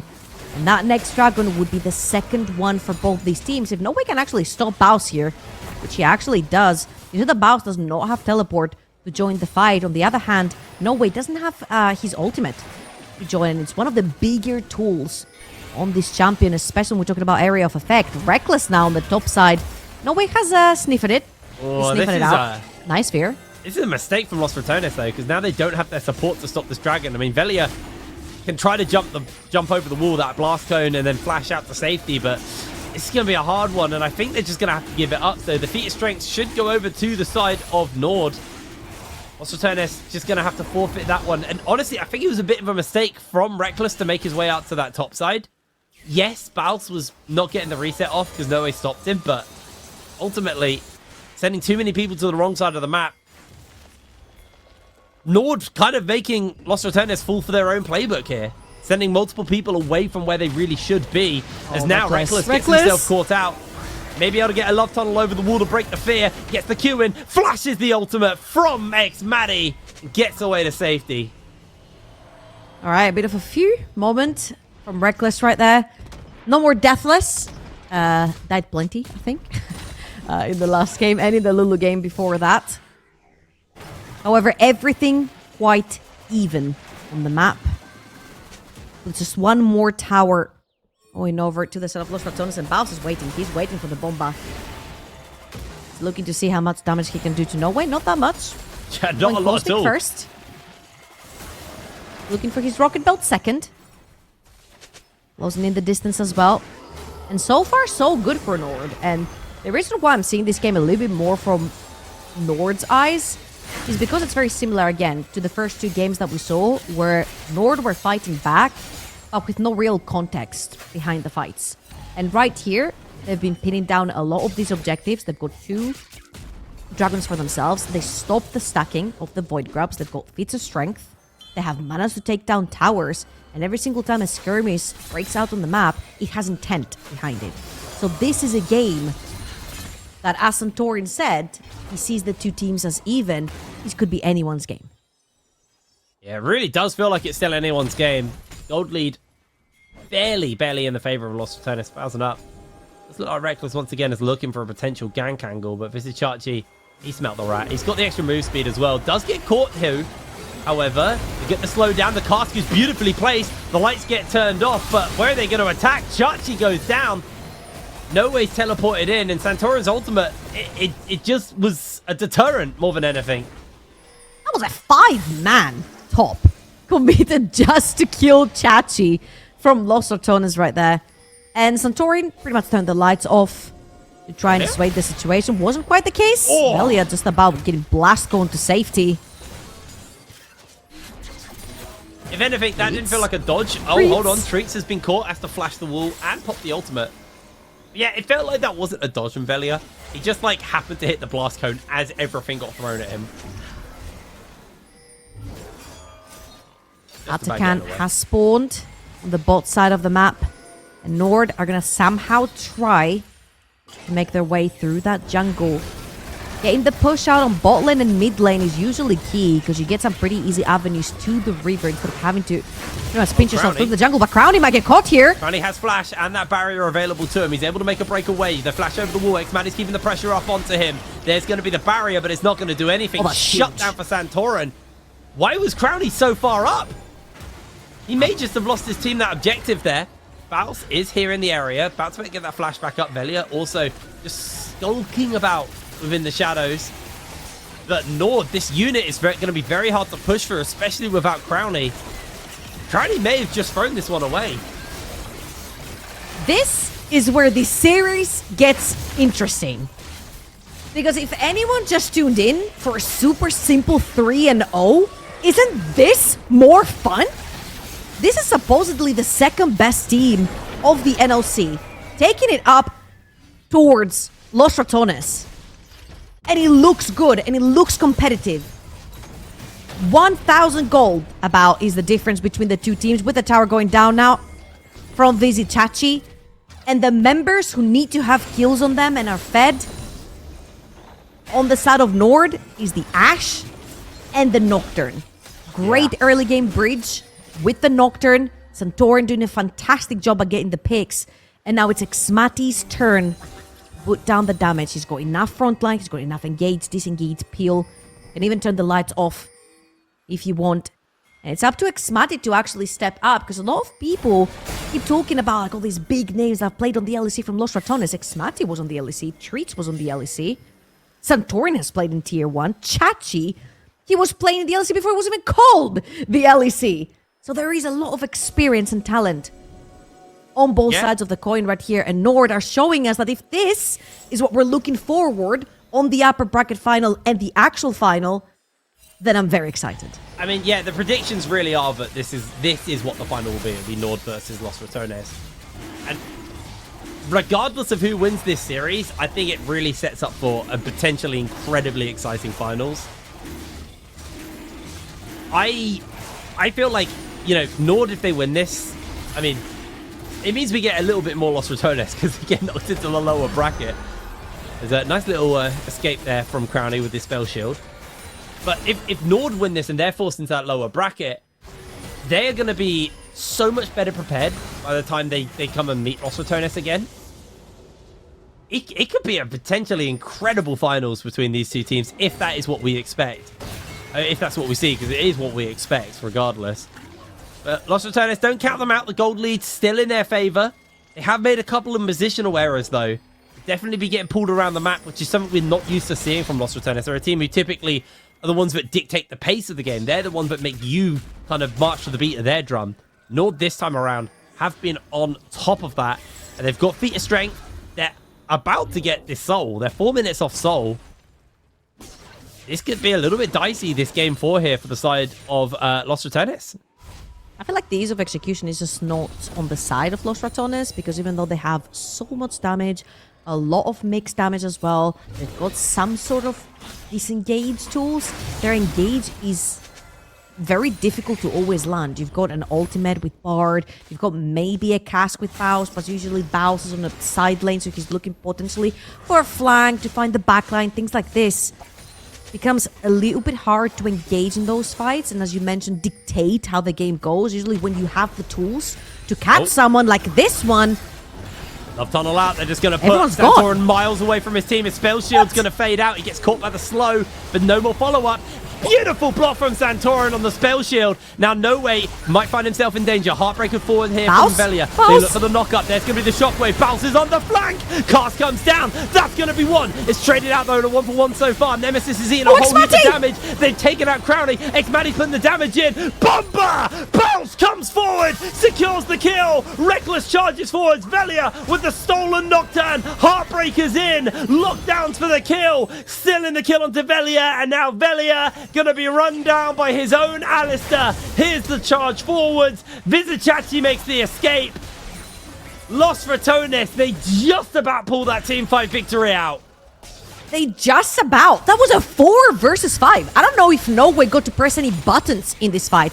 That was a fantastic flank coming through from Baus. And he came off of the back of a very botched engage, I want to say, from the side of Nord. They were just chasing around Los Ratones like they were headless chickens, and there was a pretty easy way out for them. Let's have a look at this one more time, because I'm just very confused. The lights go off, Santori is looking for an engage, and it just go too far. Because they have already gone through the tunnel. He has no flash. He's forced to use his shield here. And then No Way steps way too far forward, gets engaged on, and when Baus gets into the scene, there's just no way out. The fact that they actually managed to win, to get that close on the 4 versus 5, look at Mati. He's pretty much free hitting for majority of this time. A very clutch Q at the very end to allow Baus to grab that kill onto Mati. I've been saying it since the beginning of the split. I genuinely believe Xmatty is the best ADC in this tournament. He's so good, and when enabled, when set up, no, I won't hear it. I won't hear it. I think someone listen. I think someone on the side of Los Ratones might disagree with you. Oh, of course they're going to disagree with me. There's no way they're not going to disagree with me on that. But I think Xmatty right now, he just had an absolutely killer's eye game. He just needed a team and a comp that enables him, and these are the kind of comps that enable him, where he has people to stand in front and he's able to kind of play that proper true hyper carry role. He's been playing absolutely fantastic, especially in these last 2 games. Again, the gold right here, not a huge difference, but Velia, you said that it's very easy to get lost in the sauce of all the big names when you're a viewer. However, Velia here, he literally bailed out Los Ratones from this team fight. Oh, 100%. 1.7k up. 3 items completed right now. 4-0-3. Just for context, there's been conversations about who our 3 MVPs are. I've been saying Velia the whole time. I think this guy's been playing incredibly well, and he's on his Viego, a textbook like Velia champion, a signature champion of him, and he's having an absolutely cracking game so far. Like you said, he's the reason Los Ratones looks so good in that last team fight. He did so much work for his team, and now they're setting up for another. With that dragon spawning up in 13 seconds, they don't want to give Soul over. Knockup does connect onto Crowley, but he's popped the ultimate, but the slow is going to lay on for a while. Santora's ultimate comes out. There's going to be a big group up, and that should just be the end of Treats. He's going to get secured already. Velia's going for the knockup. Reckless actually found a great Cosmic Fate onto 2. Catches them out. Vizichachi's going low. This is the opening they need. Down goes Chachi. Maddie's going to try his hardest, but Baus will pop him. Double kill onto the Gragas. That might just be the game. All right, enough nonsense. They've got 4 members alive. So much damage through that Viego as well. I think this might just be the end of content, if you will, for today, guys, because Los Ratones, they came to play. They didn't come to play silly games. They're here to win. They'll take their first inhibitor. They're looking for the wave. They've got the wave. They've got the damage. And this is it. I don't think Treats is going to be able to do anything about this one. Los Ratones, they suffered their first loss, but they came back with a vengeance. 30 minutes on the clock. The Nexus will fall. Baus has to die on the fountain. Takes a sip. Down he goes. Nexus next to follow. NORD will be knocked into the lower bracket. But man, NORD really challenged Los Ratones. That might be the hardest I've seen Los Ratones have to play for a win.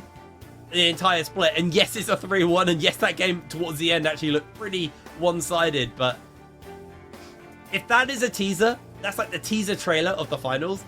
I hope we get 5 games, because I feel like NORD are maybe the only team in the league who can go toe-to-toe with them right now. Los Ratones stay in the upper bracket, though, but man, they have to fight for it. I'm gonna say, okay, that game 3, it doesn't look very replicable from NORD. No. They're gonna have to find different ways to sort of crack Los Ratones, because again, I felt like this is Los Ratones that showed a lot of respect. Their composition, not very easy to execute. Their engage wasn't that easy, and they have to play while Nocturne ult is up as well. Again, you saw the difficulties also from the side of Nocturne. I don't think Santorin ever dived into the backline. He had no one else to dive with him. So there were difficulties on both sides. However, I feel like Los Ratones came into this game with a lot of respect.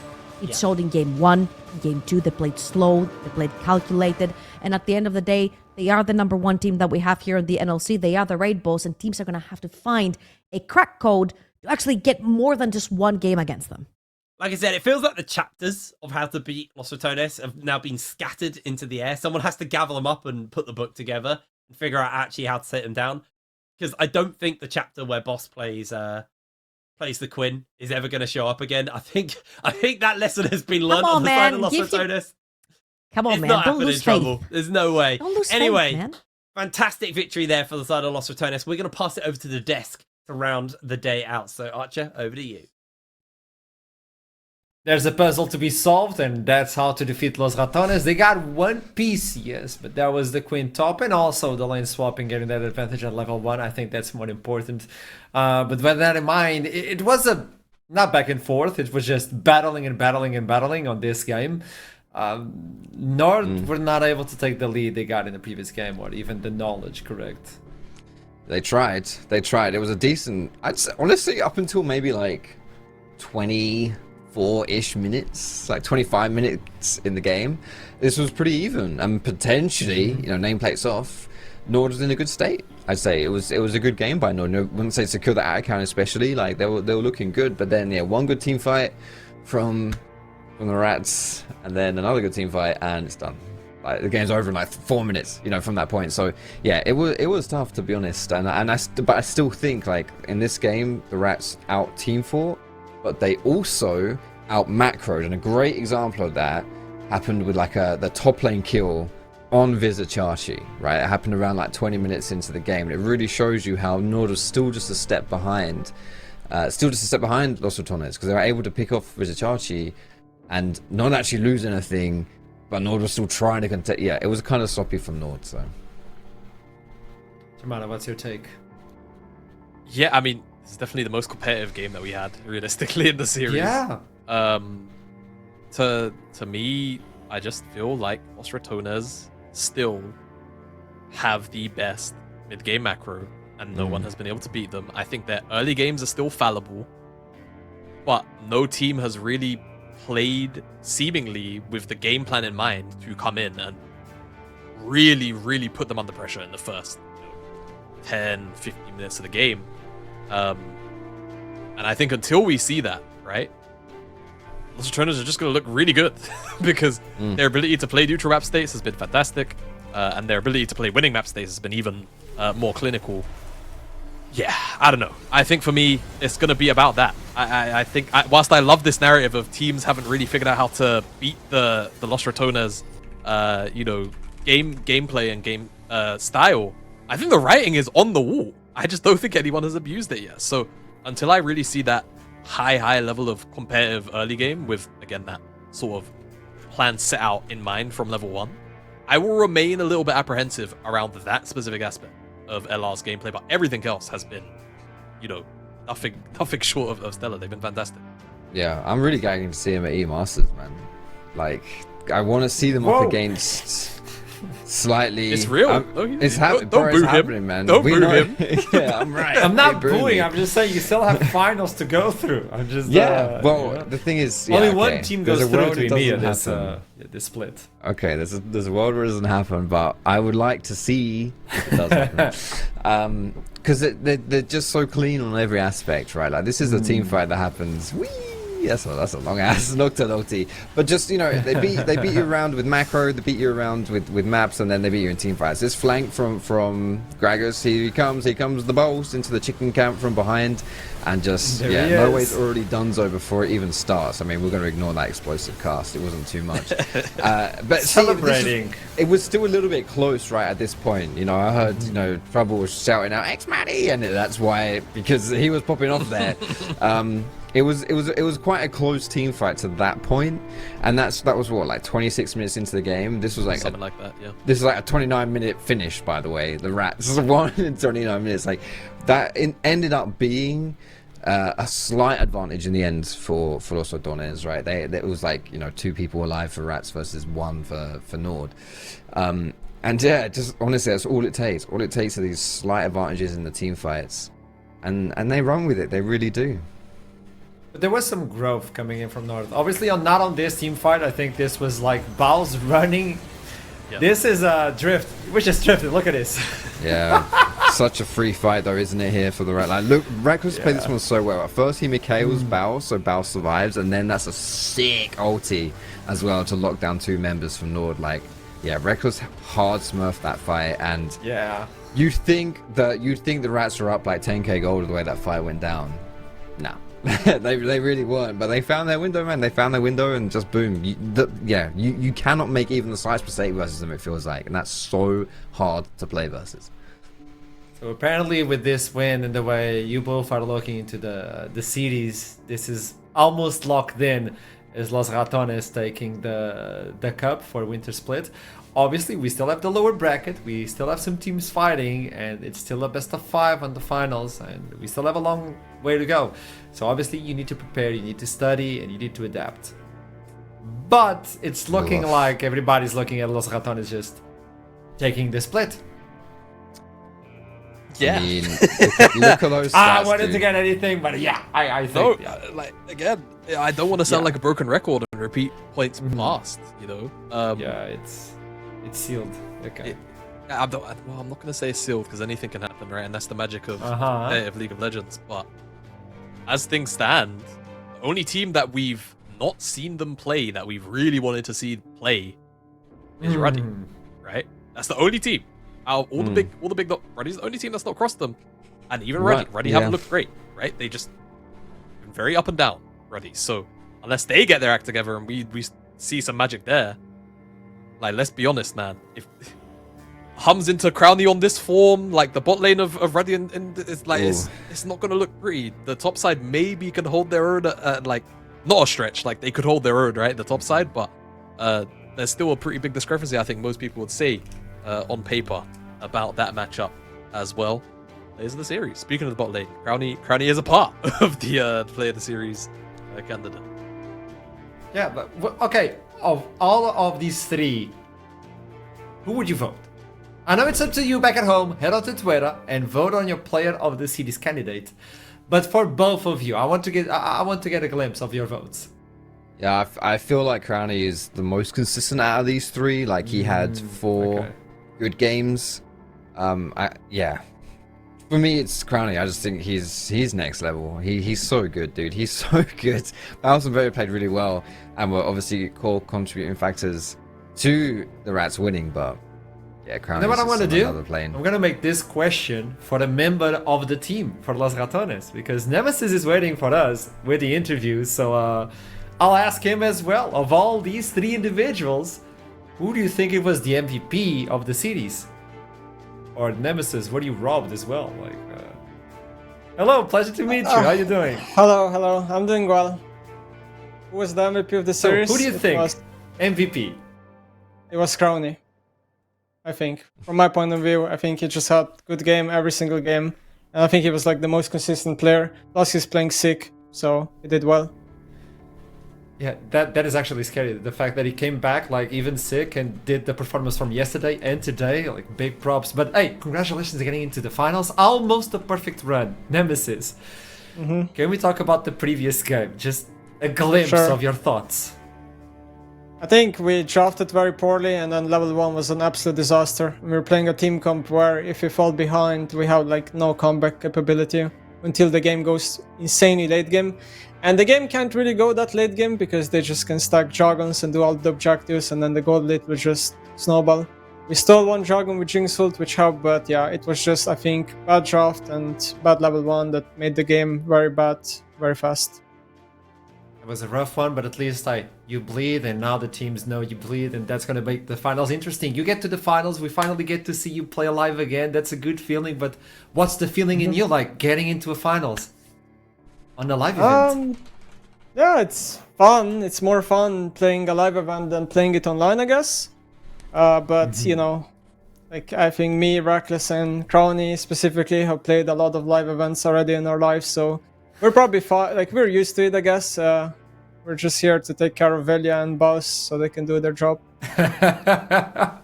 I was talking with Jamada about this, and we have a question for you, which is, there's such a good ambience within the team, and ever since your departure from pro play, you stayed as a streamer for a long time. So what made Los Ratones project unique enough to get you back into the competitive stage?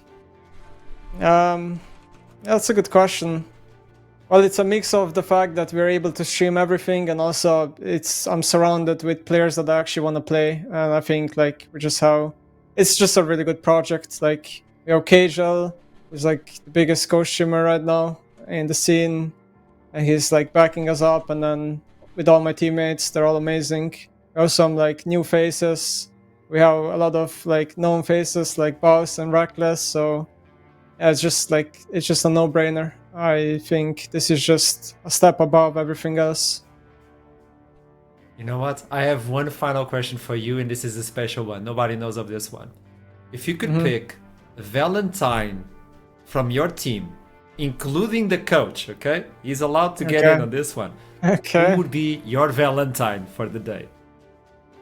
I'm gonna choose Reckless. I knew it. He's just the perfect candidate. Yeah. That's lovely. Hey, thank you so much for this interview. A pleasure to meet you. And I'll see you live on the event soon enough. Congratulations. Thank you. Alright, see you then. There he is. Good to see him again. Like it's lovely. It's lovely. I think a lot of people would choose Reckless to be their Valentine. He's not the first one on the broadcast to choose Reckless. We asked Treats, I think, yesterday. Yeah. Treats also said, yeah, I want to go on a date with Reckless Valentine. So, yeah, Reckless has just got everyone's heart. Time of the year. It's just nice. It's just nice.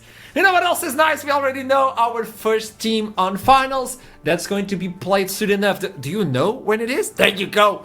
March 2nd, it will be the finals with Los Ratones waiting for someone from the lower bracket, which means February 19, we'll see Ready Sack versus Bulldog.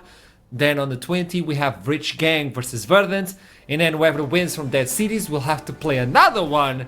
And then on the semifinals, which is on the lower bracket finals, they'll have to face NORD, who's waiting for them after taking the only win versus Los Ratones. Gentlemen on the desk, both of you, who's gonna win on the 19? I mean, I want to see Roddy make it far. I really do. Right.